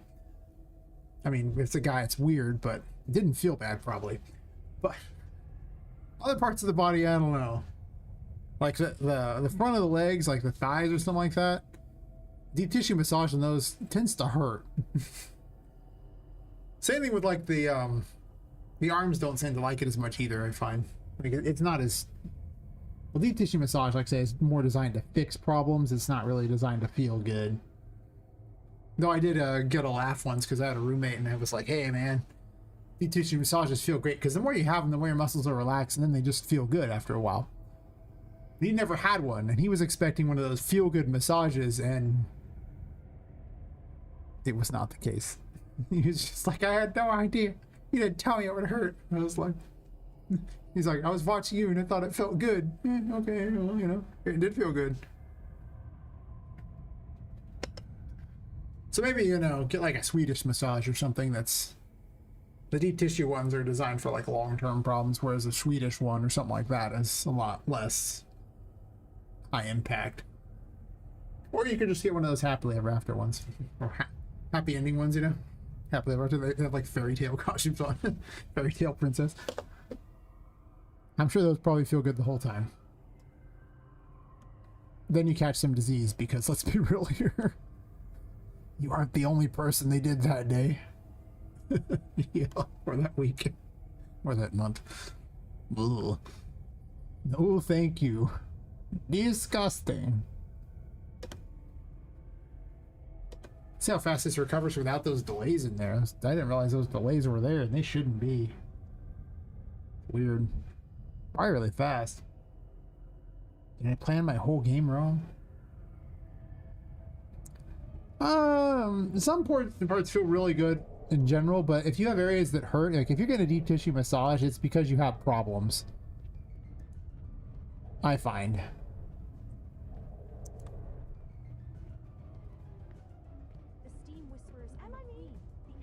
Ooh, look at how fast that drops. I didn't realize the whole game was built entirely around the opposite. Wow.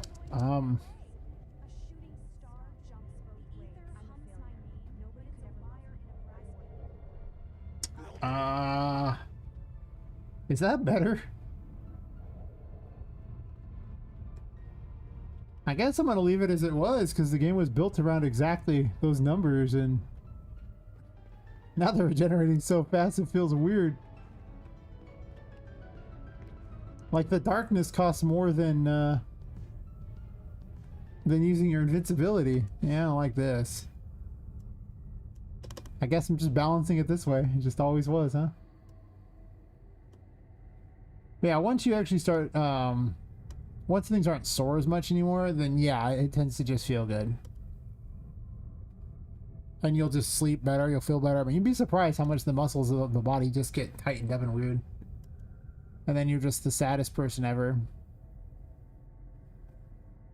And then you're not. What I'm going through right now specifically is I'm playing around with the world's regeneration. Because it has like triple passive. And one of its passives is just it regenerating all 3 stats. But it's too much. Basically having it turn you invulnerable at this point because it lets you infinitely dodge or use the new ghost form perpetually, which I'm going to change something else. Maybe it's cursed forms. I don't know, something. But essentially you just get to be invulnerable forever, and obviously that's not good enough. I mean, it's too good, but I don't want that. So what I'm debating on right now is if they should regenerate Curse and Sanity at all. Because I've been taking out all of the different things that affect these 2 stats and streamlining the abilities, because everything that affects these stats essentially breaks the game every time.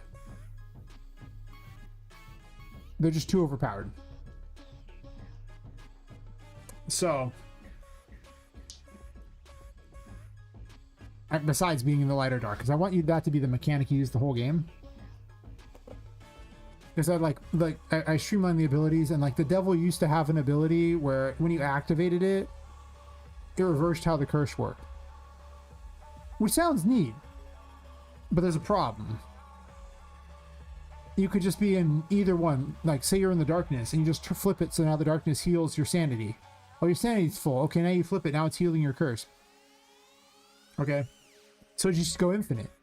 Or you're in the light. You can just flip it to whichever one. Now suddenly the light heals your, curse and drains your sanity, and then you can flip it again. It's stupid. You just went infinite. There were so many ways just like to loop the abilities together to be infinite, which just it broke everything. So I was cutting all those out, but I still had them on the world. Oh.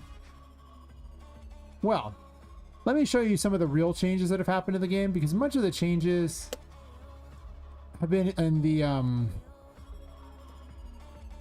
in later areas. Actually, we'll show you the Hidden Grotto first, because the Hidden Grotto has got some changes.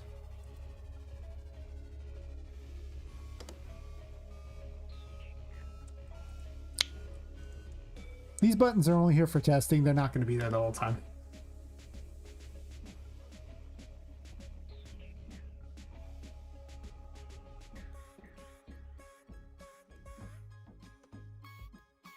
A weird song. Okay.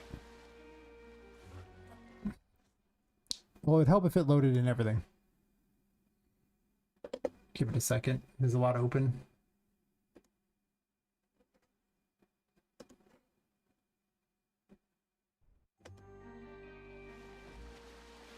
Okay. So this place got a massive change because reasons. One of the biggest changes, let's activate this. Oh, Poppet picked up another outfit that she'll get later in the game. She steals it from other characters, don't question it. So now the sunken depths is over here. Which didn't even load, which is weird. Why didn't you load? Huh. You were working. That's interesting. Anyway, I'll figure out what's wrong with that in a second. We'll skip that. There's now a hallway in between the two that's like a looking area, so people can look at things like that. So that got changed a bunch. There's also now a grate system down here, which then leads underwater to a new place here. And I have like a power system that powers the whole place, which will be over in this room here. I'm so used to that being the dash button, so if you wonder why I keep flying, it's because that was the dash button. I think the way out's up here. Oh, flying also foobars the jump. Nice. I haven't even removed the water from here, so the whole thing's underwater. Don't question it. But yeah, we're gonna have an engine room in there. This is farther down. You'll discover a lot of the game has been concepted out. And then normally you would swim through the pipes, but I broke that with flying, so I need to fix that. Okay, apparently I foobarred something there. Something's weird here. I should be able to swim up.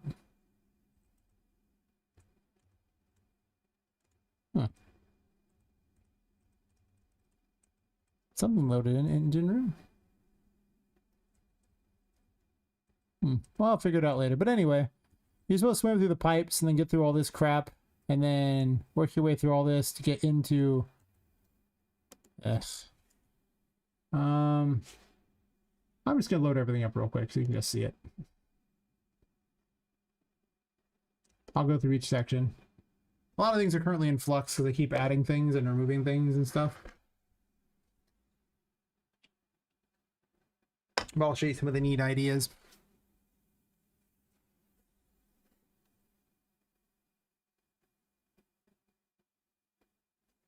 Takes forever to load all these because there's so much stuff on these ones.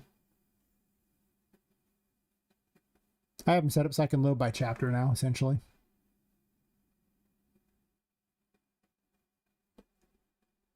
Yeah. You have to do the pipes through these things here, up through all these, doing jumping puzzle through the pipes, and then this is how you get to the, you know, the pirate girl and her little fight. Oh, wow. It has been forever. So, data layers essentially let you completely unload something. Like, you see, this is Grotto Pump Room 1 right here. And all these things are in the data layer, right? So if I go, boop, then the things in the data layer are gone. These things haven't been added to the data layer yet, but let me fix that real fast. Let's go ahead and add these to the data layer. You see these are in Garden Pump Room 2. Remove those from that data layer and add them to Garden Pump Room 1. See, now they're here. Cool. And I'll never load up. They all pops back in. And basically it lets it so you can, they're not perpetually loaded in. Right now, let's see, there's like 3,126 actors. But if I remove these data layers here,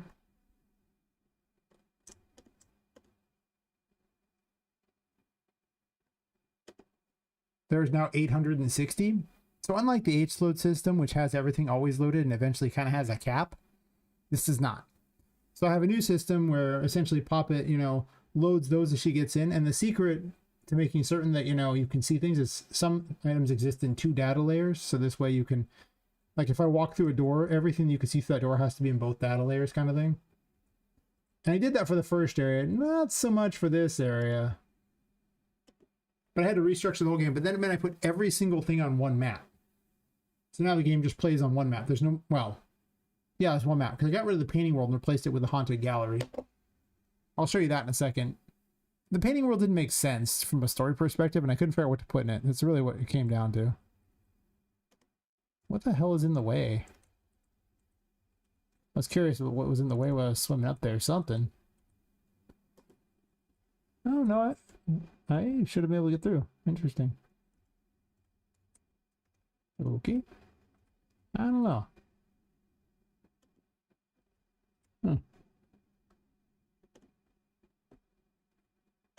Weird. Anyway. So yeah, I restructured the whole game to work around those.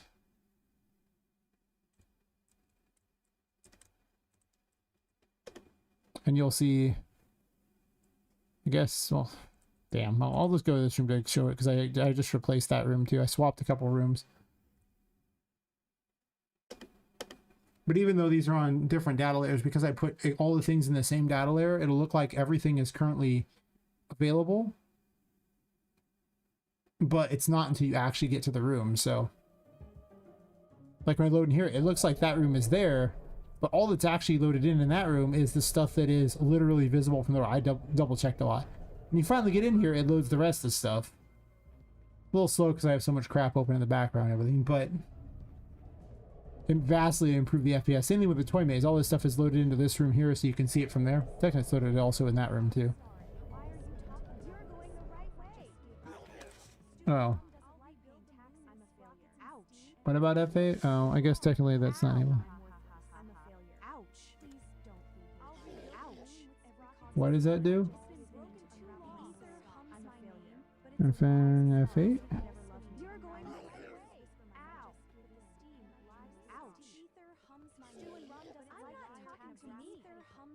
I don't get the reference.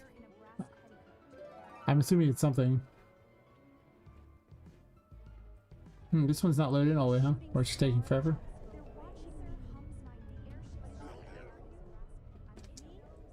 Oh, that doesn't work in the this type of mode. It works if you're loading it in the editor mode.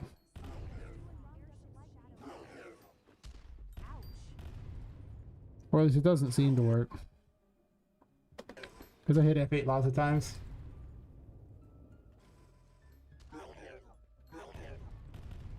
I do it in this mode because people like to see the big graphics. I could probably do the other mode though. I mean, you know.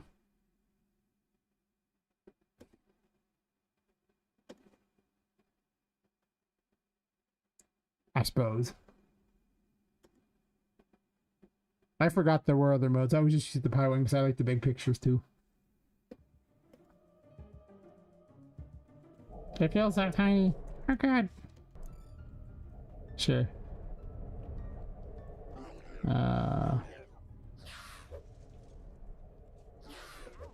I can... Whoa. I can fly! I guess I'm close enough to load that one in.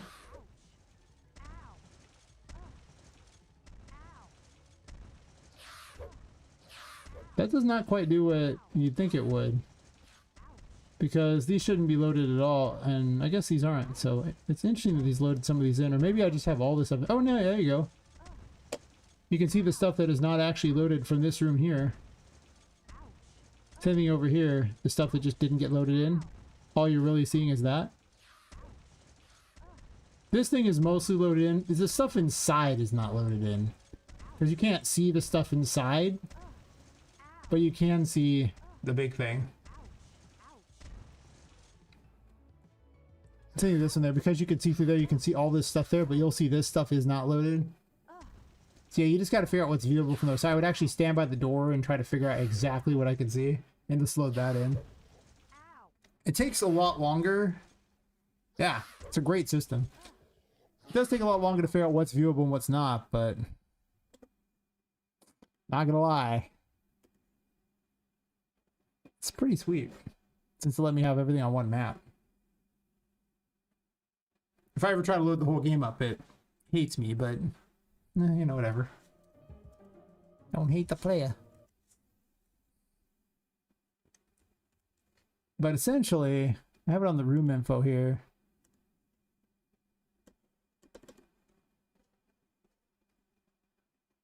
Where are we at?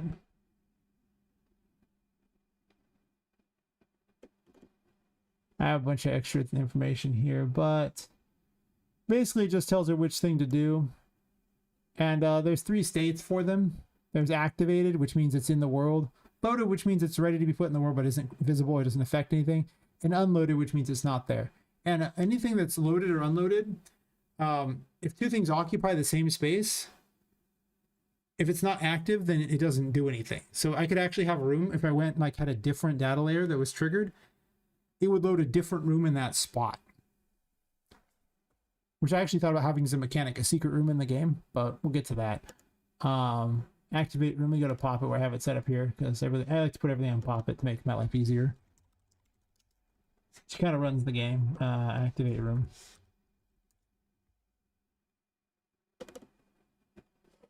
And all you really need to do it is you have to get the data layer manager, and then you have to use this set data layer runtime state, and you just whichever data layer asset we're talking about,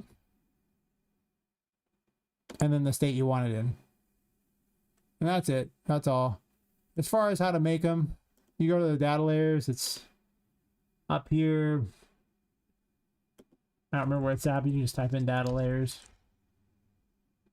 under Windows. Data layer outliner.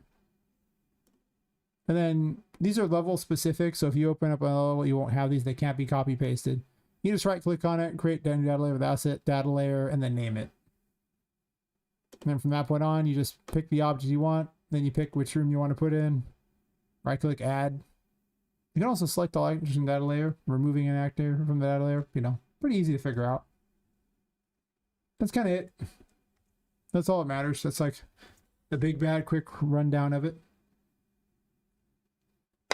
They do great things. All right, but I will show you. Oh, no wonder the chapel was there. It was loaded because of that. Well, doesn't matter. I will show you some of the other things that got made. Chapter 3 and 4 got a lot of work done on them as far as concepts. I won't show off a lot of Chapter 4 concepts because nobody wants spoilers. At least I don't think anybody wants spoilers. Some spoilers are inevitable, but also, not everything's necessarily that much of a spoiler because I might change it before we even get there. If I have a better idea, that does happen. The infamous better idea strategy. So this idea I was quite proud of. It's only a concept room, but it solves a problem that people have brought up over and over and over. And that's them wanting to play in the city. But the city's too big. It's obvious the city's too big.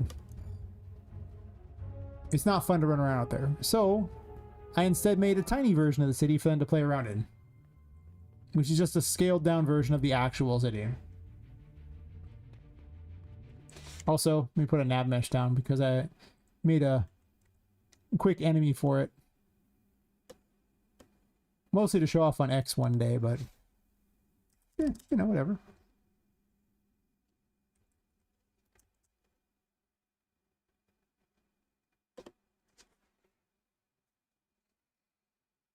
Lots of streamlining of this game happened,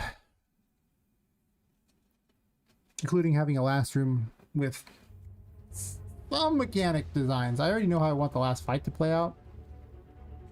Kind of the fight before it, but that one's a little up in the air. Oh, I have a dev menu to load my abilities here. Yeah, it summons these little cars.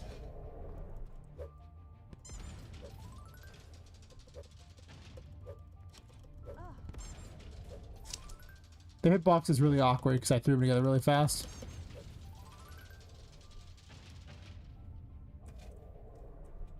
No. What in the building going back to the start would just mean that you would just have to teleport back here. But you can already move around the building pretty easily anyway, so it's, you know, because you have the paintings, so.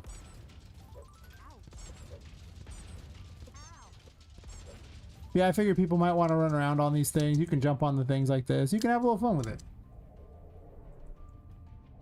Also, the cars can spawn on the ceiling, which I thought was hilarious.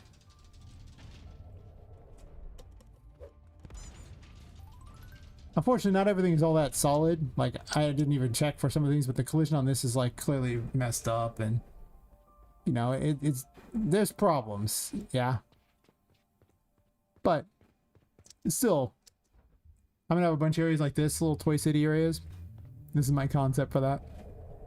Which means I'm probably going to build out some stuff. This is also a level instance, so if I change the city out there, it changes this too. So that's kind of cool. With that, this has replaced the painting world. Yeah. This whole area is like pretty work in progress. Because, well, let's just be real here. This is like chapter 3 stuff, except for this room's clearly not, but oh yeah, Tinka jawing on about crap. I guess it hid it away. Whatever, doesn't matter. So yeah, all the paintings are in here. She's just chatting about everything. I'm gonna make it so they don't go up as high either. She now just appears in the paintings and just lets you travel between them. She requires you get her permission to go through the painting in the first place, though, so that's the thing. Now when you rescue the toys, they're going to come here. All these buildings aren't going to be here. They're going to be replaced by more unique buildings for the NPCs you do rescue. It's just that I put them here to kind of measure it out. Except Annie's zones, I put this here. Now I'm going to have it where... Okay, it spawned the other one on top of her. I don't know why it keeps doing that. It's weird. I was thinking of having a thing where, you know, there's little notes where she's already gotten there first, and you read the little note and her laughing that she got it first, and then she tries to sell you the item. Yeah, links all 16 paintings in the game. Yeah, pretty simple. I figured it'll be a neat moment when you actually find the room for real. Like, because you'll travel to this room, and that's cool. But eventually you'll come open it, you'll open this door and get into the gallery, and that'll be cool. A fun moment. I have my concept for my third Charlotte fight.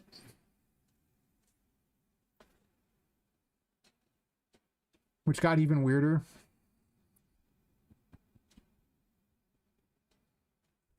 I have to close some of these extra windows. Things are so laggy. Is this my Miss Popman machine? It is in fact a giant Miss Pac-Man machine. Or, well, a knockoff of it, obviously. You're not really going to play Miss Pac-Man. But should take a while to load it. As you can see, it's got the level design of a Miss Pac-Man game. I keep forgetting that I have that is not dash anymore. You can change the level up by hitting the buttons. There's a data layer in there. I haven't programmed a lot of this in here, but you can light up the floor, and this is what serves as the pellet thingies. By lighting them all up, you win. I can't decide if I'm going to have Charlotte heads chasing after you or like some invincible enemies. I don't know, something. Or what's going to be a power pellet. Also, I have the portals to get to the other side of the level.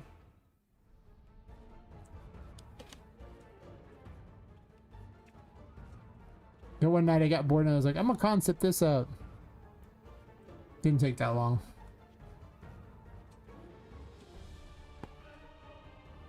You do actually succeed if you hit all the things there. There's like 250 of them or something like that, so I don't really want to do that right now, but get kind of an idea there. So that's a fun new thing that got added. Now the water goes down through this area here, so that's technically used up. I have my fortune teller room over here, and the secret doors that I made.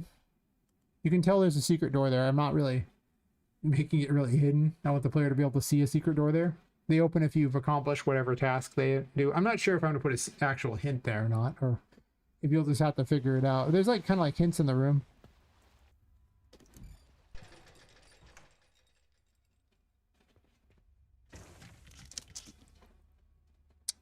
I can't decide if I like having this portal thing here or not, or if I want to just have a secret door into the final area. Both are options. I really like the portals. The door's not... Oh, nope. Yeah, so you got the portal there. I guess I did it in the right place. Things are not set up very well in here. More concept-y areas than anything else. I have a space where there could be a secret door. I wanted a bricked away area so that no one could really get in here.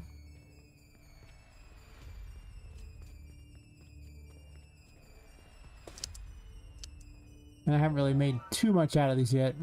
Well, this should load in more, but again, I should probably just close these 9 million extra things off to the side here. It would probably help immensely. while I'm testing all these things to make it not super slow. Gameplay tags.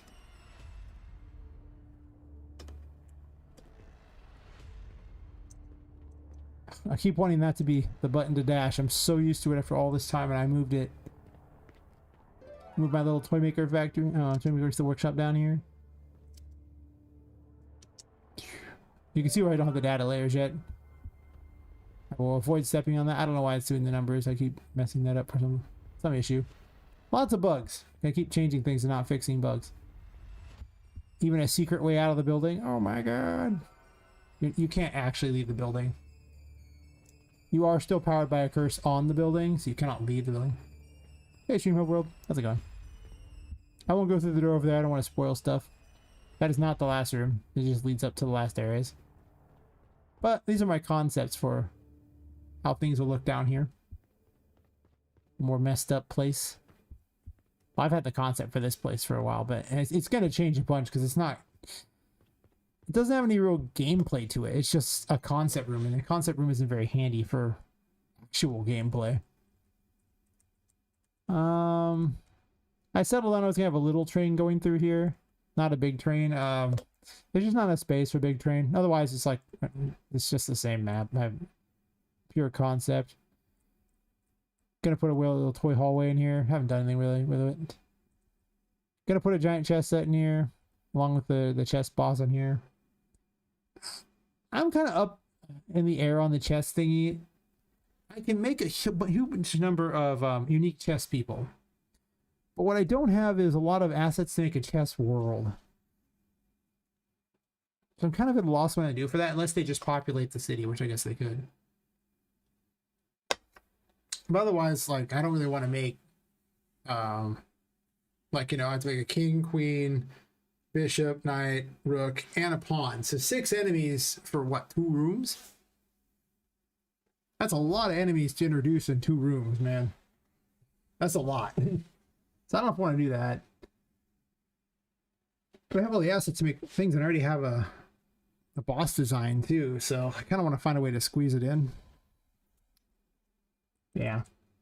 Lots of concept areas. I'm going to put a restaurant in here. I just copied the broken compass down here because I was being lazy and I wanted to have a representation of something there to remind me. So those got changes. I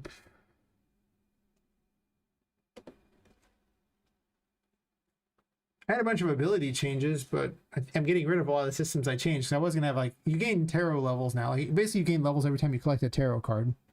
So the level is now, leveling is now exploration based or achievement based, right? You have to find the tarot cards. And it does increase your damage and your stats, so the leveling system is now that. No longer do you just find plus HP, plus curse, plus spirit, or plus sanity. Because, you know, balancing those was hard, I think was the issue. This is now much easier to keep track of. Also, it meant that enemies could be higher level and force you to have to do a little exploration instead of just running through the game. I guess you could run through it if you don't mind doing no damage. I mean, you'll do some damage, it won't be much.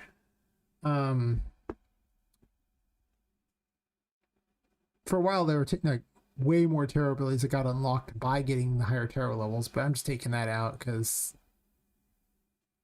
this is not like some super deep, you know, RPG, roguelike, God knows what thing. This is a Metroidvania, man. It's supposed to be closer to Metroid, not Castlevania Symphony of the Night, because, you know, balancing all that stuff. The best. So that got changed. Patrick now plays Donkey Kong with you, which is pretty funny, I think. Where are we at? I guess third form has like a where are you at?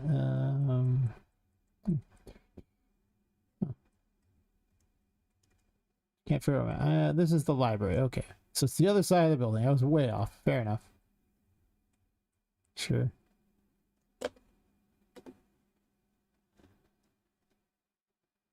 Lots of changes happened to the game. Lots of streamlining of things. Lots of putting more systems behind it, I think, to make it make more sense. And now I'm picking my 22 favorite tarot abilities and just axing the others because there's just not enough rooms. There's just not. There's nowhere to use them. I keep going back and forth on changing this one. For a while there were these death pits in here, but then I decided that was too hard.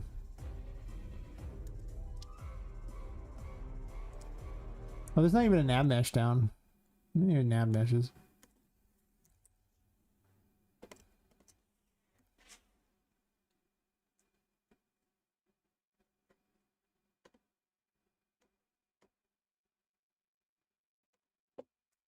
I even changed some of the base rooms. With this now being the Hall of Records area. With these not loaded in yet, but...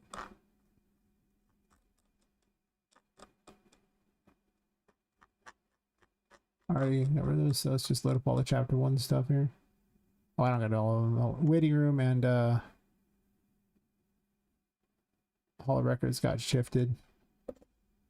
I couldn't justify a reason for to let the public go through the Hall of Records where you keep all your records and everything like that, so I'm rebuilding it here. And I swapped it with the waiting room. I figured people in the waiting room would want to wait, you know, for their kids in the playroom, or maybe potentially read a book while they're, you know, from the library or something. So, you know, seem more fitting, or waiting for the chapel usage. Yeah, something. So that got changed. What are you doing here? That's a question. Where are you from, little buddy? You're from the Hall of Records and I just didn't delete you out? No, okay, well that's the thing that I didn't do. This room was bigger than the other one, so, you know.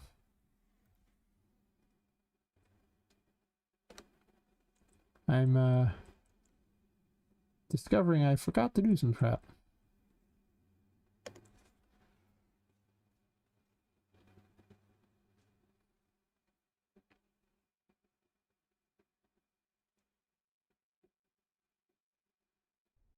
It's hard to even point out all the things I changed, because I'm not even sure what I changed in that long a time since I did the data layers. It's been months. A lot of months. I guess I could cheat and be higher level. Let's supposed to be this level.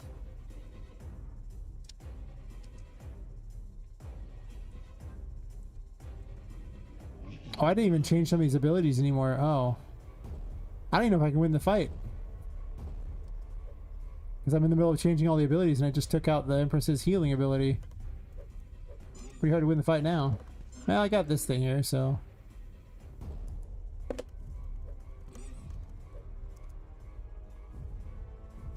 I guess I get to try to win the fight with this thing here. I guess I have these other defenses, so I should be able to. Probably shouldn't have taken those hits while trying to figure it out, but... Let's see how broken this is. I mean, I'm assuming it's overpowered as hell because he doesn't know what to do with it. Oh, it's not even draining my sanity fast enough. This is way too... Yeah, this is overpowered. If you're in the darkness, it drains fast enough, but in the light, it's not okay. Haha, face broken ability and suffer. So good. I look away like an idiot.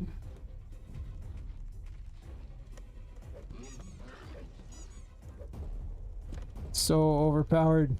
You can't even hurt me, it's so overpowered. As long as I stay in the light, it's actually really good. So I gotta balance that now. And once it has a regen, it'll be pretty busted in half. I'm not sure when I would give out the first regen for it, but probably relatively soon. Just so you have something. But maybe not. If I stopped looking at chat, I wouldn't even taken hits, probably.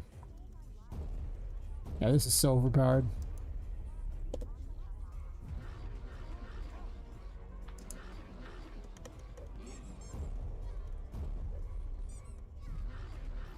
Those might even drop heals, yeah.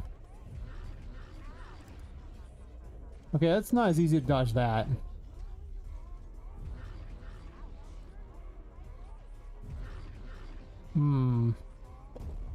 Maybe it's not as good as I thought. You do run out of sanity pretty fast.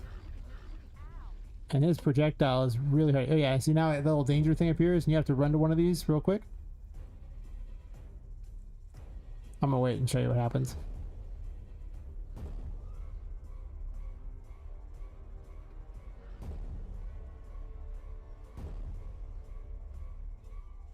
And then these slam shut. And then the water raises up outside, and if you're outside, you're dead. And then he drops little balls here.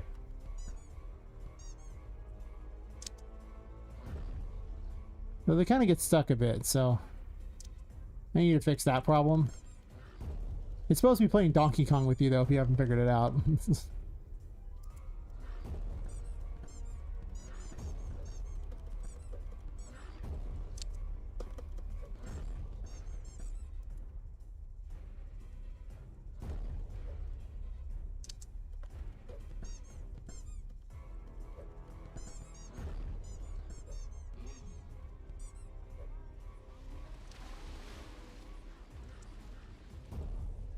Yeah, I probably gotta give some kind of a heal or something, or just really play better. You have dodges, so as long as I pay enough attention to them, I should be okay.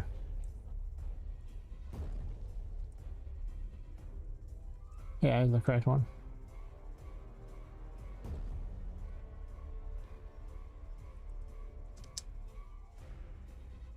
It's much more tense with this little health. The Empress really just ruined everything. And it's got clocked in the face for 15. Beautiful. I should be using this more. I don't know why I'm not.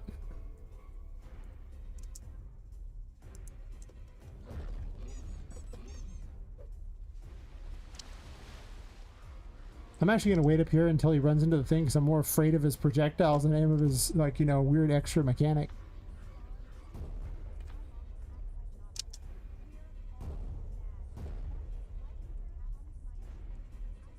Oh, same one again, huh?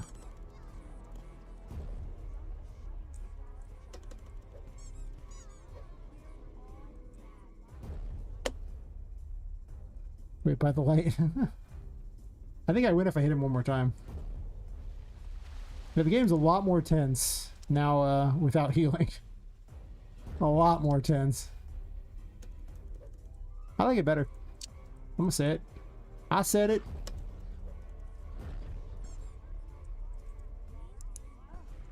Oh, I got hit by that. Oops. Yeah, you get an idea of the new setup. Practice making a Souls-like game. Hit the boss till HP is 0. Boss animation still be. Make feats about custom events and blueprints. Well, I mean, a custom event, you just let me bring up a thing.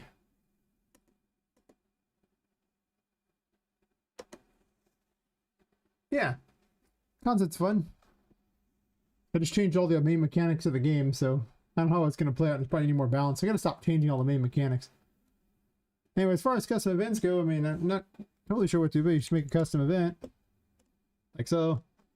Call it my bestest event ever. And then at some point you can call it, you know, just my bestest event ever. And whenever you call this function in a line, say like I add it to the end of, you know, this here, after the new matrix, it would then run this, and then it just runs this code. And then it's just whatever you want.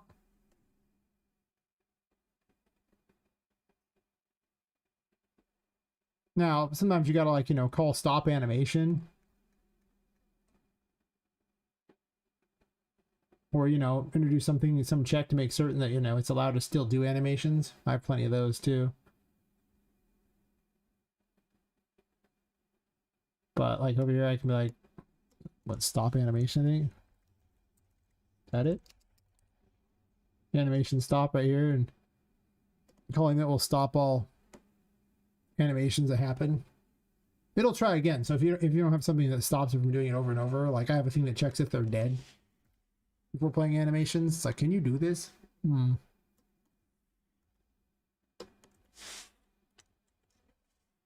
Yeah, if you have a specific question for help with it. As for Patrick, yeah, I'm liking where it's going. You gotta.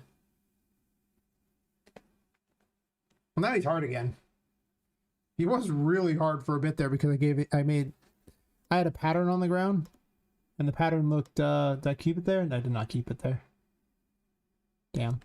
There was a little pattern that looked a lot like, you know, some guy going like, you know, just pick up arms up in the air, like some sort of, actually more like Donkey Kong, really. And it just had kill zones all in between it, and you had to jump between it during the fight.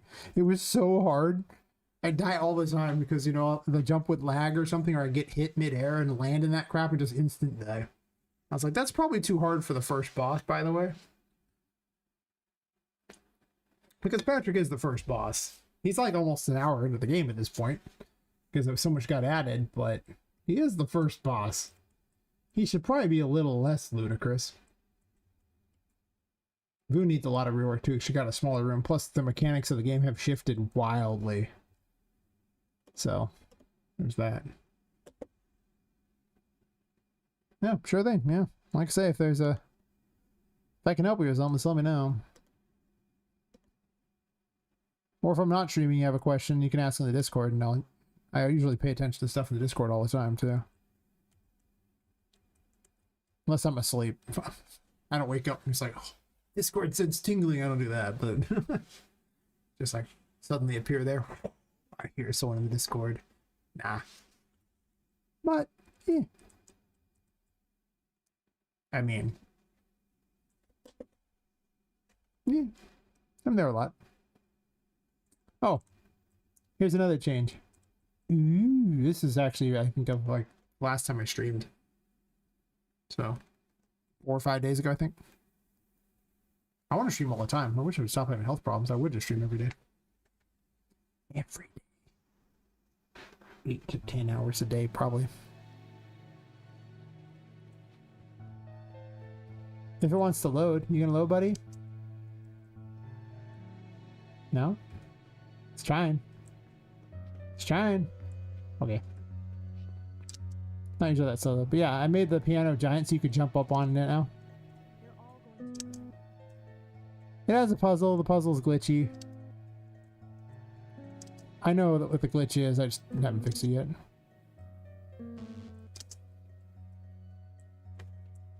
Yeah, but I put temperance over here. And I made the puzzle super easy. Just to show.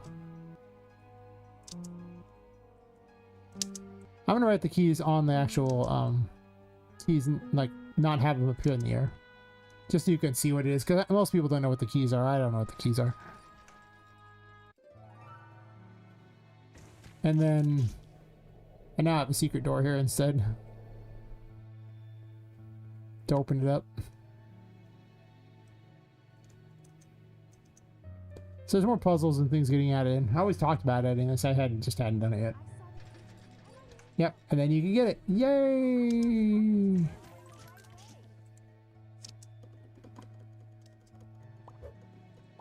I shrunk the temperance bubble too. Give it a new graphic so it looks better, and so it doesn't collide with the wand. Such a fun weapon. So that's a pretty big change. I think that's most of the changes I can think of offhand. I mean, so much has changed since then. I don't remember what I've done months ago at all. I removed 20% of the building. I remember that. Added a little front area that I don't think you're going to get to go in because it's just such a big open area that I don't know how it'd keep you anywhere in it. I could just be like, anywhere in here is, you know, on the metal counts as the building, and then have some sort of height cap, I guess. I don't know. It'd be weird. And it's such a big area that I don't want to fill up a big area, so I don't think you're going to get to leave the building in this area. I think that's a bit much. Unless I walled off the thing like some sort of canopy or something. I don't know. Yeah. I'll be right back. The alcohol is winning the fight here.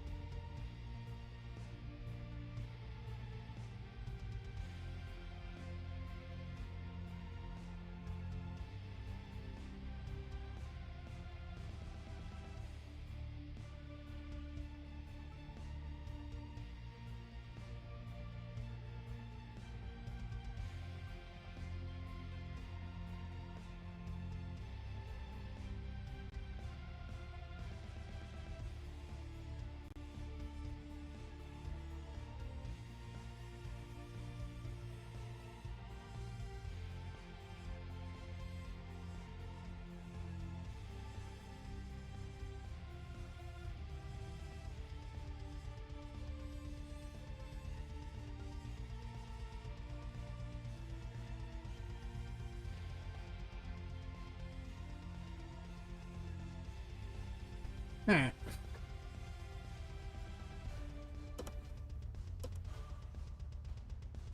Oh, I guess the other thing that's new is I'm at the 157 wish list for the game. I'm getting there, slowly but surely. I'm getting there.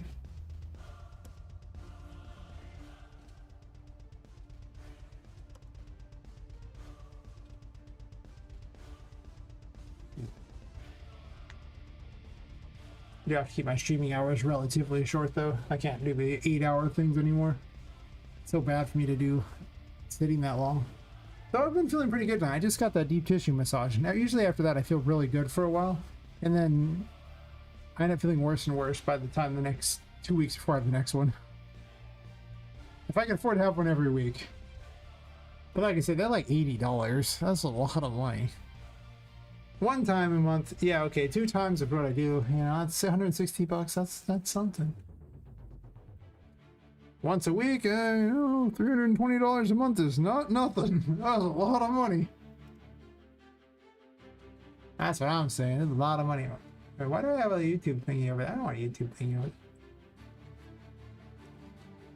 Whatever. I need to remove the little watermark thing over the stream. It's bizarre. I'll figure it out later. Yeah, I'll probably go like another. Maybe I'll go another hour. I don't know. We'll see. That'd be like 6 hours. That's about all I want to stream these days. 6 is probably when I should be sitting here, to be honest. But I figured I'd fix these abilities and see what's going on with them.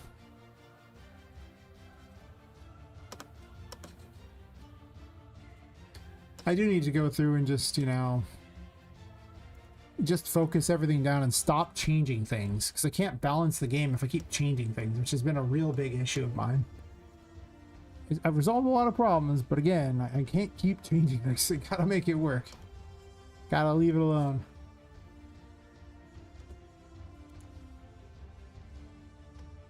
I think I'm just gonna remove the regen on the world entirely, except for health.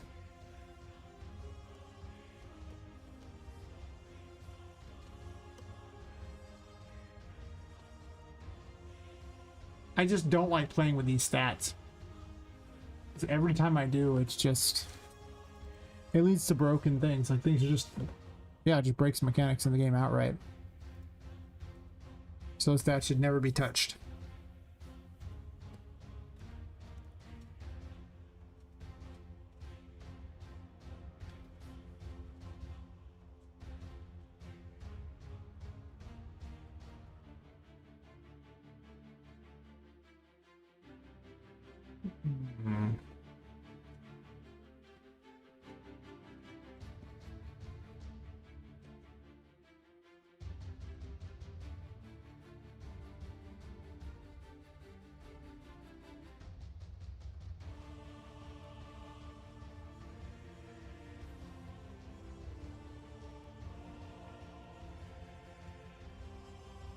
The problem with that is then this does not naturally regenerate those stats, so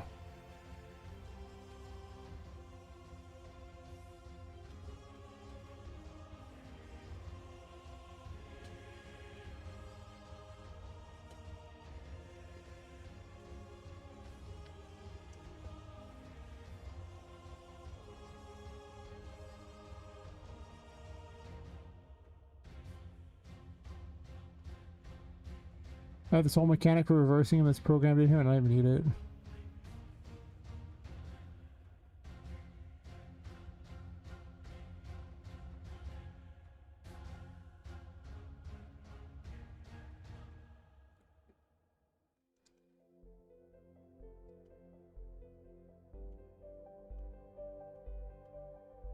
No, move this up. No, move this up.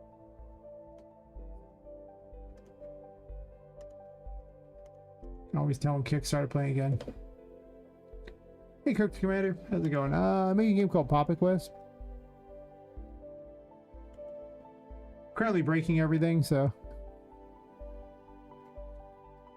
probably not much of a tour at the moment, but you can kind of get an idea what I'm doing. I decided to overhaul all the abilities to be more simplified, and they're currently halfway overhauled, so things are broken all over the place. So you're playing as a woman who's killed and her soul was stuffed into a doll. The game's called Poppet Quest, by the way.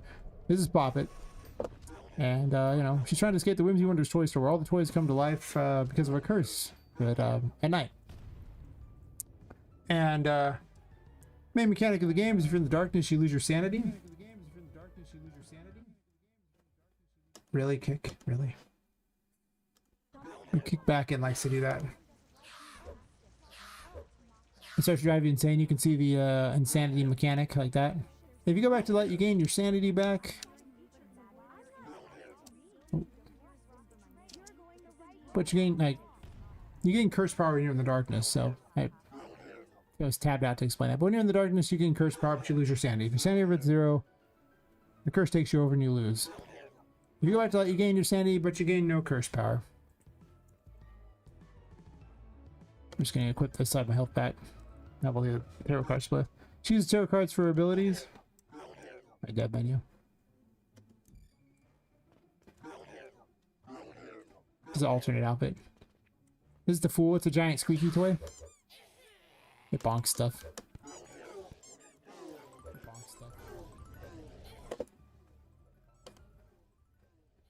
Why do you keep unpausing, Kick? The back end of Kick just keeps on unpausing back here over and over and over. And unmuting itself. I both muted it and paused it. And it's like, nah, man. Again. I don't know why it does that. It's weird. Yeah. It's an all-me affair. I streamed to YouTube and Twitch at the same time. And YouTube has all the logs of me working on this. It's the Magician. It's acts as telekinesis. You can pick up small objects and either drop them or you can throw them.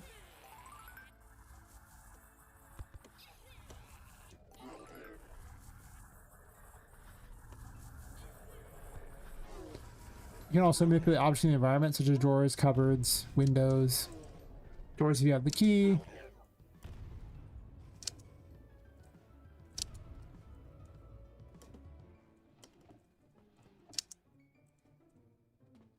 I'm actually streamlining it right now and removing a bunch of worthless abilities that just weren't that fun. Oh, this is the double jump. Be curious. She can also fly too. Is there... Later on you gain the ability to do that. Apparently. I just redid how this worked too, so it's kind of a little more iffy than it was. But...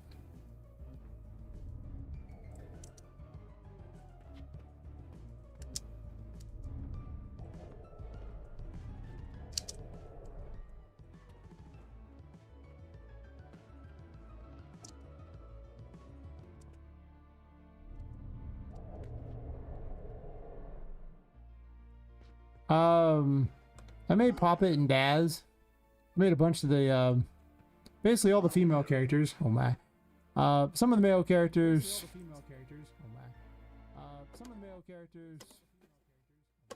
Whatever program Kick's back end should be fired. Just keeps on pausing. It's not even the I don't even have the browser open. It's just in the background. I guess I don't technically need it open. I'm gonna click on one of the other tabs. I don't care about the back end. I have a different way to do it. Some of the graphics I made, like the walls and everything like that. I made these, you know, grates and things. Some of the pipes I didn't make these pipes. I made the hollow pipes. Other stuff I didn't make, you know, I didn't make the clocks or these other container things. That's true. There is an actual built-to browser thing like that. I guess if Kick can't program it correctly, I can just use the browsers built in me, huh? Thanks. I've been hating that forever. I was like, wow, Kick's backend sucks. I mean, YouTube's backend's trash, but man, the Kick backend's so much worse. Jesus. It's only that one bug, it's just annoying.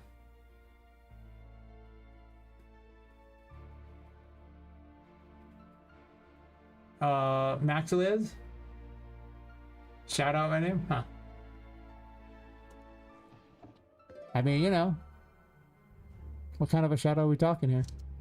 Oh, this is my, it's in a steampunk city. You can't, the curse is on the building itself. You cannot leave the building. But you can come out here and look around. If you jump out of the building, you just die. So you're welcome to do it. I don't stop you if you feel like the need to do it. But, you know. I need to set it so that when you're outside the window, it shows these things. It's a data layer thing I need to do. One of the optimization changes I just recently made. First time watching? No, well, welcome to the stream. I make games about dolls killing each other. There you go. That's what I do. And I have a weird obsession with the style of Alice Madness Returns and Little Nightmares.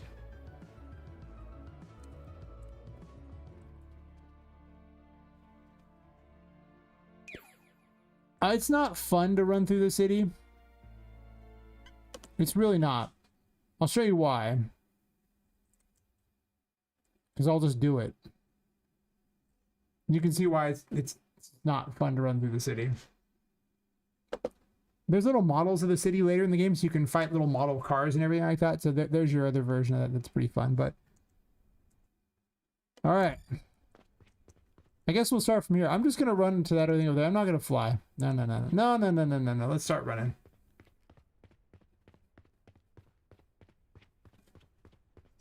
I'm going to open up a ALL. Will I do this? If you didn't notice, Poppet's actually really, really tiny. This is a street curb. This is Poppet.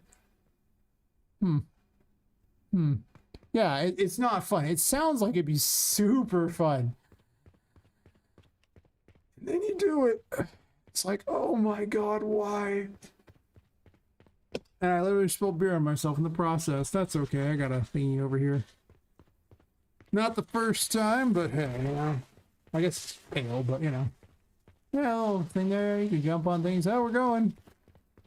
We're still making it, guys. I believe in us. I'm just gonna run to the side a bit there. Yep. There's the building you're in. Isn't that cool? Things up in the sky. Pretty neat. We almost ran a city block. Good, guys. We're getting there. I feel like we might reach there sometime soon.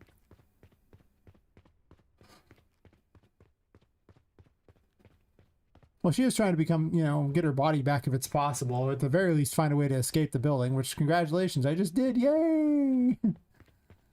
Yeah, as you can see, this is the most miserable experience that anyone has ever done in their whole lives. You can dash, you can go a little faster, but I just turn the wings on, that's what I want. Flying should be faster, just dash, and it's a little quicker. Put your wings away. The new method for the wings is finicky, because I just changed it like half an hour ago. I don't even know why it's tallying those anymore. It shouldn't be, but it is for some reason. But yeah, you can see it takes a million years, and nobody wants to do that. But because everyone's like, I want to run around the city, because you certainly aren't the first person to mention it. I mean, it sounds fun to run around the city. Why wouldn't you want to?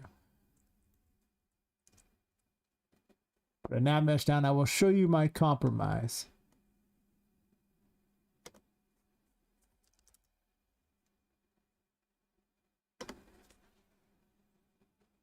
Yeah, it's just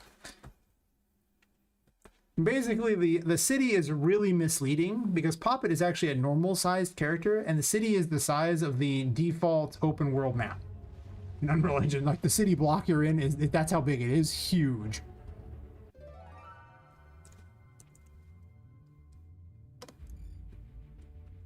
So I made a little model version of the city you could run around instead, which I thought would be infinitely more fun than the other thing. And you could jump on stuff and fall through buildings because the collision's terrible, because I hadn't planned on anyone to do this yet. Where are the enemies? Oh, yeah. I made little model cars to fight just as a show-off thing. This is way later in the game, so nothing is particularly well planned out, but I just thought this would be way more exciting. And overall, it kind of is. This car is kind of dumb, but... Ow. Ouch. Ugh. Okay, this weapon is horrible against them. It's because their collision's weird. I'll fix that.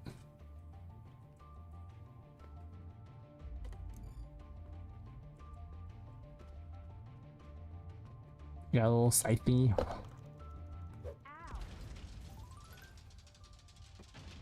Ugh. This thing drains health when it hits a. You can jump to 22, so.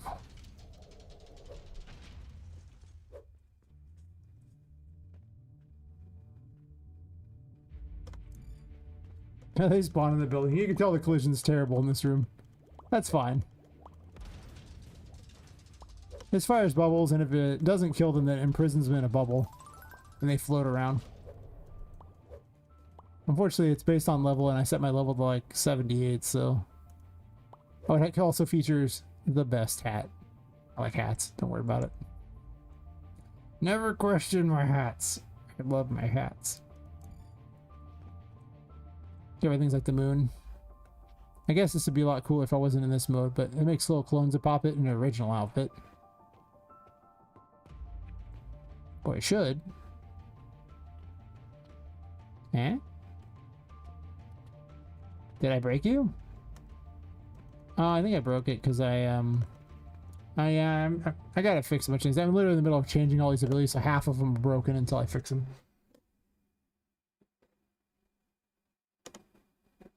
Probably it's cool. It's giving that one episode regular show. One episode regular show? What is a regular show? Questions.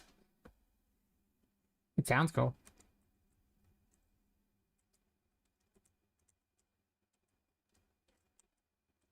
Yeah, I just broke a whole bunch of things.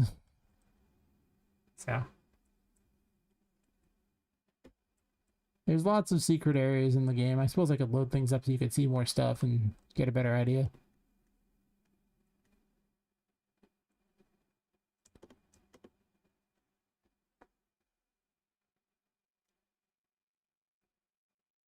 I gotta fix all this broken crap so the game I can do I can do tours for people, because you know, normally you could, I had like somewhere between like 3 and 5 hours worth of content, but since I just broke all the weapons, I do not have 3 and 5 hours worth of content anymore. I also added in a new ability.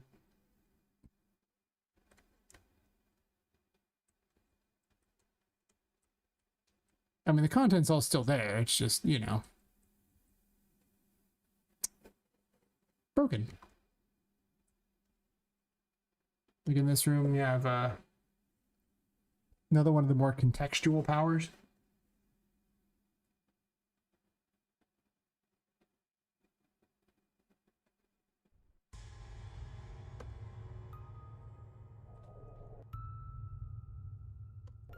Let's do chapter 2 here just to show that off. So she has a ghost form, which I'm probably going to call like something else afterwards, but basically she becomes invulnerable to damage in it.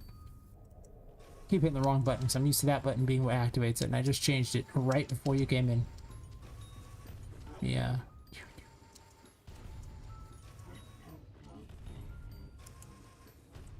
And during this time, all these things here, these objects are like possessed objects, and they only behave if you're using this ability. Like if I deactivate it, you'll see they will go back to just floating around doing their thing. If you try to jump on them at that point, well, bad things happen, so about that.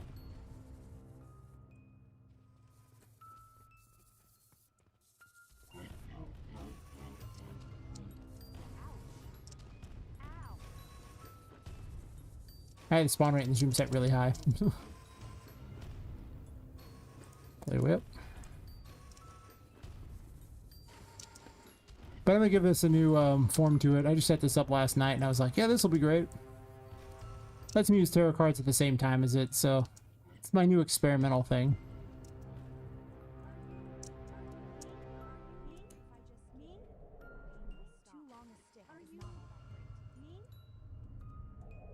I also just took all the healing out of the game, so now it's there's some regen options, and that's kind of about it. And in this invulnerability thing and dodging, so it's harder to play now. I'm not really used to it yet. Yeah, the insanity things are fun. This wears out after a time, so you have to be pretty quick. I got it. It's actually the first time I successfully got that key after I made that change. Yeah, a lot of the game's about finding these keys, and then you can open the doors to places, or having the ability to do things. And I'm so used to that being dash.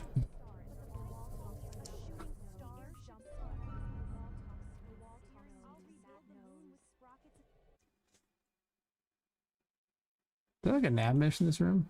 Guess so, huh? It's a big nav mesh. It's everywhere practically. Yeah, it covers enough of this to show this area off.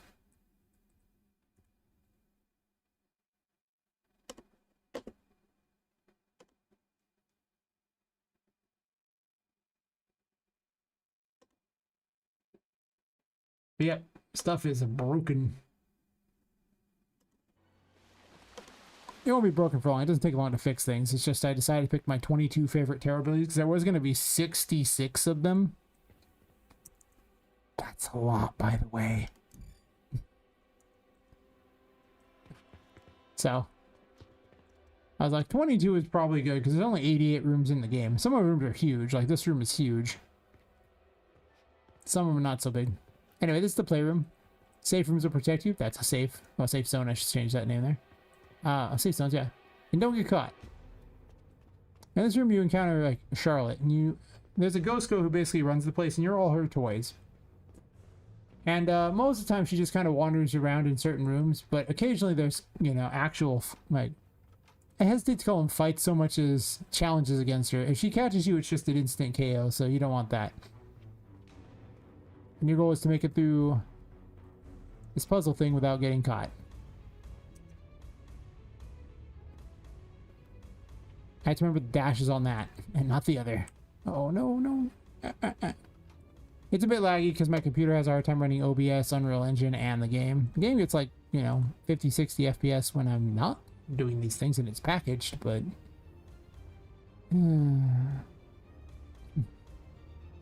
It is regrettably a potato. Potato computer.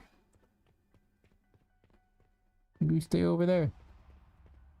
Ooh, buttons. Clicky, clicky, clicky.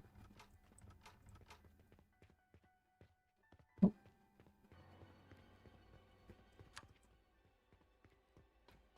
There's like 4 little games against her that you play. One of them is a giant game of Miss Pac-Man. Because it's funny.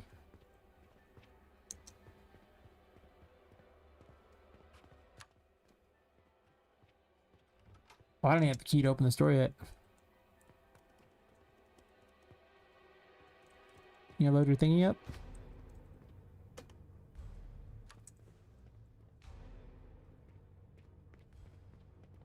Oh, the key to that door, huh? What's probably in that corner? You stay over there.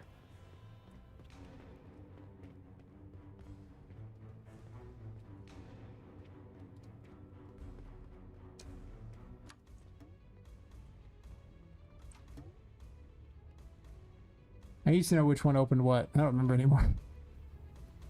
I have since forgotten. Oh, oh no. I might need to tone down the dash a bit. It's a little much. I like that I use Capture Card on my PS5, play games and kick. Yeah, OBS would set my rig on fire, yeah.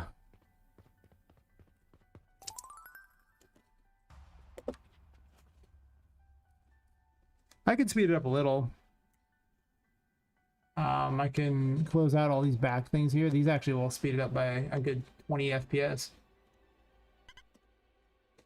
But it's still gonna not be that great. I'm still sitting at like 30 when I'm doing all that. Best I can hope for.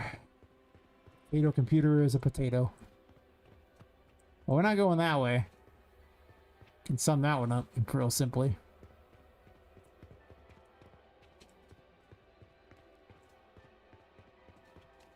You stay where you're at, I'll stay where I'm at, and we'll have a happy life. Nope, nope, nope, nope. I'm going this way, you're going that way. I need to tone down how much you can dash.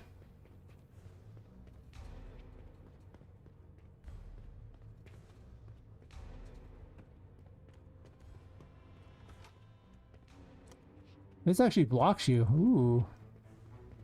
oh. Careful.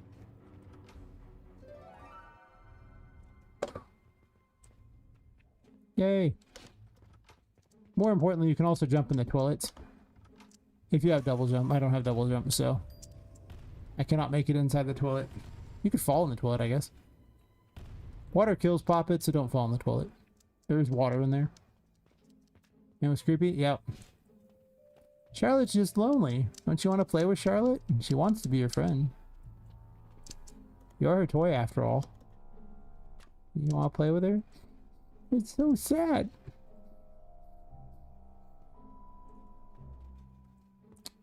This damper, so it can grow and shrink plants. It adds some other abilities that are all currently disabled, so currently just grow and shrink plants. Oh, I fell off. I'm so bad at my own game. Splat.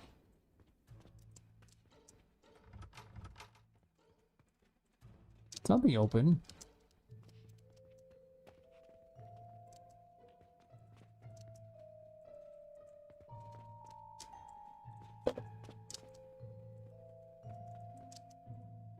Ah.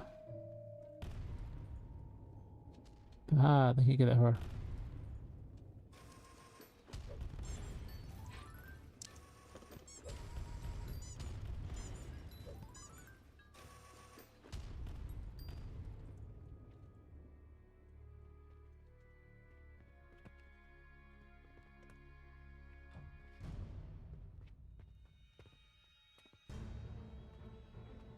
That's right, you gotta target the front of it. I wanna make it you can target the top, but yeah.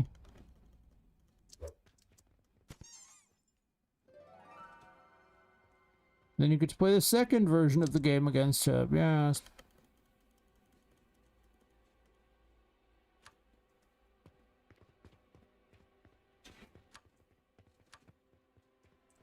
It's debatable whether or not it's a good idea to open all these things. You might not want to do that.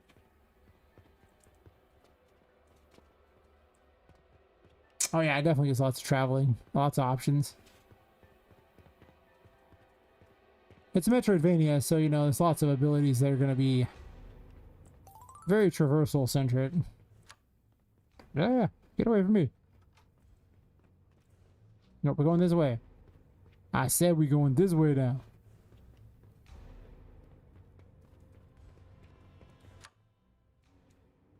You stay over there. Are you me?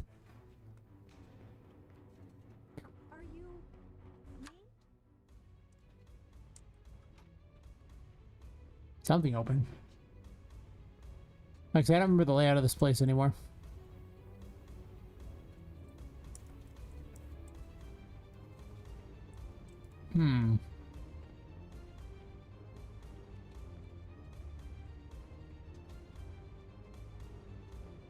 Thought there was another button somewhere around here. Oh. I haven't given her an instant kill thing yet. She stepped on me, I died. I thought about, a jump scare for her. Soon she'll get one, though. I also want to give her creepy voice lines. Well, so much for that run, because I don't have any save nearby there, so I get stuck back at the start of the game, because I jumped in there and don't have a save. Serves me right. Get you an idea, like, what you've seen of this floor is 11.9% of it, and 2.38% of the game. So, it's a reasonably sized game. The other floors will show up too when you get to them, but I haven't uncovered any of them yet. Yep. Kind of an idea. Some of the abilities work still. I didn't break everything. Kinda. I have to go through and fix all the abilities here that I don't have a dash by. I mean, Justice sort of works. The charge up doesn't have the right projectile for it yet, though. But everything that I got rid of the. I used to have it split into 3 different buttons to use abilities, and now everything is on one button for the abilities. And like some of the things have 2 abilities, and you hold to use one and just press the button to use the other. So I need to set that up for all the stuff.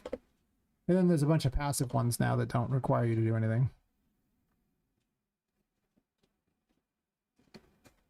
So that's kind of what I'm doing. And fixing broken crap. Yeah, this represents the first boss fight against Charlotte the Ghost Girl. Oftentimes she just kind of plagues you by wandering around, but this is the first one you have to actually try to dodge her, which is a lot harder than these rooms where she's just kind of wandering around on the ground doing her thing.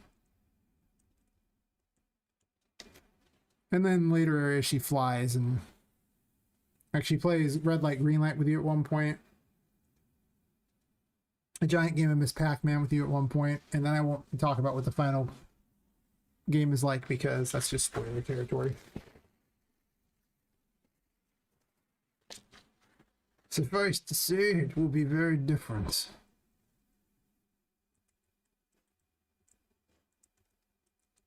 There's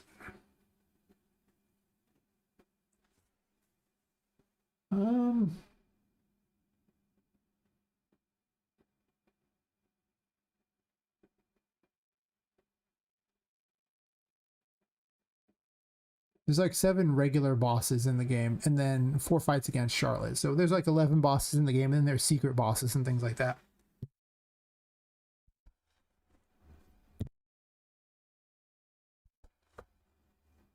I've ish programmed one boss. Well, actually one boss was set up well until I just changed the entire base mechanic of the game. Not so much now. Another one's like half programmed, like her mechanics exist, but they need to be rebalanced like crazy now. And then the other 5 of them are just not, they're just not built yet. Like I have concepts for them, like how they look, but I don't have behaviors for them set up. The second Charlotte fight works. It's not pretty, but it works.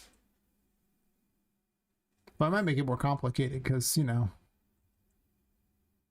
why not? Is this the right room? Might be. I don't recognize rooms if the stuff's off.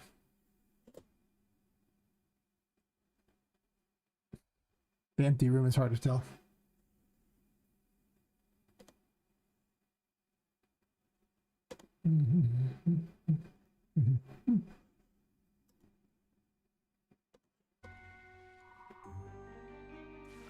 Oh, nope, I'm in the hidden grotto. I can't even recognize my own rooms. Oh, it's right here. I should just look for Pirate Cove. Second area is more of a pirate theme, though I might shrink down how much of a pirate theme it has to just half the rooms and then do something else with the other half. I guess the underground ones are a little more machinery-like, so...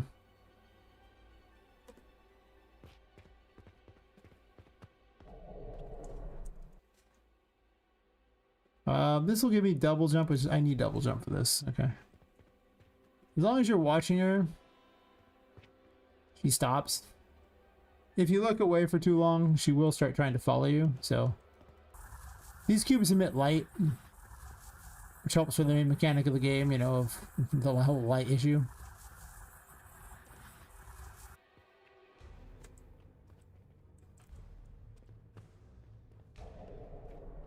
Guess we're going this way.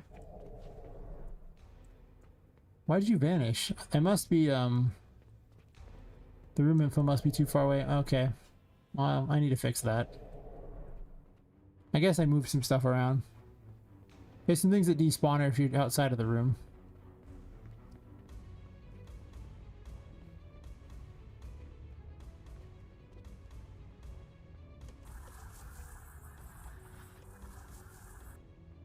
I don't know where you're at, but I'm worried.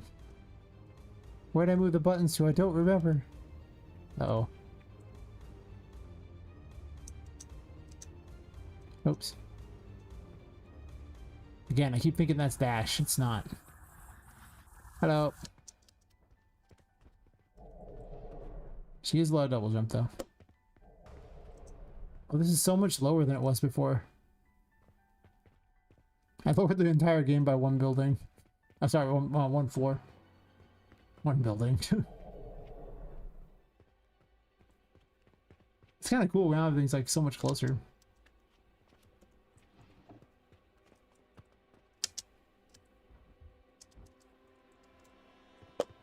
Hello.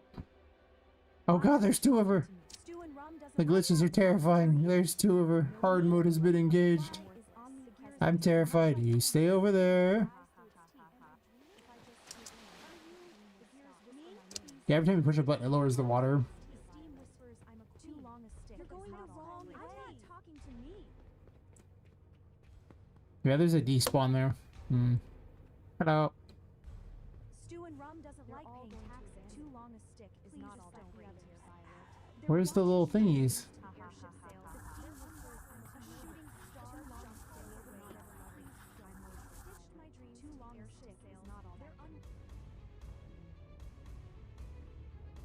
I thought I lowered it more than that. I guess I gotta lower both. I haven't looked at this in quite a while. Can I not grab this? Huh. Game choice player, yep. I got too close, oh well. I don't remember how the setup was. Having two of her is kind of a problem too.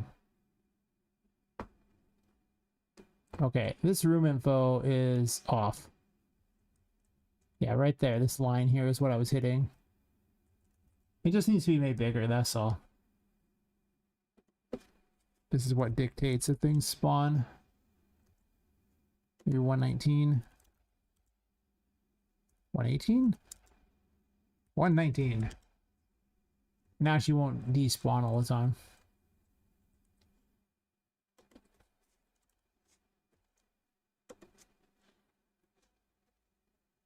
Oh, I remember now how you're supposed to get up here. I'm dumb. And you just hopped up onto these little bridges. And that got this next button. I forgot.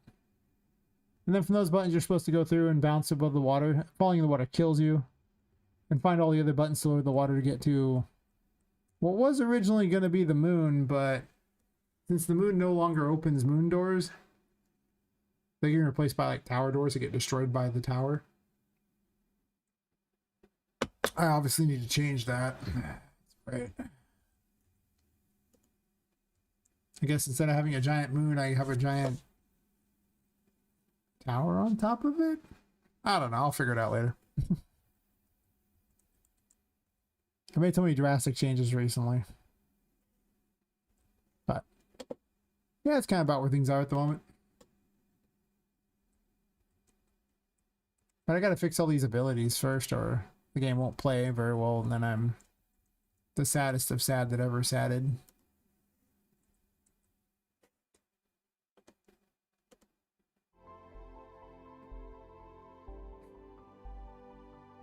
Ah, yes. At least I learned the most important thing ever on Kick today, that I could mute the tab. I was gonna say stupid bot, but eh. Besides that.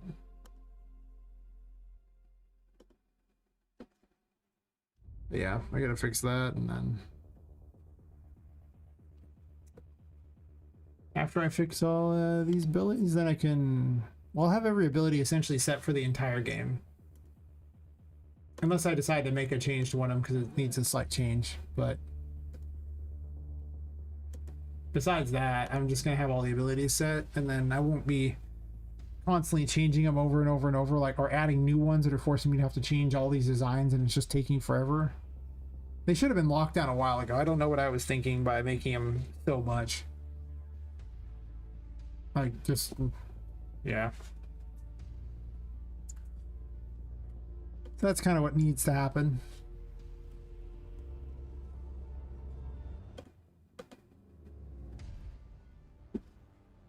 And then after that, I'll be able to design levels with the or rooms with the various traversals in mind.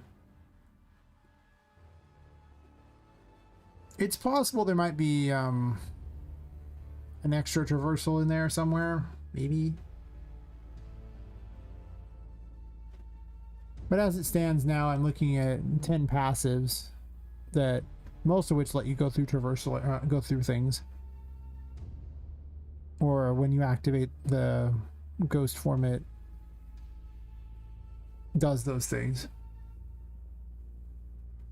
But I mean, any weapon being able to break something is, I guess, a traversal because it's through areas. The magician's the obvious traversal. High priestess revealing invisible. There's invisible platforms, so that's the thing. Growing various plants let you get places. The emperor lets you get places, so lets you swim through water. Pretty important. Hierophant does the possessed object. So quite a few of these are already traversal.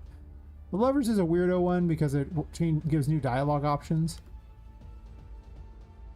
Chariot's an obvious traversal. Strength isn't. Neither is Hermit, Wheel of Fortune, or Justice. Hangman currently is. So almost all of them are traversals so far. With there's like even a lot of the weapons are traversals. Though the Empress does need a rework, so that throws something instead of planting little mushrooms that grow.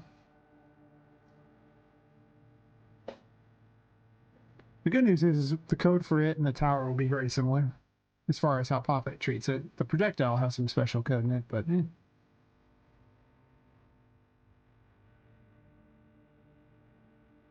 yeah.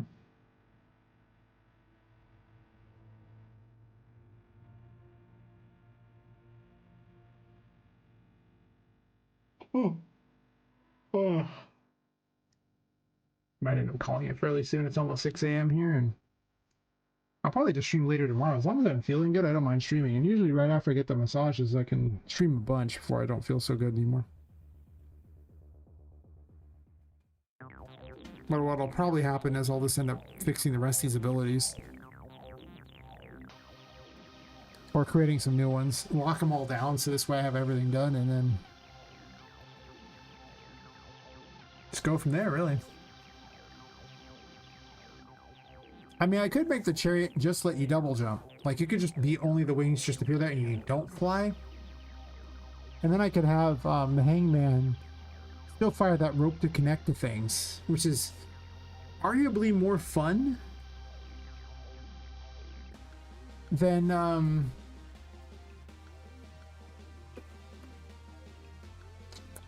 flying. It doesn't look as cool.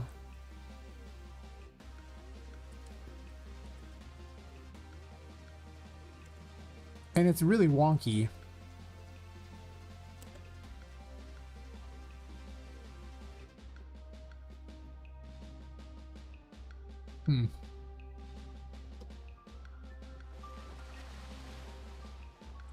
But the problem with the hangman is it's set up like a weapon.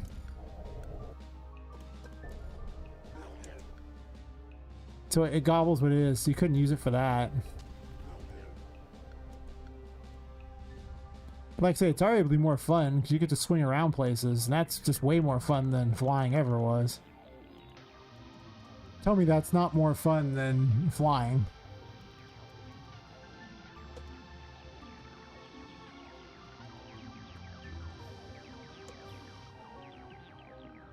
Besides, she uses a rope around her neck to get places. It's like Spider-Man if Spider-Man was suicidal. Poppet can't die, she doesn't breathe, so it doesn't matter to her. Otherwise, it'd be like the worst ability ever. I don't have any kind of animations for flight and flying through the air with this yet. I haven't done that. So she just tries to run in the air. It's pretty funny. But I gotta admit, this ability is a lot more fun than flying. Flying's obviously better. And I'd have to limit how this worked, but I kind of don't want to give it up even though it's an unrefined ability. But the problem is double jump needs to show up early and flying needs to show up late, and currently they're both tied to the chariot because it originally had both, and there was a leveling system that eventually as you leveled up you just unlock the abilities.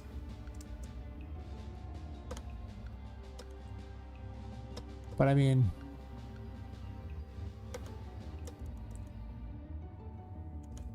Spider Pop is fun.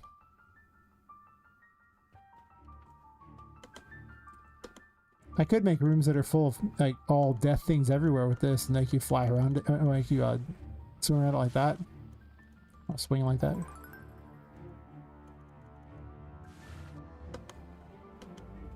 Pretty dangerous ability. I'm currently caught on something just flying up in the air now. I don't even know where I'm going anymore. I don't even know what just happened there, but it's still more fun. Tell me it's not more fun. It totally is. It's way more fun.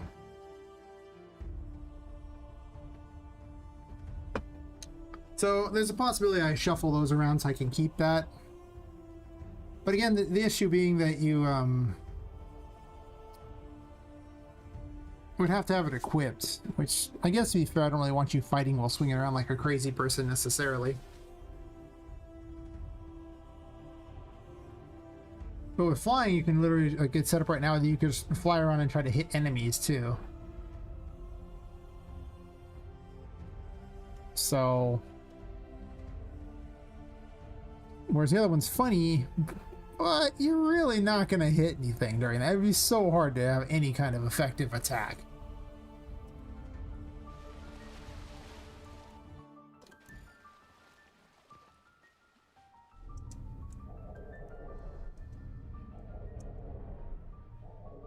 What would this even look like? Oh, it doesn't actually have the animations tied to them together anyway, so I'd have to adjust how those even work to do that. But you could actually technically fly and use abilities, which might be fun later. I'll have to blend the animation while this is going.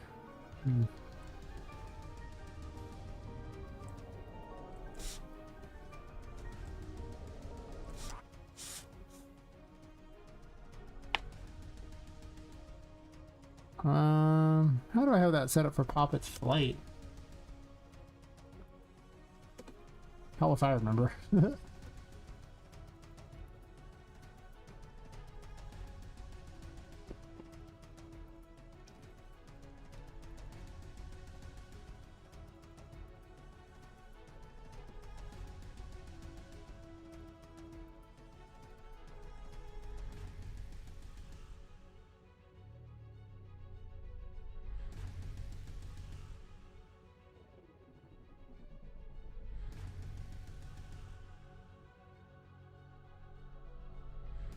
Alright, so where is the jetpack at?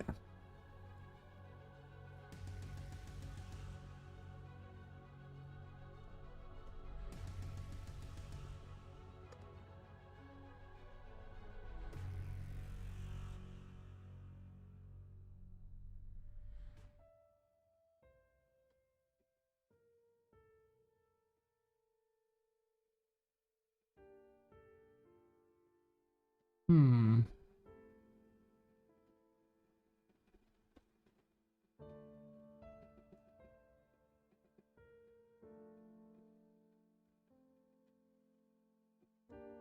Maybe if I grab it and drag it all the way back there.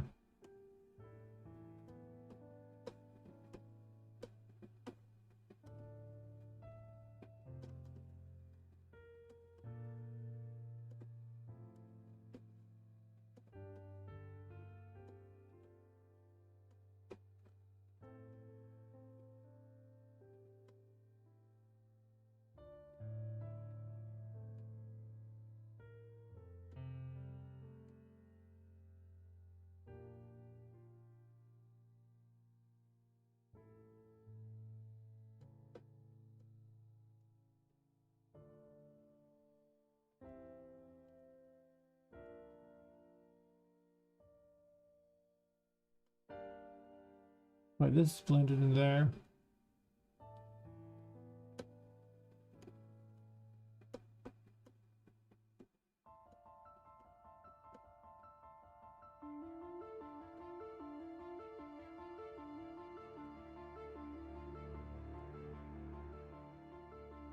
So it's at the pelvis. This is just the normal, she has nothing to equip pose. That's fine. And then blend pose 2 is just...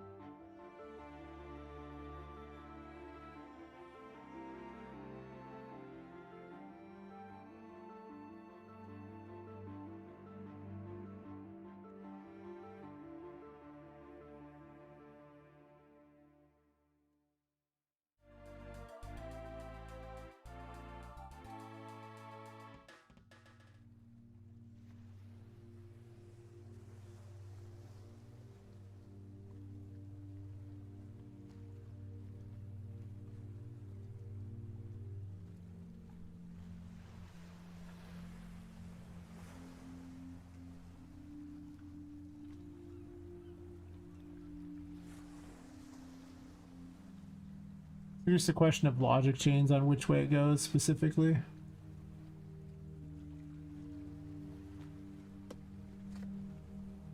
Which one overrides what?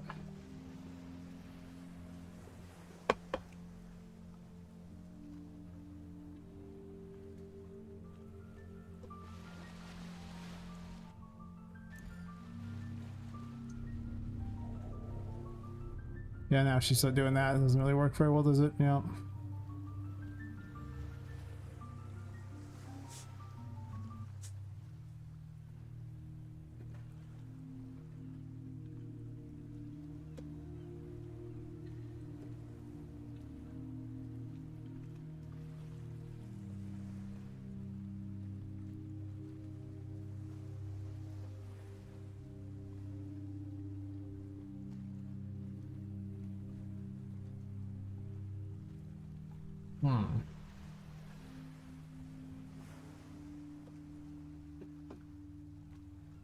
It actually has to be farther back.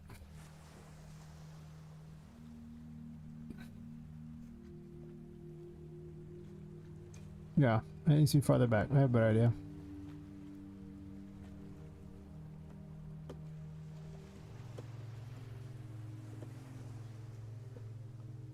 It needs to be like this here.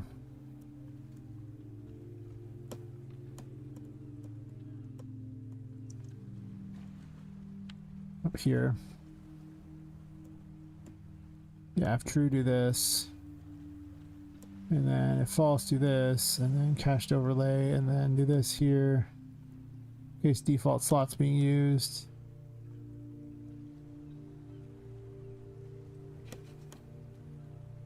And that should probably be it.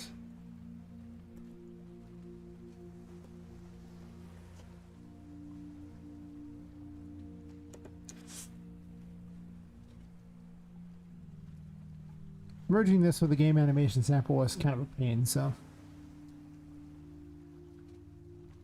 Even I don't understand everything happening in their weirdo blueprint. They keep changing crap on that, so. Because they make changes every version, it's hard to know. They don't really tell anybody.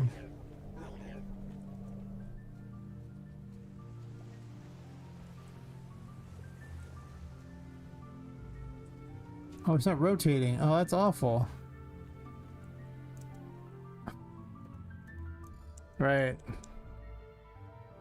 Heaven forbid it rotate. And then when it switches, okay, well, that did terrible. Yeah.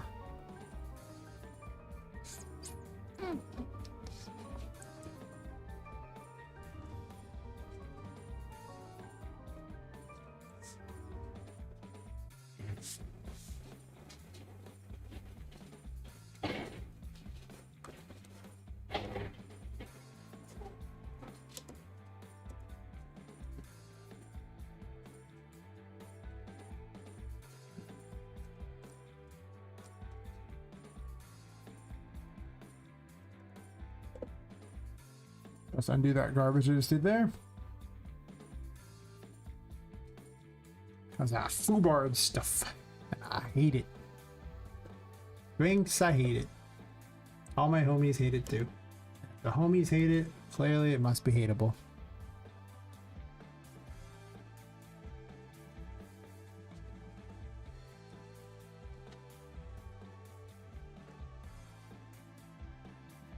Here it rotates just fine. I wonder why it doesn't there.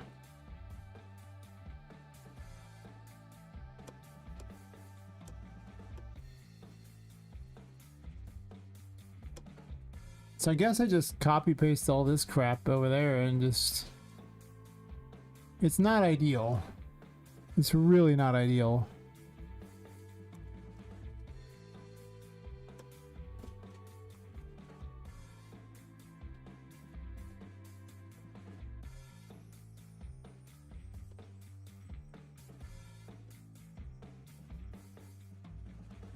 How long have I been at it today? Yeah.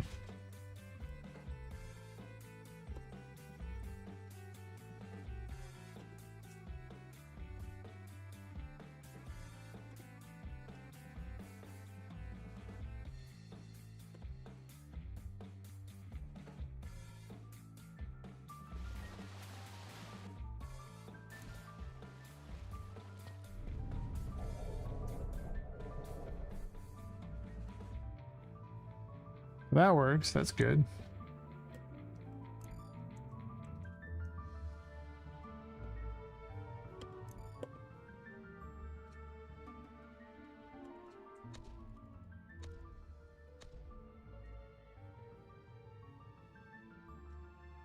She runs around though. It's kind of awkward.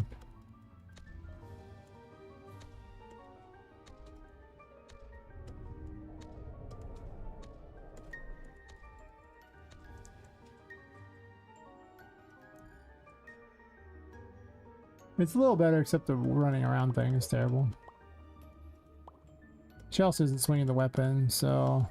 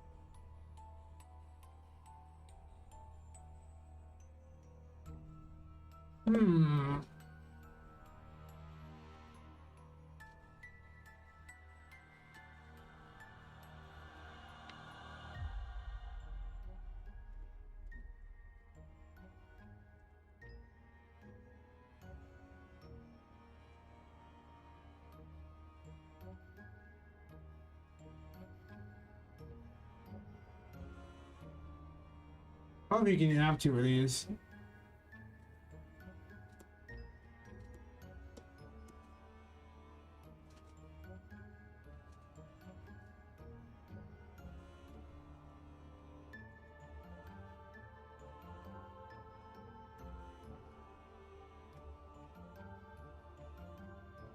Apparently you can.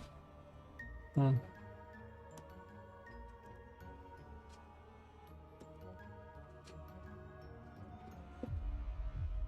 Oh, this uses cached meme poses.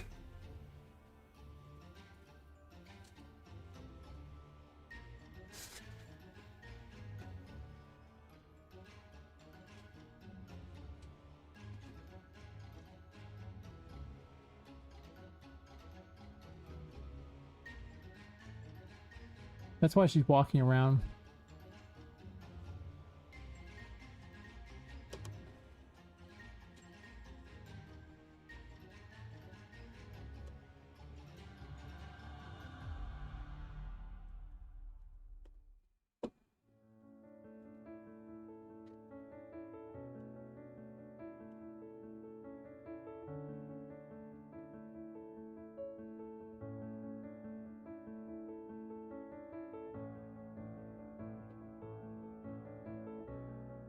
This is not working. I'm gonna have to do a bunch of changes to make this work.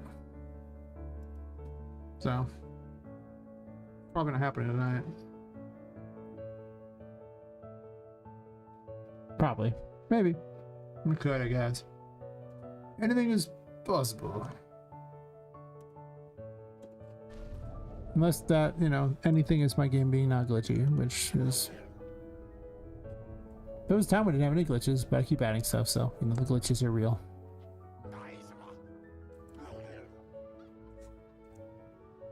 Oops.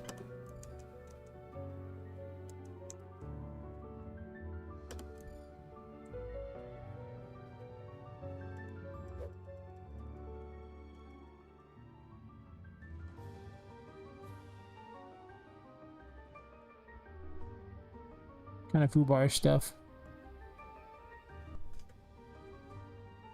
So actually, it works relatively well. The problem I need right now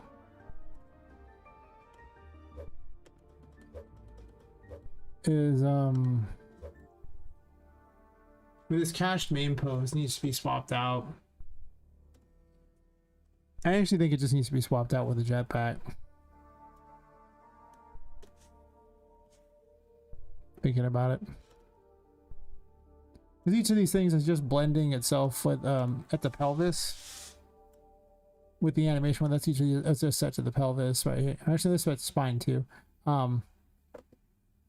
Yeah, it just blends it there. So the bottom half of it is the jetpack one, and the bottom top half of it is whichever weapon she's using.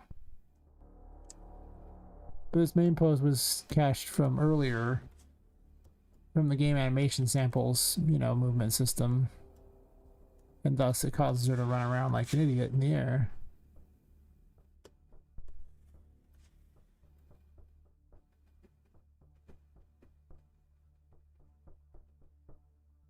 Yeah. Yeah, see, yeah.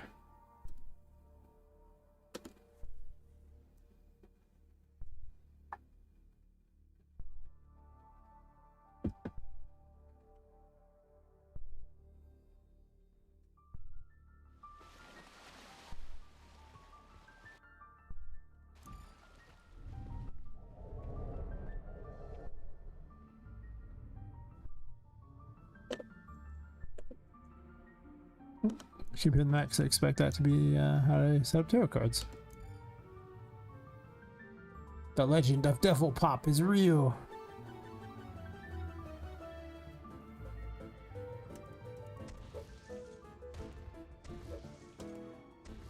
Well, she does a full swing with a weapon, but at least that's about it. So it's a little better. Obviously, I have to keep the wings in now. I mean, tell me it's not cool having, you know, a pitchfork and horns and like little, you know, red wings. I mean, jeez. Tell me that's not sweet. Tell me it's not.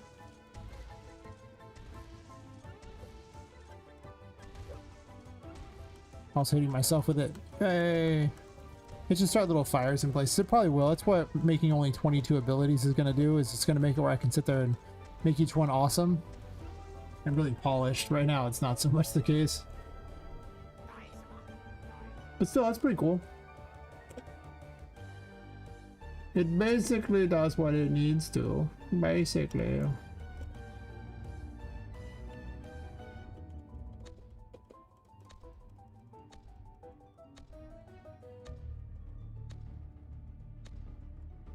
Obviously, it's kind of weird that she turns the wings to the side, but listen. There are limits here, okay? Like, I'm not custom animating for each weapon. That's a lot of... I could get one where she just moves her body less. Like, she turns to the side and fires more Western style. I mean, she got a Western style hat, so, you know.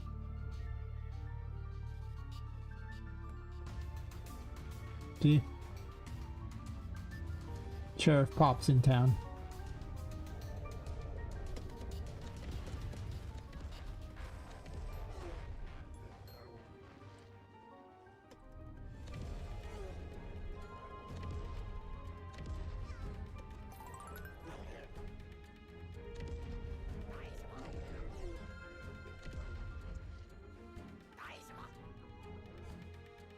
Well, that's cool. That turned out to be easier than expected.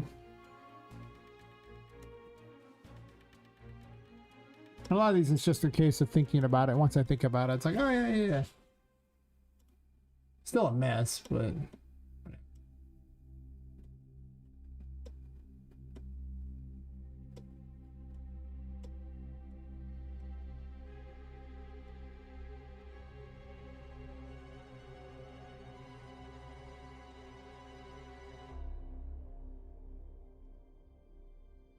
I don't know if anyone follow me or not. Guess not. Hard to tell sometimes. The alert isn't very good for, well, YouTube never even tells me if anyone subs or whatever. It's so rare. They're just like, yeah, someone totally... Anyway. Like, But she lost a sub. Fair enough.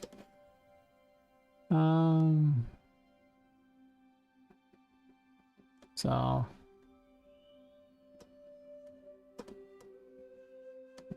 I think I'll probably call it for the night and then I'll just stream tomorrow. Because feeling fairly decent right now. So it'll probably be relatively the same time when I start streaming. Nighttime's often the right time when it comes to my life. Just kind of when I'm active, even though it makes it hard to do anything with anyone. I mean, this is after all 6:18 a.m. right now, where I'm at. There's an argument for not being up all night, but that argument, you know, listen, it's not what I'm listening to. There you go. Yeah. Anyway, game's called Poppet Quest. If you like what you saw, follow, subscribe, join the Discord, wish list, or don't, either way. Thanks for watching, and I'll be back tomorrow. So I will catch everyone later.